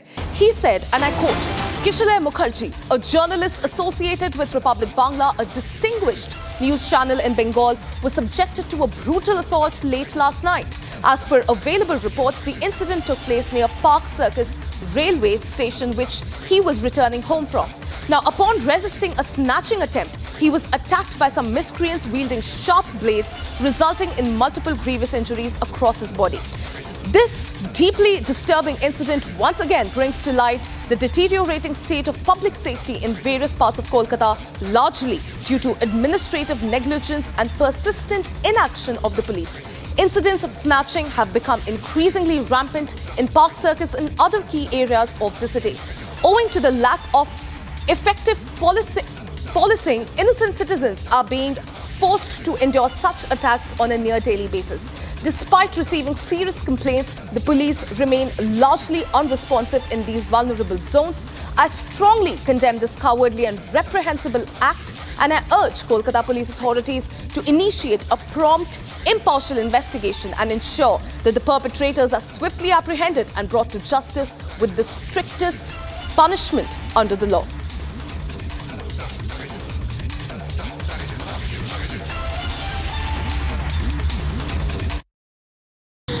Park circus station है काछे blade मेरे दिए चले गए हटा আমি যদি মরে যাই তাই জন্য এই ভিডিওটা করছি স্টেশনের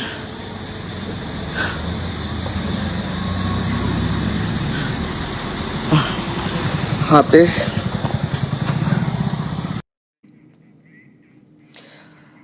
Pinky, who joins me live from Kolkata. Pinky, this is yet another evidence of the complete state of lawlessness that is happening in the TMC-led Bengal. Our own Republic Bangla anchor, Kishalay Mukherjee, was brutally attacked, and we all saw the grievous injuries on his body. What are the latest updates that you're picking up, Pinky?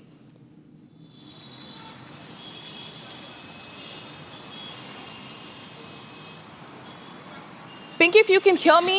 देखिए अभी तक किशलय Mukherjee Republic network का, Republic Bangla का journalist, और और आपको ये बता दूं, अभी तक एक प्राइवेट हॉस्पिटल में वो लड़ रहा है, वो उनका ट्रीटमेंट चल रहा है। मगर ये इंसिडेंट कोलकाता में, स्पेशली इन वेस्ट बंगाल, पूरा वेस्ट बंगाल में सेफ्टी का इशू लेकर, I'll have to interrupt you there. I'll keep coming back to you. I'm being joined by Samik Bhattacharya, BJP President, Bengal. Samik, this is another incident of the complete state of lawlessness in Bengal. The law and order state in Mamata-led Bengal is in shambles, and Republic Bangla's own anchor, Kishalay Mukherjee, was brutally attacked. We all saw the grievous cuts and injuries on his body. He has made a video for us. What can you tell us? What is your reaction on this? It is not a stray incident. These things happening everywhere in West Bengal. All media persons, the camera persons, they have been attacked several times. And most unfortunate thing is that the basic fundamental of democracy is demolished by Trinamool Congress itself. There is a total breakdown of our constitutional machinery. Now it is the right time for the custodian of the constitution. They should intervene into it. It is highly condemnable, and most ridiculous thing is that the only state in this country, that is West Bengal, where Rohingyas are welcome guests. They are inviting the Bangladeshi Muslim infiltrators in that particular area. And so far, our information goes, this incident has been engineered by them only. Well, absolutely, Shumik. I have another question for you. What is happening in Bengal? First, we get to know that the lawyers are not safe. Then we get to know some doctors are not safe. And now, at the end of the day, the journalists are not safe either. And yet, we continue to see that Mamata-led TMC sits absolutely mum on it. There is no word whatsoever from their end. The judiciary is under threat. Camera persons, all press persons, they have been attacked several times. Not only that, entire administration is being politicalized. Also, the fourth pillar, legislature, there is no democracy. Leader of the opposition has been suspended from the house for at least 4 months.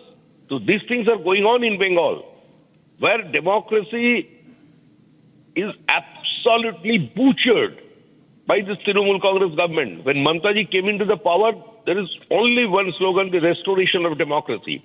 The same slogan right now is against Mamata Banerjee. People want to get rid of this brutal government. So under any circumstances, they have made up their mind, this government should be ready in no time. Well, absolutely, Shumik. Thank you for speaking to Republic. I would like to cut across to Pinky, who continues to join me on this edition. Pinky, what I want to know from you is, has there been any sort of police action on this rather cowardly and reprehensible act?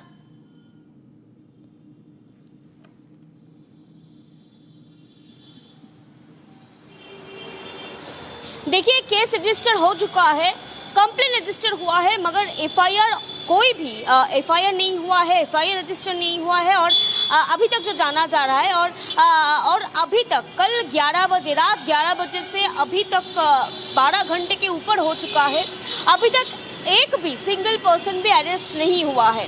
किशलय Mukherjee के ऊपर attack ये बताता है कि ये जो पाक circus area है जहां पर अटैक हुआ है किशलय के ऊपर, उस जगह कितना अनसेफ है, क्योंकि इस पाक सर्कस एरिया में पहले भी बहुत सारे हादसे में देखा गया था कि कभी स्नैचिंग, कभी यहाँ पर बहुत सारे केसेस इस पाक सर्कस से जुड़ी हुई है। आपको ये भी बता दूं कि ये जगह के पास में ही रेलवे स्टेशन होने के है, इसीलिए बहुत सारे सीसीटीवी कैमरास है, पुलिस बूथ्स बहुत सारे हैं।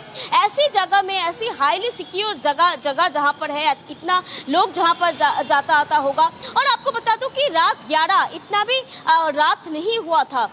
कोलकाता में रात 11 या 12 ऐसा भी कोई टाइम नहीं है, क्योंकि तब तो बहुत सारे पब्लिक ट्रांसपोर्ट भी कुछ अवेलेबल रहता है। लास्ट ट्रेन तो 11:30 के बाद भी मिलता है। ऐसी जगह में पार्क सर्कल स्टेशन में पुलिस के नजरदारी, पुलिस के जो पेट्रोलिंग क्या नहीं था, क्योंकि ये जो जहां पर हुआ है वहां पर बहुत सारे सीसीटीवीज भी है। पुलिस की तरफ से सीसीटीवी फुटेज भी देखा जा रहा है और किशोराय के जो स्टेटमेंट है वो भी बेनियापुकुर थाना की तरफ से रिकॉर्ड किया गया है। मगर देखना ये है कि कितने देर में जो कल्प्रिट्स है, जो मिस्क्रिएंट्स है, वो अरेस्ट होता है, क्योंकि अगर किशोराय जो रिपब्लिक का सीनियर जर्नलिस्ट है वो अगर उसको अगर ऐसा हादसे के सामने हो सकता है, अगर ऐसा उसके साथ हो सकता है, तो आप सोच लीजिए इस पार्क सर्कस में रात को जो आते होंगे या ऑफिस से लौटते होंगे या किसी काम से लौटते होंगे, या उनका सेफ्टी लेके कितना बड़ा इशू हो गया। आपको ये भी बता दूं, लीडर ऑफ अपोजिशन शुभेंदु अधिकारी आज जाएंगे किशोर मुखर्जी से मीट करने के लिए, उनका हालात पूछने। और आपको ये भी बता दूं कि बहुत सारे अभी भी सोशल मीडिया में बहुत लीडर्स जो है वो भी रिएक्ट कर रहा है, क्योंकि ये बहुत बड़ा क्वेश्चन है कोलकाता का सेफ्टी को लेकर। नाइट का, रात में सिर्फ किशोरा ही नहीं, किशोरा के जैसा बहुत सारे ऐसा आदमी जाते होंगे, ऐसे बहुत सारे वुमेन जो है, बहुत सारे वर्कर्स जो है, बहुत सारे लौटते होंगे। ये पार्क सर्कस एक मेन रूट है जहां से साउथ कोलकाता कनेक्ट होता है, साउथ कोलकाता की तरफ जा सकते हैं या साउथ कोलकाता के बाद में और भी जगह जा सकते हैं। उस जगह में अगर ऐसा हादसा होता है तो आप सोच लीजिए कि कोलकाता में रात का जो कोलकाता सिटी का जो हालात है वो कैसा हो सकता है। आपको ये भी बता दूं कि इस टीम के इस केस का जानकारी लेने के लिए 3 अलग-अलग टीम कोलकाता पुलिस ने सेट किया है। एक स्टेटमेंट रिकॉर्ड के लिए, एक सीसीटीवी फुटेजेस के लिए और एक लोकल्स जो है उनके बात करने के लिए कि क्या हुआ था। लोकल्स के कुछ जानने के लिए, कोई देखा या कोई आई विटनेस था क्या, ऐसा सिचुएशन में ऐसा इंफॉर्मेशन के लिए भी एक टीम कोलकाता पुलिस से अलग से तैयार किया गया है। अभी तक हम लोग जो जान सकते हैं या इंफॉर्मेशन आ रहा है। मगर एक क्वेश्चन फिर से उठ रहा है कि कब और कितने वक्त के बाद, इतना बड़ा इंसिडेंट हो जाने के बाद भी एक भी अरेस्ट अभी तक नहीं हुआ। 12 घंटा ऑलरेडी क्रॉस हो। Right, absolutely. 12 hours have crossed and there hasn't been a single arrest that has been made. That itself speaks for the state of lawlessness that is there in Mamata's Bengal. Viewers, moving on to another big story that we are tracking. There is a big success for security forces in the ongoing war against red terror. In a major encounter in the Jageshwar area in Uttarakhand, 2 Maoist terrorists, including most wanted Kuwar Machi, carrying a reward of rupees 25 lakhs, has been killed. However, the operation came at a cost, with a brave soldier from the Cobra Battalion seriously injured. Now, here's more on the major development in this anti-Maoist operation. Today morning, there was an exchange of fire between the CPI Maoist Dasta and the police in Bokara district, Gomia police station area. And it started around 6 o'clock in the morning and it continued for an hour or so. Now the search operation is continuing. During the operation, one of our Jawans also injured critically. He is from Cobra Battalion, and the operation is continuing. Further updates will be done after the operation is completed. Today morning, there was an exchange of fire between the CPI Maoist Dasta and the police in Bokara district, Gomia police station area. And it started around 6 o'clock in the morning and it continued for an hour or so. Now the search operation is continuing. During the operation, one of our Jawans also injured critically. He is from Cobra Battalion, and the operation is continuing. Further updates will be done after the operation is completed. Well, that was crackdown on red terror in Jharkhand. Moving on to another story that we are tracking, viewers. Punjab police has arrested a 30-year-old non-resident Indian or an NRI in connection with the hit-and-run death of legendary marathon runner Fauja Singh. The arrest of Amritpal Singh Dhillon, coupled with the recovery of involved Fortuner SUV, came within 30 hours of the incident that claimed the life of the 114-year-old athlete. Dhillon, who is a resident of Dasopur village in Kartarpur, Jalandhar, was taken into custody late on Tuesday night and is currently undergoing interrogation at the Bhogpur police station. He is expected to be presented in court today and is likely to be taken on police remand. Now, according to the police officials, ladies and gentlemen, they had compiled a list of suspected vehicles following the incident. Now, late Tuesday evening, authorities identified the Fortuner SUV. An initial probe also revealed that the vehicle was registered in the name of Varinder Singh, who is a resident of Kapurthala. Jalandhar police teams promptly proceeded to Kapurthala to question Varinder Singh, and during the questioning, Varinder disclosed that he had sold the car 2 years ago to Amritpal Singh Dhillon, who is an NRI and who had recently returned from Canada. Now, police is saying that Dhillon has 3 sisters and his mothers who reside in Canada, and they have now taken him for interrogation.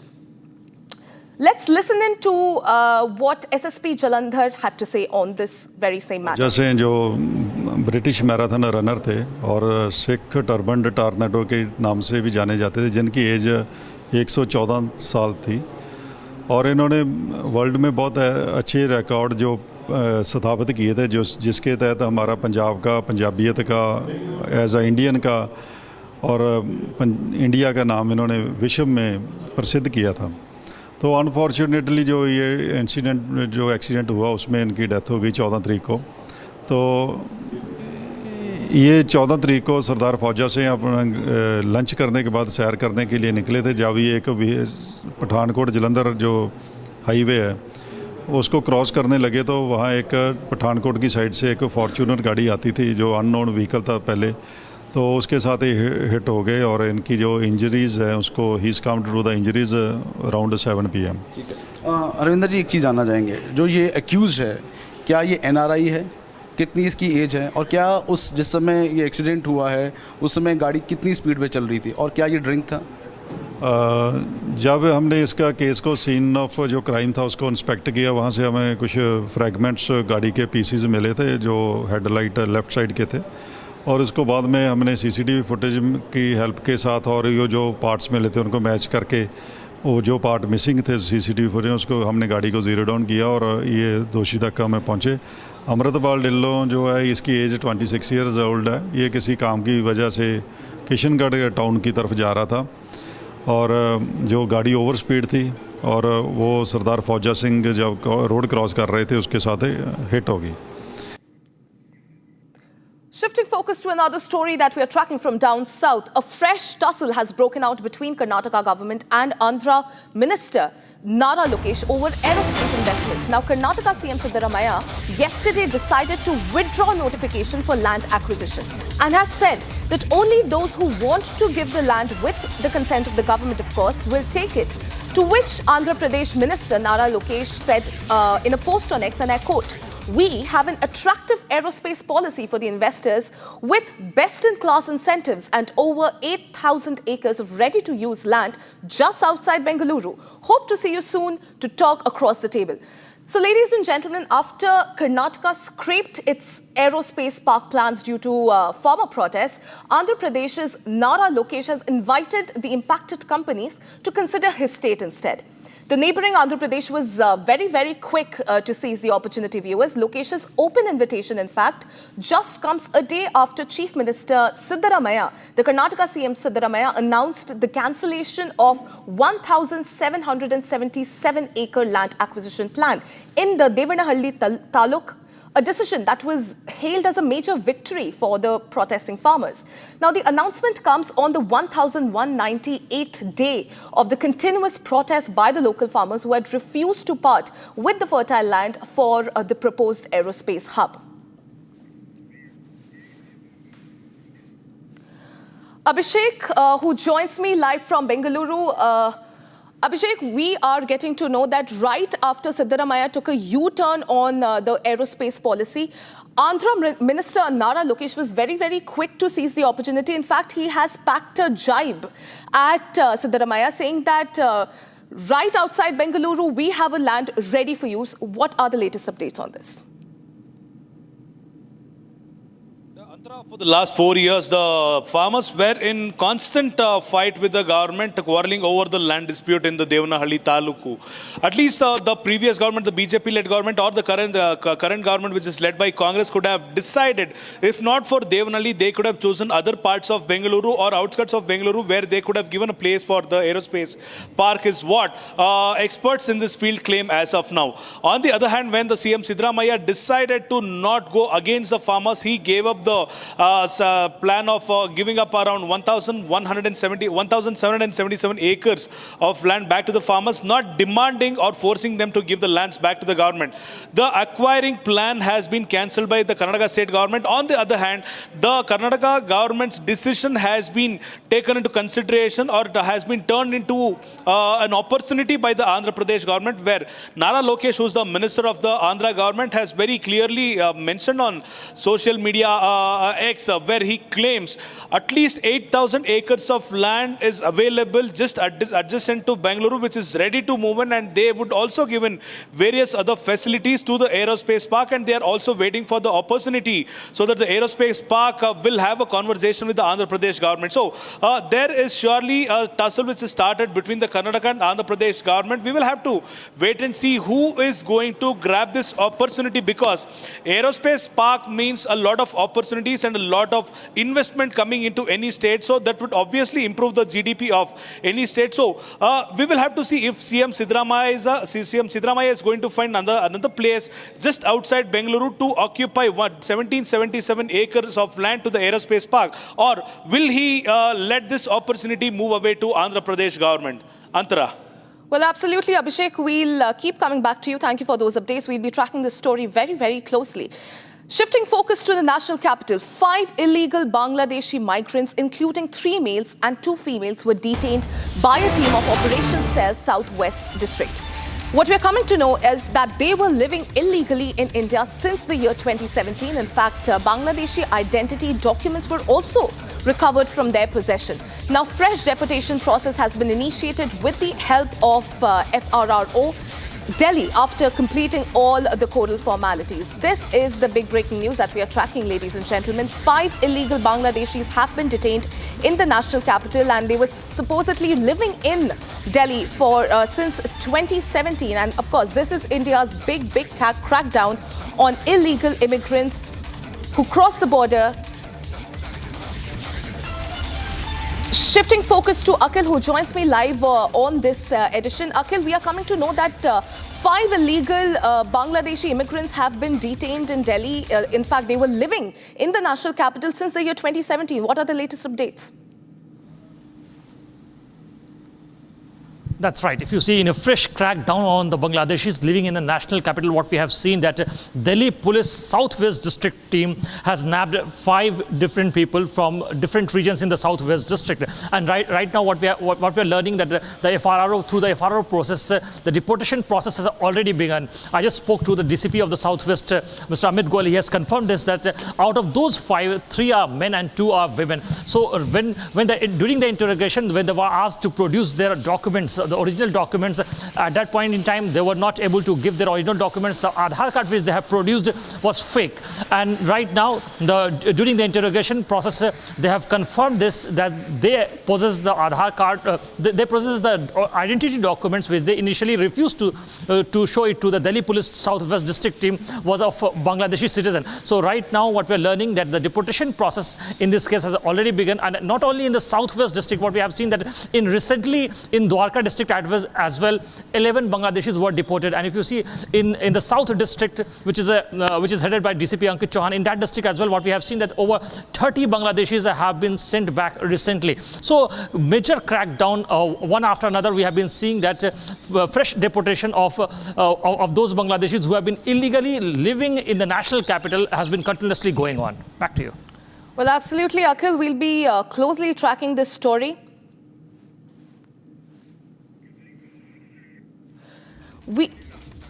Ladies and gentlemen, of course, this is a big story that we have been tracking. 5 people have been arrested. 5 illegal Bangladeshis have been arrested in the national capital. They have been detained. I beg your pardon. They have been detained, and now we are coming to know that the deportation process has been initiated.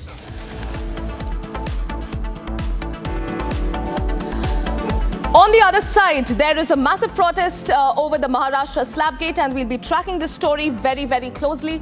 Don't go anywhere. Stay tuned. We'll be right back.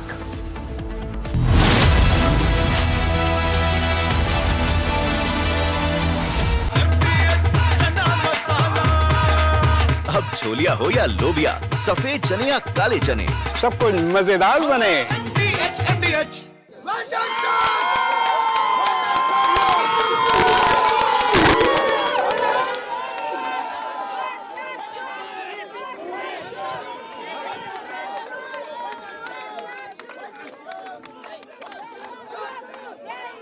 They're all important, and we are now seeing great confirmations of the Dragon spacecraft making its return back to Earth right now.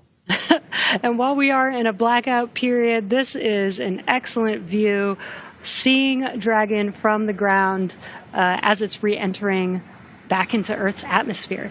Now, that blackout period is expected to conclude at 2. Commander Peggy Whitson confirming the spacecraft's altitude as it's making its descent into the Pacific Ocean just off the coast of San Diego in Southern California. Yes, love that it's coming off the coast of my hometown. 600 meters. 600 meters. And at 600 meters, we're just under a minute before that expected splashdown.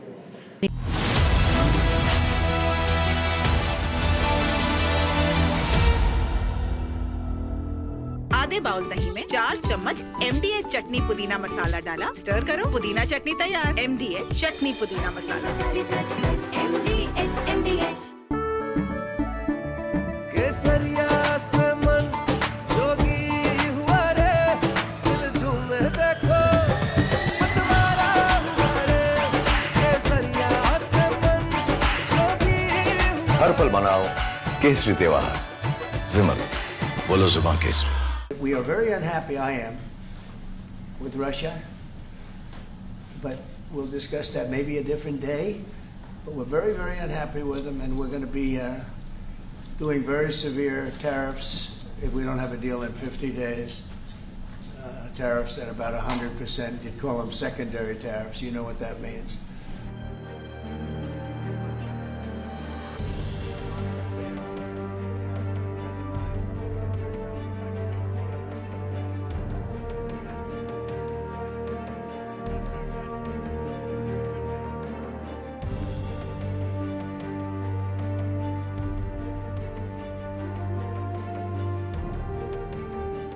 It's a honor, great honor, to have a friend of mine who's become.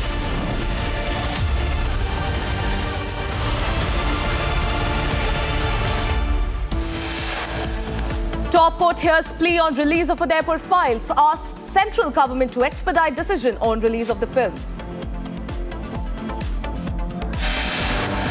Massive showdown over self-immolation case in Balasore. BJD workers hold protests outside Odisha Assembly. Water cannons unleashed. Accused Amritpal Singh Dhillon arrested in Fauja Singh hit-and-run case. SUV seized. Stray dogs menace rising in India. Young girl attacked by stray dogs in Karnataka's Chitradurga. Complete lawlessness in West Bengal. Republic Bangla anchor brutally attacked in the heart of Kolkata. Kishalay Mukherjee mugged and slashed late Tuesday night.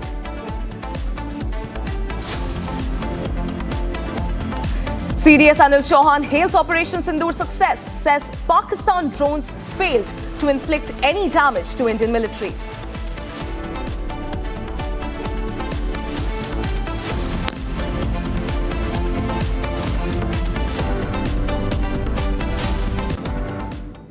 Ladies and gentlemen, tracking one of the big stories from down south. Yesterday in Karnataka's Hubli, 2 stray dogs attacked a girl on the road, biting her legs and body and dragging her despite her screams. Now, yesterday, the incident was captured on the CCTV, which highlights the growing stray dog menace in the Hubli-Dharwad Municipal Corporation's area.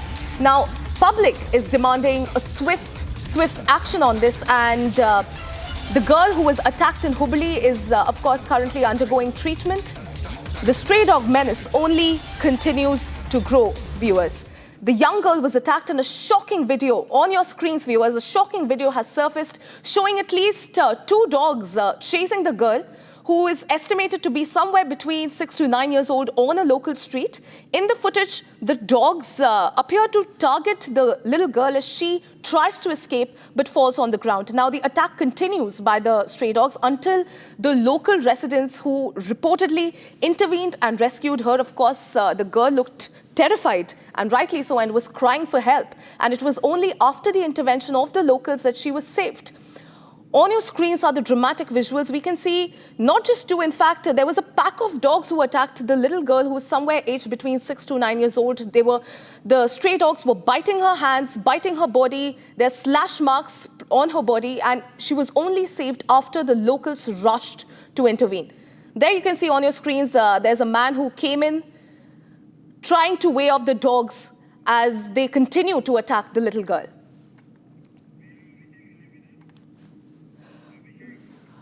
Ladies and gentlemen, let's cut straight across to Abhishek, who joins me live on this edition. Abhishek, of course, this is a growing menace of stray dogs. We saw how the pack of dogs brutally attacked the little girl, and it was only after the intervention of the locals that she was saved. What are the latest updates on this?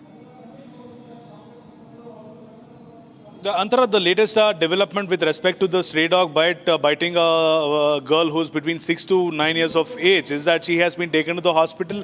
She has been treated with anti-rabies injection is the major update what we'll have to see. On the other hand, the BBMP, which is looking after the Bengaluru and various other parts, the entire Karnataka, we have started finding stray dog attacks every now and then. It has become a very common issue nowadays. However, the government, which had to put a cap on the stray dogs number or the population, has not been able to do so. On the other note, the government has decided, with respect to BBMP, with respect to Bengaluru, if I speak, the BBMP has decided to put the stray dogs at least chicken rice for 3 days a week is what the BBMP has claimed.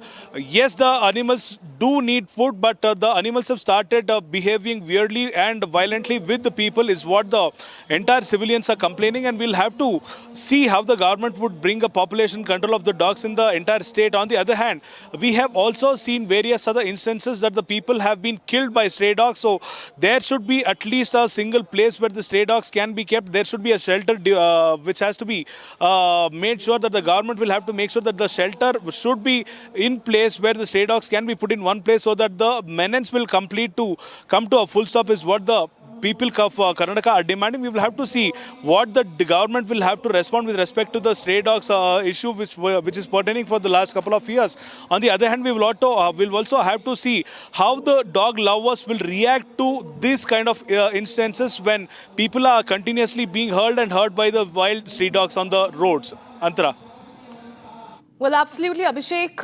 We'll be closely tracking this story. Of course, it's a growing menace that we can see in the state of Karnataka. Thank you for getting us those updates.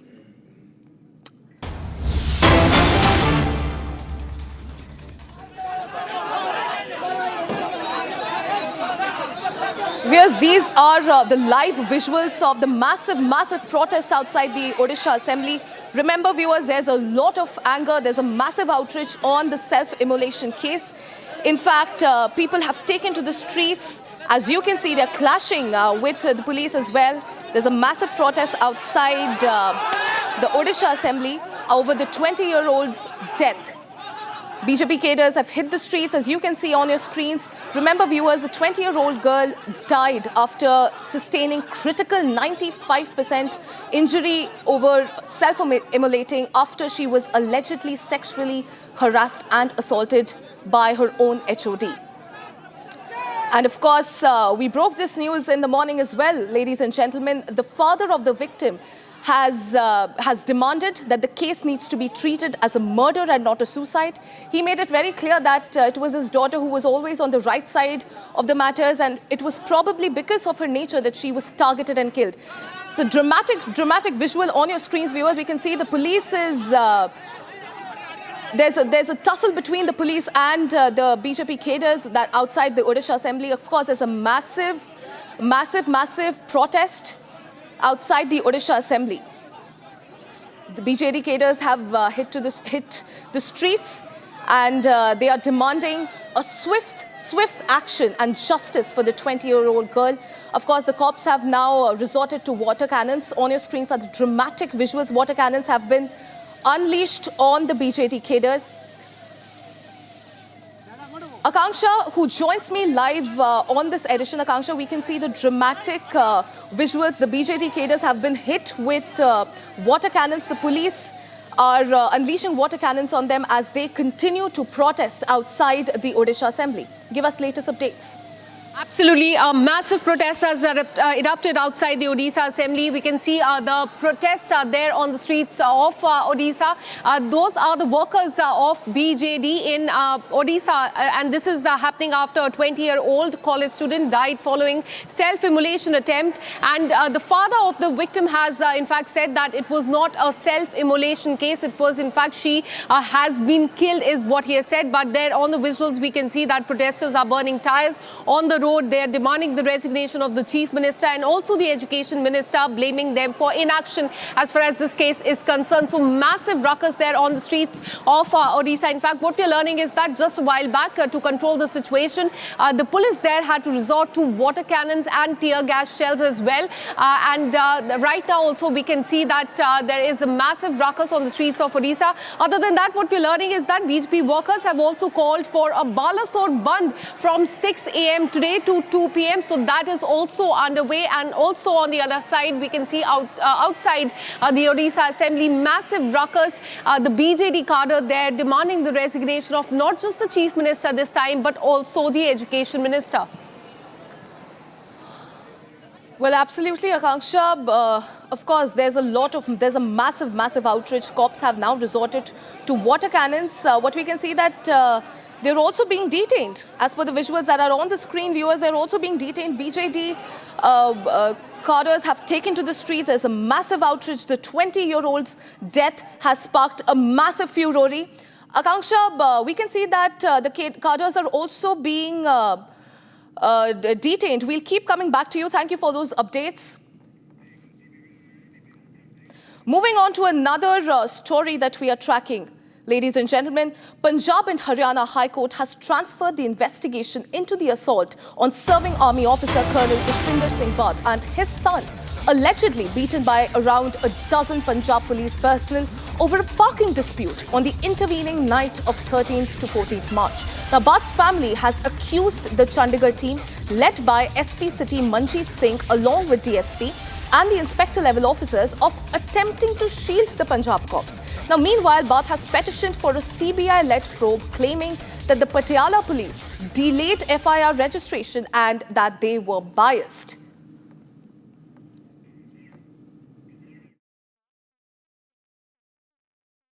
आप सबने media house में हमारा पहले दिन से ही साथ दिया। अगर मीडिया ना होता तो शायद हमारी आवाज़ भी बाहर ना आती। तो आपका हम दिल से धन्यवाद। जी, आज ये कोर्ट में सीबीआई को मार्क कर दी गई है। 120 दिन की लड़ाई जस्टिस के लिए लड़ रही हूँ, मैं रास्तों में घूम रही हूँ, कभी कोर्ट्स में, कभी पुलिस स्टेशन में, कभी डिपार्टमेंटल इंक्वायरी के लिए। मैं थक चुकी हूँ, मगर फिर भी हार नहीं मानूंगी जब तक सज़ा नहीं मिली। आपने देखा होगा माननीय जज साहब ने, जैसे मुदगिल सर ने क्वेश्चन रेज करे थे और 2 हेयरिंग के बाद तीसरी हेयरिंग में उनका बेंच चेंज हो गया था। उसके बाद अनूप चित्कारा सर के पास एंटिसिपेटरी बेल की थी, उनके भी ऑर्डर बहुत स्ट्रांग थे।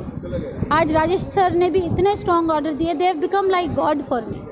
मैं दिल से उनका धन्यवाद करती हूँ कि जस्टिस दिलाने में पब्लिक को इस तरीके के जजेस की ज़रूरत है हमारे पंजाब और हरियाणा, क्या पूरे देश में, जो एक सच्चाई को समझते हैं। They are sitting in this chair, they understand what is happening, they see the police performing किस तरीके से, उनको समझ है क्योंकि वो रोज़ ये चीज़ें देखते हैं।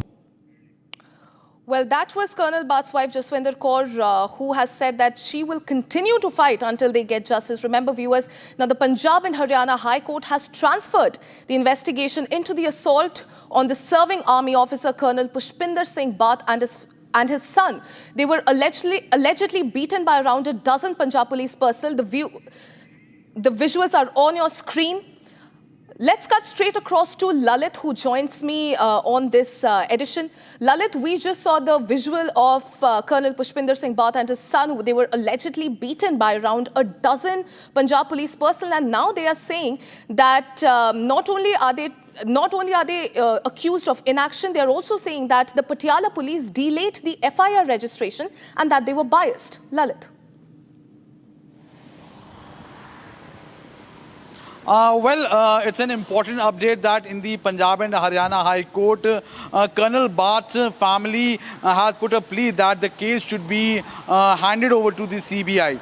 So, in the previous hearings, the High Court had formed a SIT in which the SP, City of Chandigarh Police, Manjeet Singh, was heading the SIT, which included a DSP and an inspector.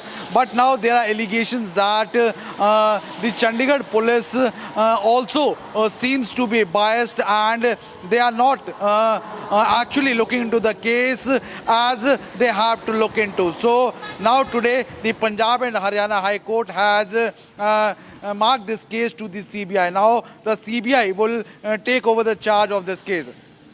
To make the people understand, on the intervening night of 13th and 14th March, Colonel Bhatt and his son was being assaulted near the Rajendra Hospital in Patiala when both were having dinner that time. So Punjab police personnel are being accused of brutally assaulting Colonel Bhatt and his son. And after that, Colonel Bhatt family have marked a protest in Patiala. And finally, the case was being registered against the 4 police personnel who assaulted Colonel Bhatt. After that, the case was filed in the Punjab and Haryana High Court, in which SIT was formed on 9th April and was said that to complete the investigation within 4 months. But Colonel Bhatt's family have alleged that the Chandigarh police was also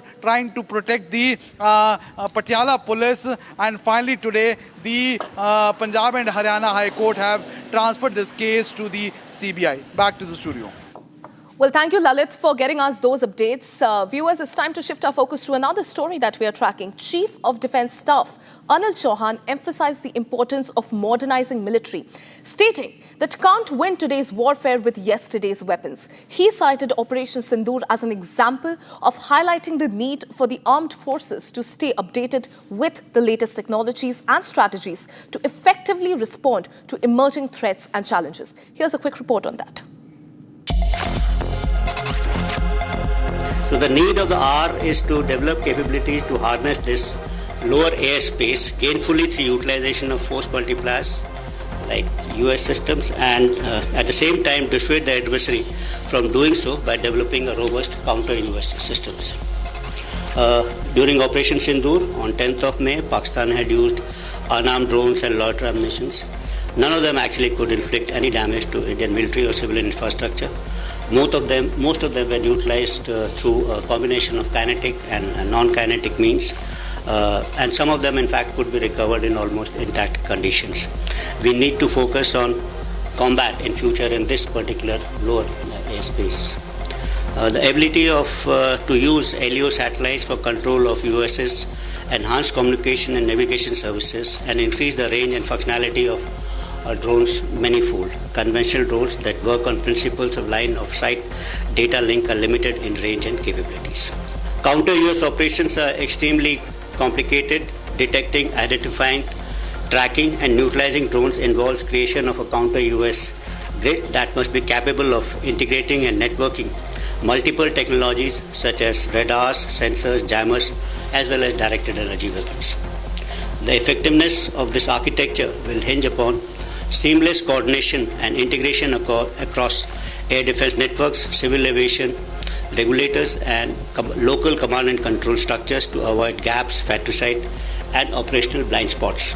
Operation Sindoor has showed us as to why indigenously developed counter-US systems and counter-US systems built for our terrain and our needs are crucial. We cannot rely on imported niche technology that are crucial for our offensive and defensive missions. We must invent and build and safeguard ourselves. Dependence on foreign technologies weakens our preparedness, limits our ability to scale up production, results in shortfall of critical spares for sustenance and round-the-clock availability.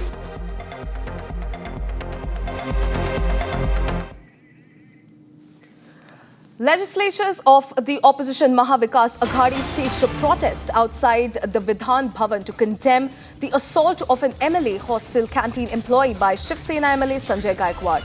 The legislators shouted slogans against the Gunda Raj of the ruling alliance. This is one of the big breaking news that we are tracking, ladies and gentlemen. Of course, Mr. Gaikwad had faced a lot of flack from those in the government.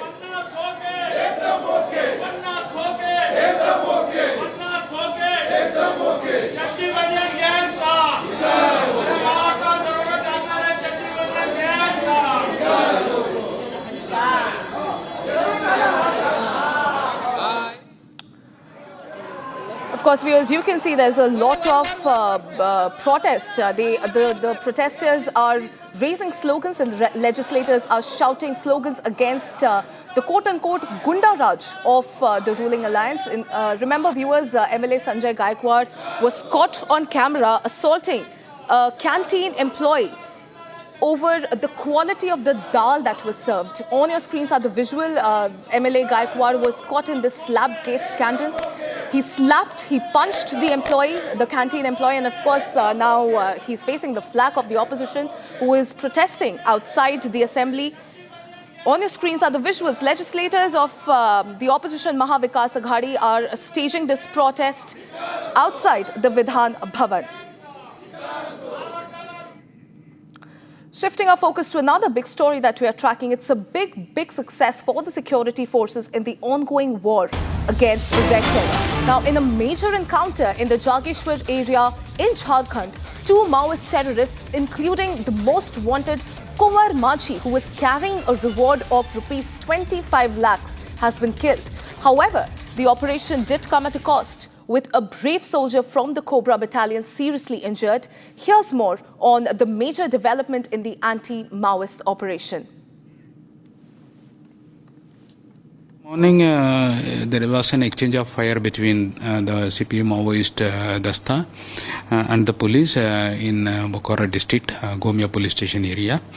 And it started around 6 o'clock in the morning and it continued for an hour or so. Now the search operation is continuing. During the operation, one of our Jawans also injured critically.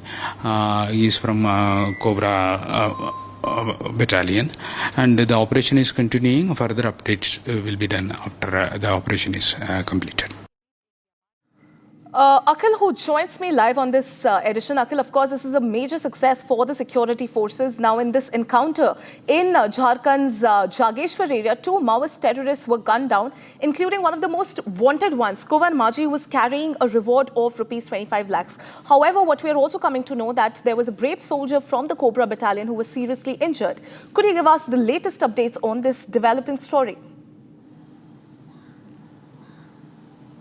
Well, absolutely. If you see in this case, what we have seen that from our security forces, a 209 Cobra Battalion commander has also got injured, and he has got injury on his face right now. Then he was taken to a field hospital, and after that, from there, he was airlifted to a nearby hospital. So right now, his treatment is going on. And if you talk about the operation, what we have seen that earlier this morning at around 3 a.m., this operation was begun by the Cobra 209 unit and the Jharkhand police team. In a joint operation, what we have seen that they had earlier received some credible inputs that there is a movement of some Maoist in the Naxali area near Gomia police station Thana in Bokaro district. And after that, the joint operation team was executed, in which what we have seen that during that such operation, the security forces have also recovered one AK-47 from the slain Maoist.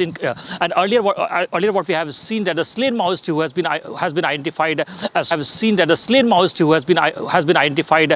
Kuwar Manji. So right now, what we are learning from our sources that the person who was part of the operation has received some credible inputs that initially there were movement of approximately 20 to 25 Maoists in that Gomia police Thana area, and after that the such operation was launched in a joint operation by the CRPF 209 battalion and the Jharkhand police team. Absolutely, Akhil, since you were talking about that they suspected a movement, just exactly how long has this operation been going on for in this particular area? You told us that there was suspected movement. If you could take our viewers through what exactly transpired before the major encounter, Akhil. See, if you see, the exchange of fire took place at around 5:30 am. This is what the information that we have received officially from the CRPF team, from the 209 battalion of the Cobra unit. And since then, for the last 6 hours, that exchange of fire has been going on. And right now, what we are learning that still the search operation is currently underway in that area of Gomia Police Thana station area in Bokaro. So right now, the search operation is still underway. So once the 209 battalion will be back, then only the things will be clear. That what were those ammunitions and that have been recovered from that operation from the Maoists in that Gomia police Thana area. Right, Akhil, thank you for getting us those updates. We'll be closely tracking the story.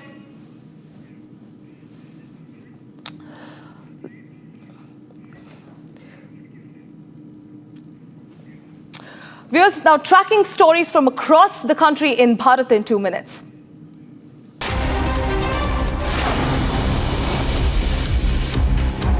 Maharashtra State Nurses Association announces statewide agitation against persistent pay discrepancies under the 7th Pay Commission and the recent government resolution for the contractual recruitment of nurses.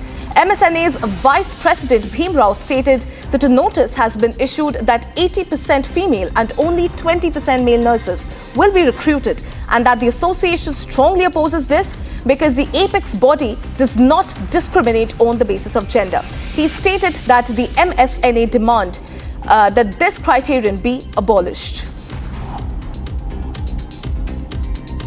Veteran actor and producer Dheeraj Kumar passes away at the age of 79 in Mumbai of Maharashtra. According to reports, he was battling pneumonia and was admitted in the ICU. Now the actor's last rites will be conducted at Waghibhai Wadi Crematorium today.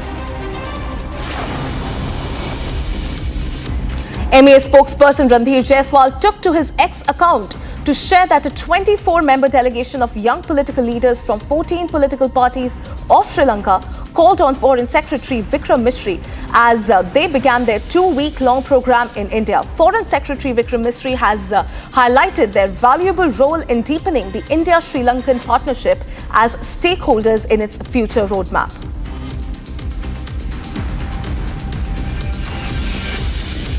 The Yatri Niwas of Sri Amarnath Shrine Board at Chandarkote in Ramban of Jammu and Kashmir has been illuminated with tricolour lights, adding to the festive atmosphere of the ongoing Sri Amarnath Yatra.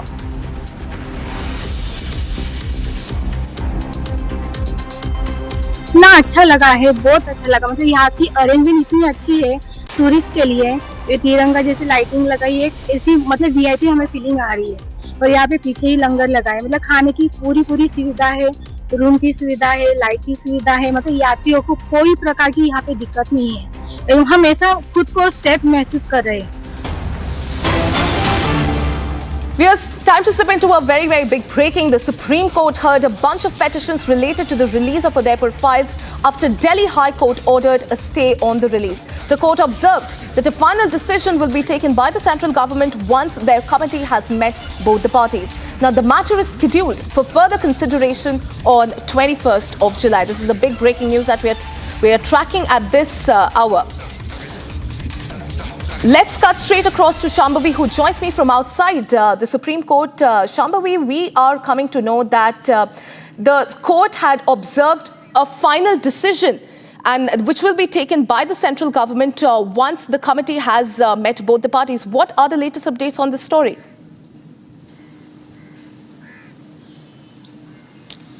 Yes, we also spoke to the AOR, Mr. Pulkit Agrawal. He is the AOR from the producers' side, and he very clearly said that the Supreme Court's decision is exactly in line with what High Court of Delhi said on 10th of July. Because on 10th of July, the High Court said that under Section 6 of the Cinematograph Act, the parties have to go to the central government, and central government will take the last call of whether this movie is going to see the light of the day or not. That is the same thing what Supreme Court said today. And the parties are set to meet the committee around 2:30 p.m. today. And Supreme Court has also instructed the central government to not make sure that there is no further delay, because the producers did argue about the fact that their 6 days have been wasted. Their movie was set to be released on 11th of July, but just on 10th of July, 8 p.m., there was a stay on the movie. So they are losing a lot of time. There's irreparable loss that they're actually suffering, on which the Supreme Court did direct to take a decision, to come on a decision as early as possible. Well, thank you, Shambhavi, for getting us those updates. Ladies and gentlemen, it's time to slip into a very, very short break. On the other side, complete lawlessness in the state of West Bengal. Republic Bangla anchor brutally attacked in the heart of Kolkata. Kishalay Mukherjee mugged and slashed late Tuesday night. Not just this, accused Amritpal Singh Dhillon arrested in the Fauja Singh hit-and-run case. The SUV is seized. We'll be tracking this and a lot more. Don't go anywhere. Stay tuned. We'll be right back.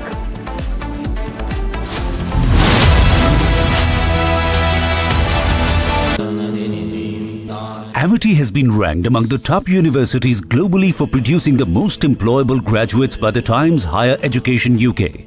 Yet another testimony to Amity's excellent placement record. दादी के हाथों का जादू और खुशबू से महकता घर, माँ की मुस्कुराहट और खाने की सुगंध। MDH गरम मसाला, क्योंकि हर रिश्ता है स्वाद से जुड़ा।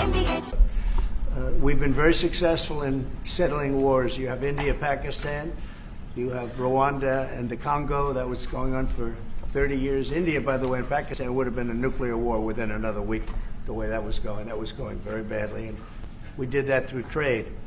I said, we're not going to talk to you about trade unless you get this thing settled, and they did, and they were both great leaders, and they were great.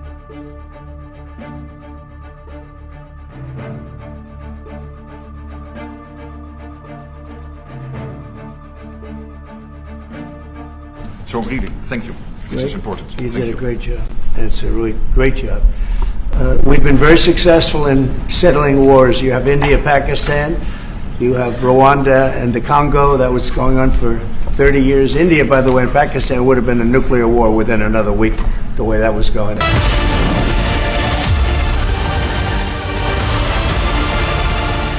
MDH की हल्दी मिर्ची धनिया करे कमाल, ये रंग दे, ये खुशबू दे, ये तीखा, ये कम पड़े, क्या निराला MDH मसाला। केसरिया से मन जोगी हुआ रे, दिल झूमे देखो मतवारा हुआ रे, केसरिया से मन जोगी हुआ। हर पल मनाओ केसरी त्योहार। विमल, बोलो जुबान Kesari. Copy. Main chute descent rate nominal 1,000 meters for driving. We copy 1,000 meters. Great visual confirmation as well as those comms that the 4 main parachutes have deployed. Again, we are going to be slowing down the vehicle from 350 miles per hour all the way down to just about 15, 16 miles per hour. The reason we've launched the Nationalist Collective is because we believe it is time now for a group of ideologically driven Indians to drive the destiny of our country. For far too long, people who have had interests inimical to national interest have held sway. We need to put nationalism first. nation first. The Nationalist Collective is a very clear and sharp movement, presents the spirit of a new India which stands by what is right, does what is right, and raises its voice for what is right. Remember, this country is safe only if it is in the hands of nationalists. This country will grow only if nation first becomes our principal motto, where the only ism that matters is nationalism. Join the Nationalist Collective. It is going to be the largest non-political movement in this country.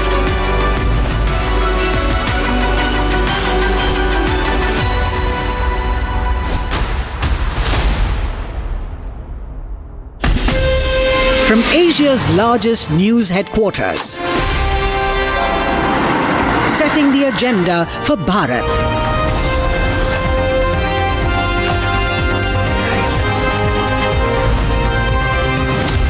You're watching Republic.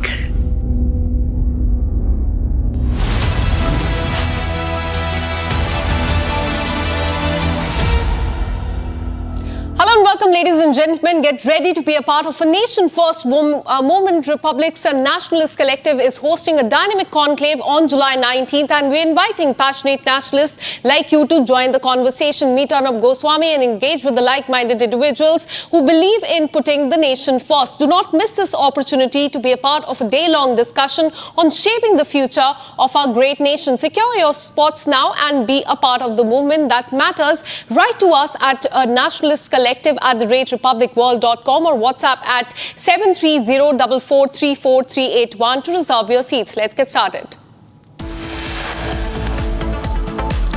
Accused Amritpal Singh Tillo has been arrested. SUV seized. Accused is NRI residents who had returned from Canada as far as Fauja Singh's hit-and-run case is concerned. Stray dog menace rising in the country. Young girl attacked by stray dogs in Karnataka.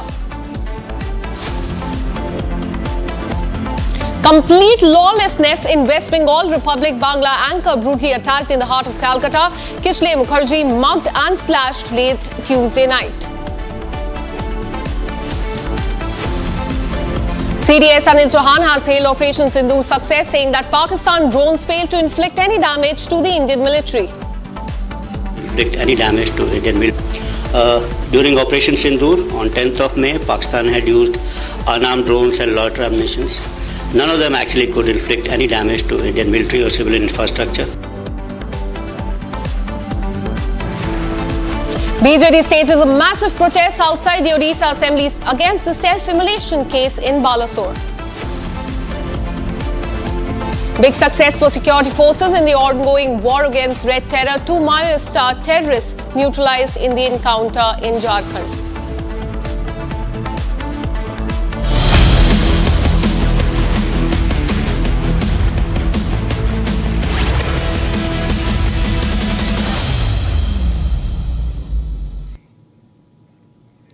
Well, top of the hour, let's start with the breaking news coming in from Madhya Pradesh. After a case of attempted murder of a policeman was registered against the son, the MLA's mother has now come out in defense of her son. Congress MLA Sena Mahesh Patel, who reached the headquarters of her assembly constituency yesterday, has termed the action as political conspiracy. She claims that a normal accident has turned into a case of murder under well-planned political controversy. And the Congress MLA son, as you can see on the right side of your screen, hit the police constable last night, and the Congress MLA has now defended the son as far as this entire case is concerned. There's a lot of, in fact, uproar in the state over this incident. Let's listen in to what the mother said.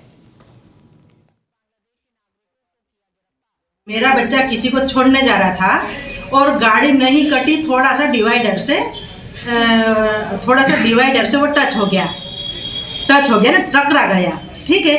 तो उसके ऊपर 307 की धारा लगा दी, तो थोड़ा सा accident, गाड़ी कटी नहीं, डिवाइडर पे जाके टकरा गए है, थोड़ा सा खंबे पे टकराई है, तो इसमें हत्या जैसा तो कोई मामला ही नहीं था। लेकिन मेरे बच्चे के ऊपर, मेरे बेटे के ऊपर हत्या वाला 307 की धारा लगाई, तो मैं इसकी घोर निंदा करती हूँ। ये मध्य प्रदेश की सरकार और मध्य प्रदेश के ये जितने भी प्रशासन है, वो पूरे रीति नीति नियम सबसे हटकर काम कर रहे हैं और ये कहीं न कहीं हमारे कांग्रेस के जो जितने भी विधायक हैं उन सबके ही पीछे पड़े हुए हैं।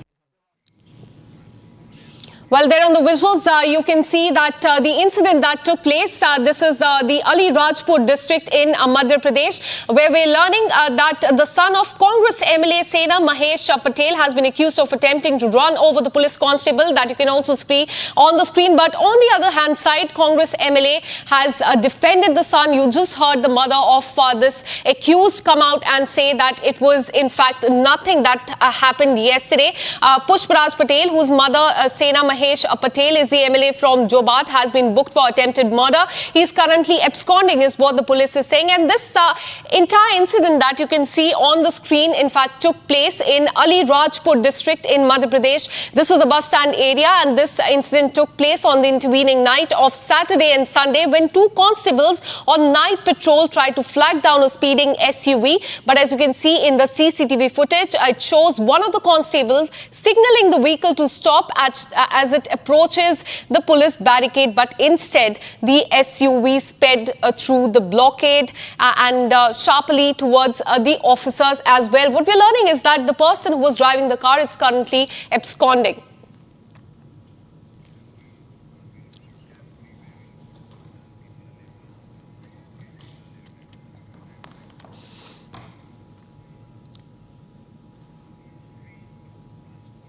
All right, shifting our focus to West Bengal, more than 12 hours after have passed since Republic Bangla anchor was brutally attacked in the heart of Kolkata. Till now, no arrests have been made so far in this case. Kishle Mukherjee was mugged. He was slashed in fact, near a park circus area late Tuesday night. And what we're learning is that the assailant not only robbed him, but also inflicted multiple blade injuries on his head. Kishle is currently undergoing treatment at a private hospital in Calcutta. And this disturbing incident has raised serious question about the public safety in the state. If the journalists are not safe in the state, then who is? Union Minister in Bengal, BJP Chief Sukanta Majumdar has condemned the attack on Republic Bangla anchor Kishle. He has said, and I quote, Kishle Mukherjee, a journalist associated with Bangla Republic, a distinguished news channel in Bengal, was subjected to a brutal assault late last night. Listen into what Kishle said after this brutal attack.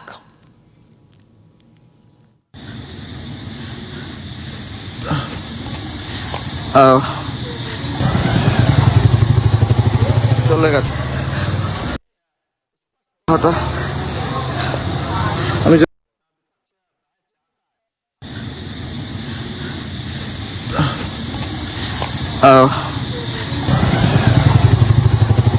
চলে গেছে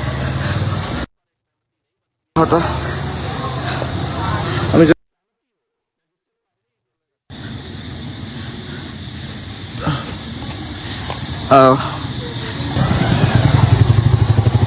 চলে গেছে হঠাৎ আমি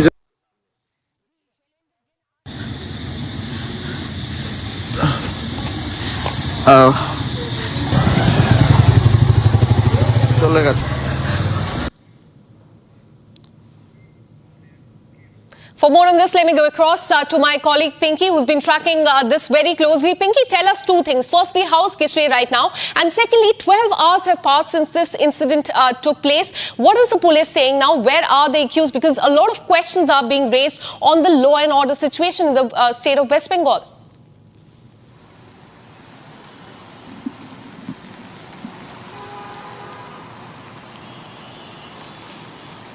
देखिए कल 11 बजे के बाद ये घटना घटी पाक सर्कस इलाका में।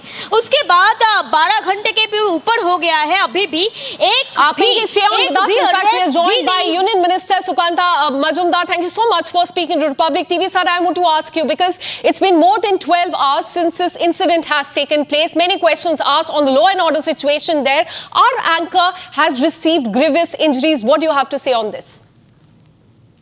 See, this is not the first time that Kishalai, one of the reporter who was working in the ground level, was attacked by the goons. Previously, also some reporters, especially Santupan one, he was arrested, and another reporter was also attacked. and not from the Republic only. Some reporters, those are working on the ground, belonging to the other houses, they also have been attacked previously. This is a kind of attack which shows that the law and order situation of the state is deteriorating, and it's a matter of grievous concern. And day by day it is deteriorating, and it is an attack on the fourth pillar of our democracy. So if you attack, if there is this kind of attacks are happening on the reporters, that is fourth pillar of our democracy, that means democracy is unhealthy in the state of West Bengal, what we are claiming for several years. So it is another testimony of that. And Mamata Banerjee being the Home Minister of the state, it is a total failure for her also, I think. Absolutely, sir. And as you also mentioned that this is not the first time that such an incident has happened, because earlier as well, Republic reporters and anchors there were attacked by the ruling dispensation, their workers. But this time, what is more shocking, that the police is not acting. There's been no accused that has been caught, because this has happened in a very prime location in Calcutta. Still, there is no action by the police till now. Police is always remain in that mode, that no action mode. Because only when the TMC leadership will tell the police, then they will act. And that's why we are claiming it. And it is a testimony of our claim also, that in the state of West Bengal, total politicization of the police force has already been taken place. So this is the condition of the West Bengal. So that's why democracy is not prevailing here. To restore the democracy, the Election Commission and other authorities, those are related to the maintenance of the democracy of this country, should take the action in the state. See, what is the condition? A reporter was attacked brutally by the TMC workers, and till now, no one has been arrested. It is a total failure of law and order. Right. If a chief minister, who is also the home minister of the state, can't protect a reporter who is a prominent face in the TV, but how can she claim that she will protect all the residents of this state, all the citizens of this state? So this is the total failure of law and order, and Mamata Banerjee should at least resign from the home minister post. Absolutely, sir. Thank you so much for speaking to Republic TV. So law and order in the state of West Bengal has gone for a toss. Let me once again go back to my colleague Pinky, who's been tracking the story. Pinky, as you heard the BJP saying that law and order has gone for a toss, but tell us, how is Kishle doing right now, and what is police saying as far as the accused are concerned? It's been more than 12 hours, no arrest till now.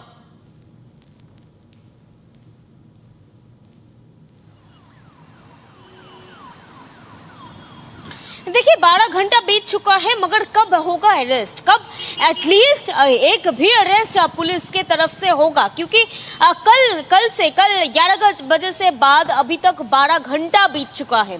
आपको ये भी बता दूं, input एक दे दूं कि Kolkata police के तरफ से 3 टीम सेट किया गया है।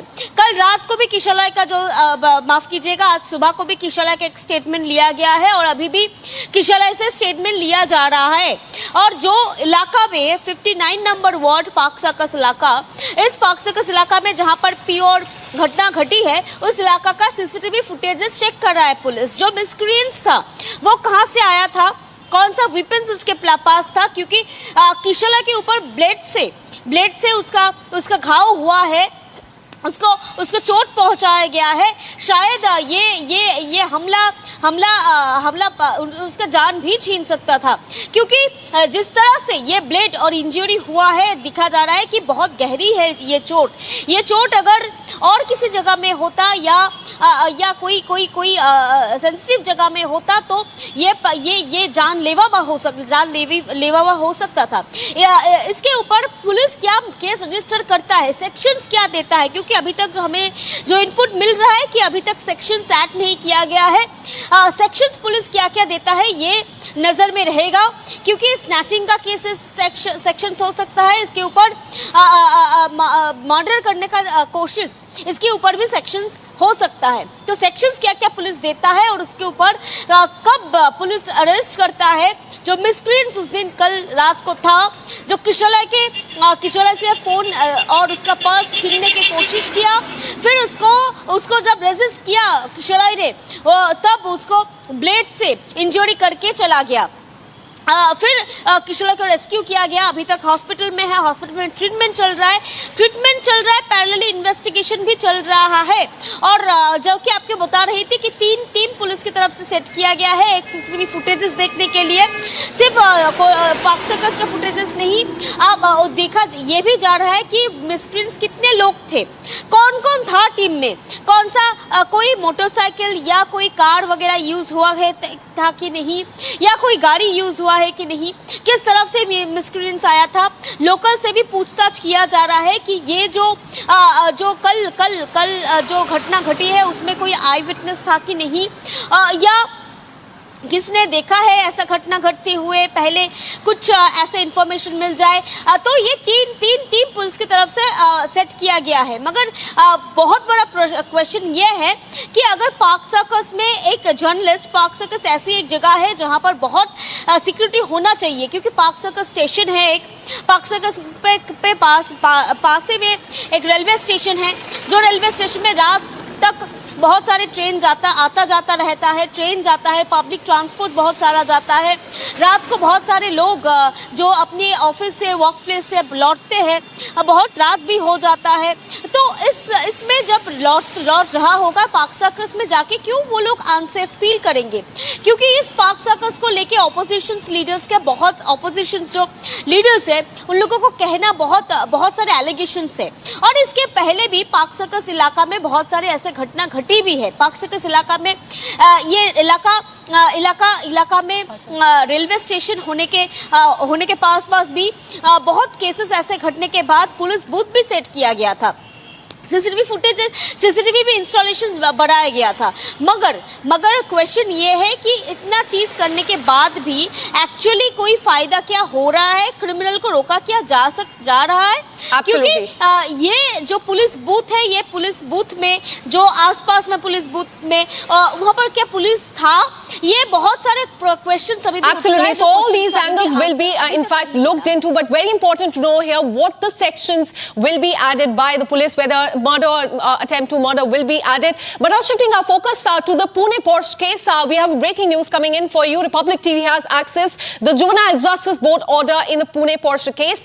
The JJB, that is Juvenile Justice Board, has decided not to try a 17-year-old boy involved in the case as an adult, and this was an order that was given yesterday. And despite the severity of the incident, which resulted in loss of 2 lives, the JJB had said that the crime, while it was serious, it was not heinous under the Juvenile Justice Act. Here's a breakdown of the decision that was taken by JJB yesterday. The JJB had the option to conduct an assessment to determine whether the minor should be tried as an adult. However, they decided against it, citing the crime, although serious, does not in fact meet the criteria for a heinous offence, is what the Juvenile Justice Board has said. Remember, the Pune police had moved JJB, saying that this person should be tried as an adult because he has committed a heinous crime. He has not just murdered 2 people, but he has also tampered with the evidence. Now JJB is saying that the crime is serious, but it is not heinous. Let me go across to my colleague Shambhavi, who's joining us live and who's been tracking this story very closely. Shambhavi, tell us about the order of JJB, because clearly it is given, it is being very lenient to this accused, saying that in fact the crime was serious, but it was not heinous.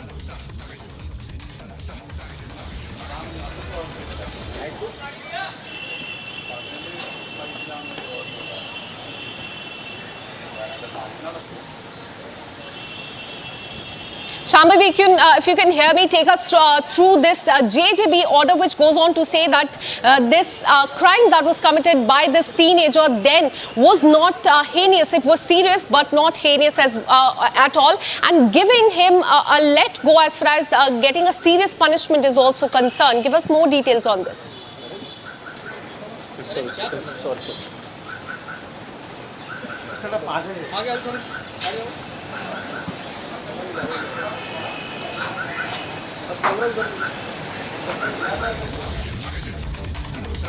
All right, we'll try and reconnect that line with my colleague Shambhavi, who's been tracking these details. But let me take you through what the Juvenile Justice Board has said. Remember, the Pune police had approached the JJB saying that the person who was nabbed, he was 17-year-old that time. He should be tried as an adult because he has committed a very heinous crime and also tampered with the evidence. But that particular plea was rejected by the JJB, that is the Juvenile Justice Board, yesterday. And now what we are learning is that JJB mentioned that, and I quote, since the boy is over 16, the JJB had the option under Section 15 of the JJ Act to conduct assessment, mental, physical capacity, understanding of the consequences, and that process is now closed. He will not be transferred to a regular criminal court because according to JJB, this crime is serious crime but not a heinous crime. This is as opposed to what the Pune police has been saying as far as this matter is concerned. But remember,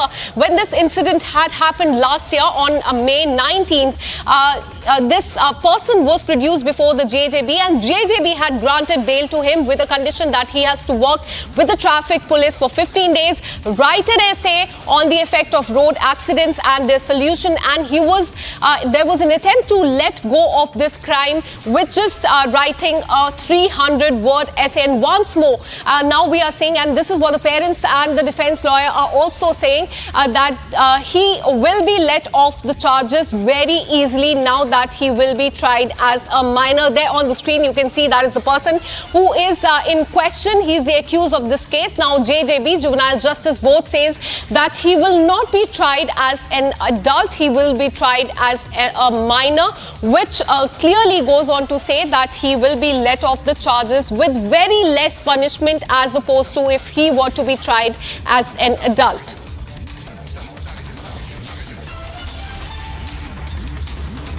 All right, so Republic TV has access these. In fact, the order that was given by the Juvenile Justice Board.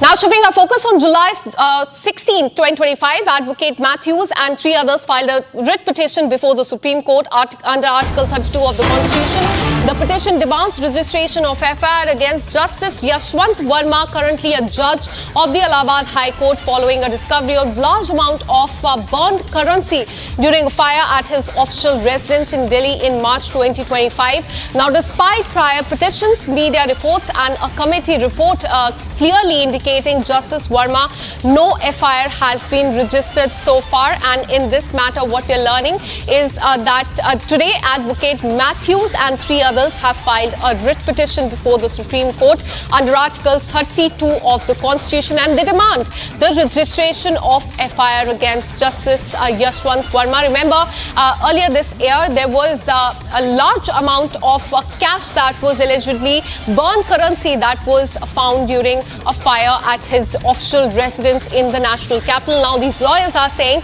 that there's been no FIR against him till now, and that FIR should be registered, and that is why they have moved the Supreme Court. Let me go across to my colleague Shambhavi for more on this. Shambhavi, tell us about this petition that has been filed by the advocates as far as the Yashwant Verma case is concerned.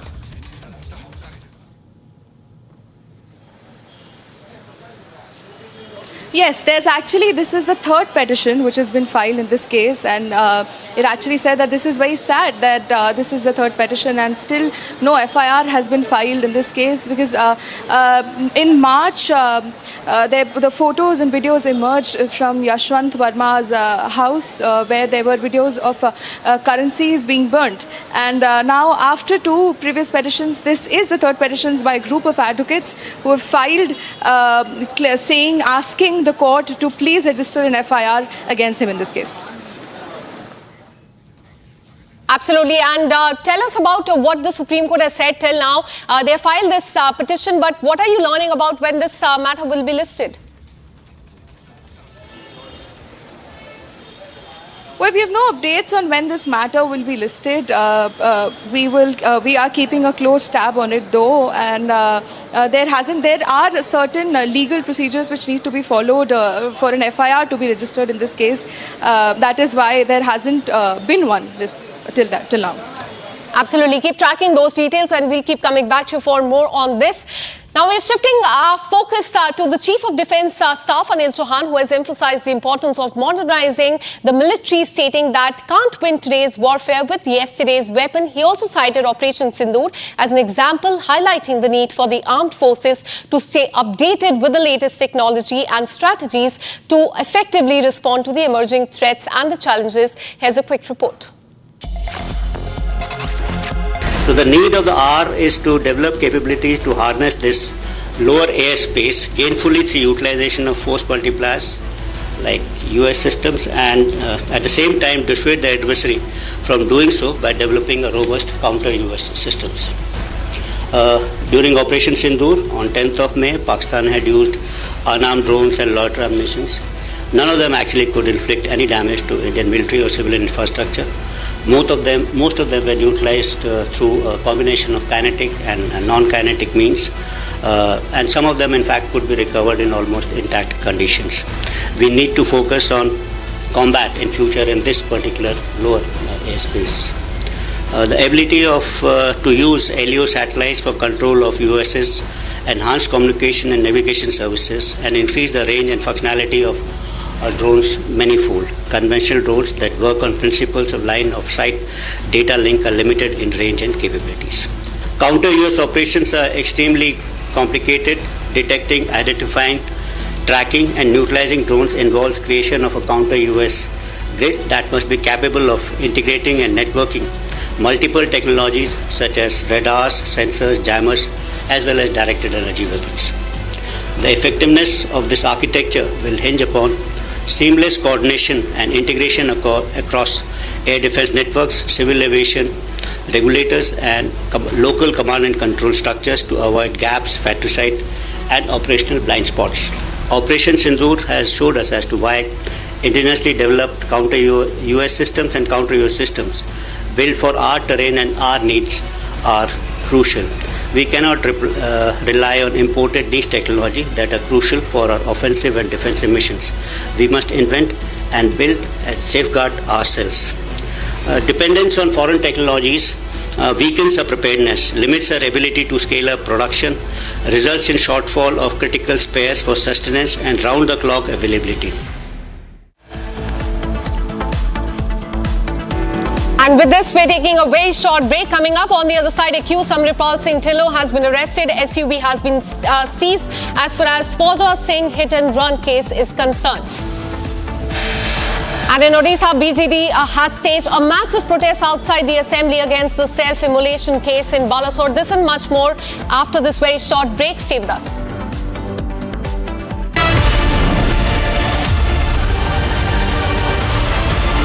Secret recipe MDH का जीरा SIP जल जीरा मसाला SIP SIP जीरा SIP MDH का जल जीरा SIP MDH का जल जीरा सिप। इसको घर पे लगाओगे तो शादी का तो पता नहीं, पर घर पक्का नहीं टूटेगा। रुंगटा नहीं तो घर स्ट्रॉन्ग नहीं। रुंगटा स्टील TMT बार एकदम सॉलिड। पहाड़ों में एक हाइकिंग स्टिक भी बन सकती है। MDH की हल्दी मिर्ची धनिया करे कमाल, ये रंग दे, ये खुशबू दे, ये तीखा, ये कम पड़े, क्या निराला MDH masala. We've been very successful in settling wars. You have India, Pakistan, you have Rwanda and the Congo. That was going on for 30 years. India, by the way, and Pakistan would have been a nuclear war within another week, the way that was going. That was going very badly. And we did that through trade.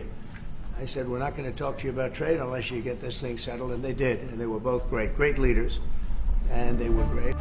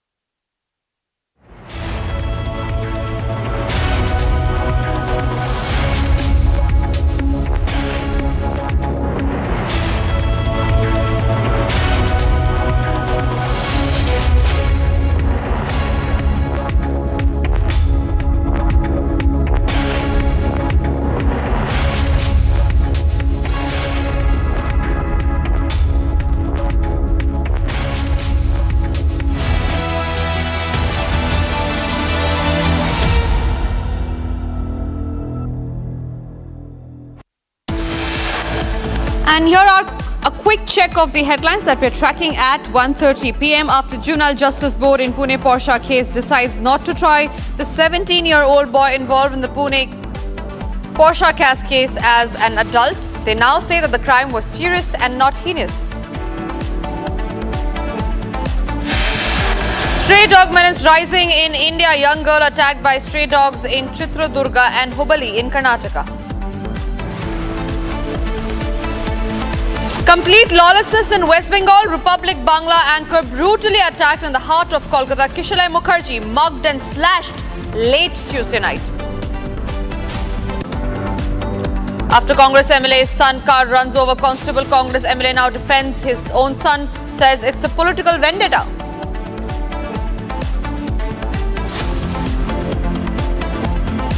BJD stages a massive protest outside the Odisha Assembly against the self-immolation case in Balrampur.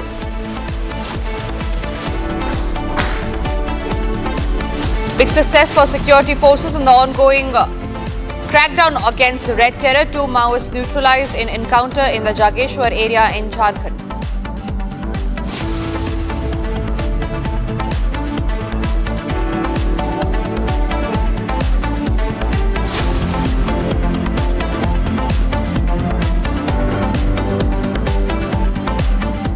We start this edition with the top story, and this is regarding the Udaipur files, where the hearing was underway in the Supreme Court just few minutes back. The Supreme Court, in fact, today deferred the hearing on the release of the Udaipur files movie, awaiting the outcome of the review petition proceedings before a committee constituted by the Ministry of Information and Broadcasting. We learn that the two parties will today meet. They will come to a consensus. Meanwhile, the proposed hearing has been deferred to July of 21st. Gaurav Bhatia was arguing as far as the producer of the movie is concerned. He was arguing in the favor of the producer, saying that the producer has received death threats and the truth in the movie must come out. Meanwhile, on the opposite side was Kapil Sibal, who said that there are specific scenes in the movie which aim at targeting one specific community. Shambhavi, my colleague, is joining live on the broadcast from outside the Supreme Court. Shambhavi, we learned that the two communities, the two sides will sit together, will discuss about the release of the movie. What do we know as far as the hearing also is concerned, which has now been deferred?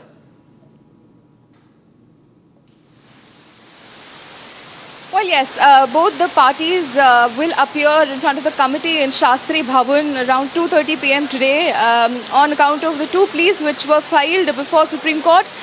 Supreme Court did hear two pleas. One plea was on behalf of the producers of the film who were challenging the High Court, Delhi High Court's decision of putting a stay on the movie around 10th of July. And the other petition was filed by one of the accused, Mohammad Javed, in the Kanhaiya Lal murder case, saying that if this movie gets released, it is going to be prejudicial and it goes against his right to free trial.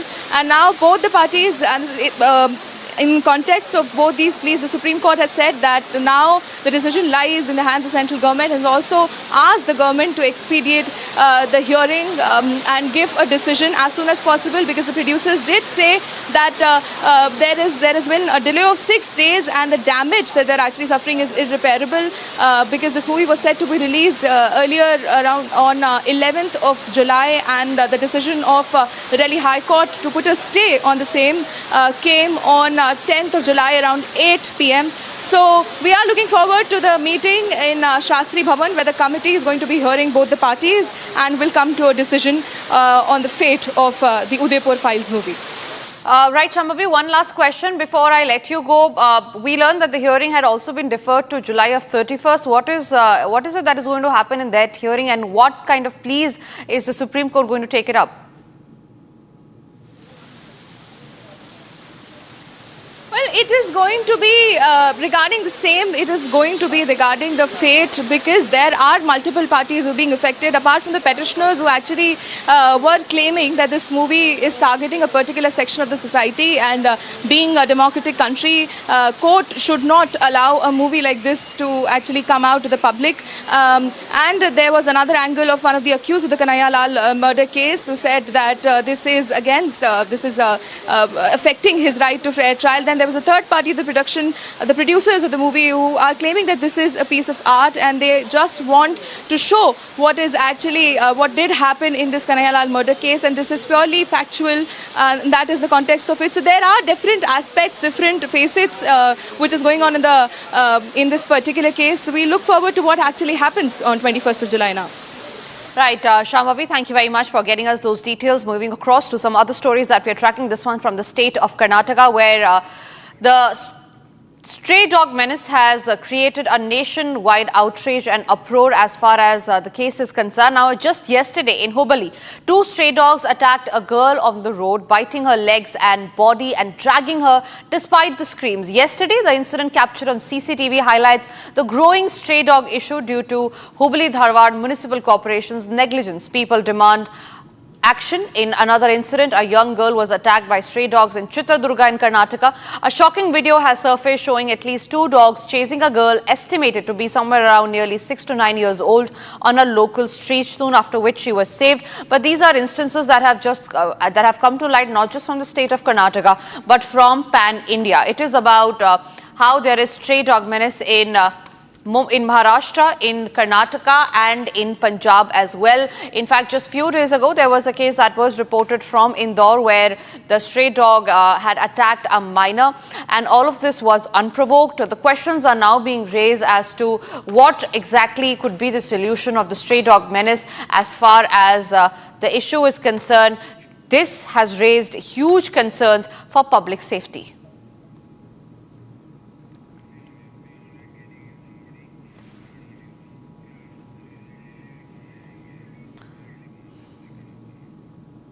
All right, so these are the data that we have for you, where the official data says that nearly in the year 2024, nearly 60 million stray dogs were there, and it had led to an attack. However, we do not have any numbers as to how many people have been injured, but the menace is just coming up once again as far as the street dog issue is concerned. Remember, from streets to even the lifts, none of your residents or residential areas are safe. The stray dogs have attacked unprovoked, be it minors, be it the elderly. It is a cause of concern nationally. The stray dogs attacks have surged across India. Children have been mauled, elderly have been targeted, and stray dogs have unleashed terror. Streets have turned deadly, and the stray dogs are on the loose nationwide. The question is your city safe over the growing fear of stray dog attacks? No state has been spared. Stray dog menace has spread like a wildfire. All right, so there are different cases that has come to light. The first one from Khargon in Madhya Pradesh, where it was on July 2025. A 4-year-old was, she died of rabies after being bitten. Another one was from Nagpur in Maharashtra, where and it was a case about recent case from July 2025 where a child fell into death from the 6th floor while escaping a stray dog attack.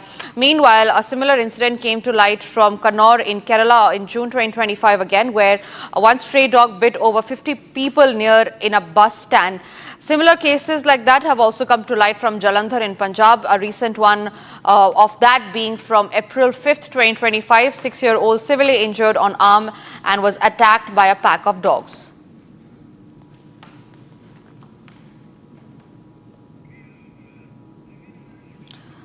We have opened our call-in lines, and if you have an issue to raise, if you have been a victim of the stray dog menace, do call us and share your views. I'm being joined by Saravana from Chennai. Saravana, please go ahead. Have you ever encountered any stray dog attack, or have you been a witness to any of those incidences? Good afternoon. See, basically, I have witnessed a few of the occasions, like in Chennai, and one more incident. What I want to highlight is about the leading companies, 500 crore turnover companies. MD died in Mumbai in the stray dog chase in the morning walk, and he died. See, he was hit when he was chased by dogs, and he was running, and he was hit by the stone lying there, and he died after that incident.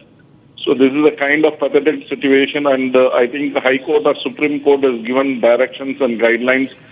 The people who are feeding the stray dogs should be held responsible for this kind of incidents. And I have been noticing very frequently people are feeding dogs in order to,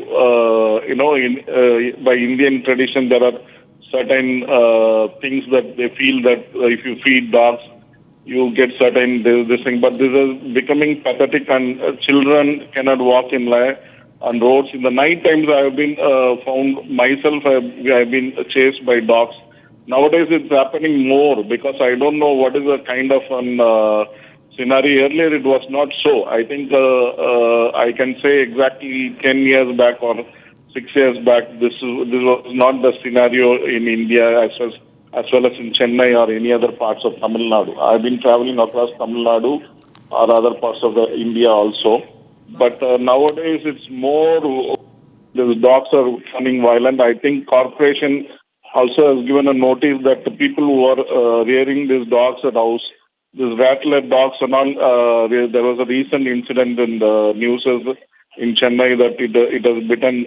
There are 3 dogs which was taken on a walk by the owner, and it has bitten children and other common public in Chennai itself. I don't think government or Chennai Corporation or any other corporations across India is taking it very sincerely. Yes, sir. And that is what it is. And these guidelines of High Court or Supreme Court has not been taken very sincerely or seriously by the governmental officers or political parties or governments across India. Right, sir. This is the scenario. That is the reason that the things are happening. Absolutely, sir. So thank you very much for sharing your views. A lot of callers are calling in, but I'm sorry, I'll have to cut you short on that because we have to move across to some other breaking news that's coming in. And this is in regard with the Republic Bangla anchor who had been attacked late last night in the main area in Kolkata. This was at the Park Circus. He was thrashed, he was attacked, and this happened while he was traveling late night from office to home. In recent visuals that we have, it is Suvendu Adhikari that has met the Republic Bangla anchor Kishalay Mukherjee, who had been severely injured last night after he was mugged, after he was attacked by few unknown men last night when he was returning from his house. It was at that very point when there were few people who garrowed him, who tried to rob him, and when he tried to retaliate, he was subjected to wounds, sharp cut wounds on his arms, on his belly, and even on his head. Visuals of that on your screen right now. Kishalay Mukherjee is right now undergoing treatment. Suvendu Adhikari has met him, and there is massive outrage across Bengal and nationwide as well. And if journalists are not safe in Bengal, if women are not safe in Bengal, then who actually is? Remember, it's been more than 12 hours that have passed since Republic Bangla anchor was brutally attacked in the heart of Kolkata. Until now, no arrests have made so far in the case. Kishalay Mukherjee was mugged and slashed near Park Circus, the main area that we're talking about in Kolkata, late last night. The assailant not only robbed him but also inflicted multiple blade injuries on his head, on his belly, on his arms. Kishalay is currently undergoing treatment at a private hospital. This is the disturbing incident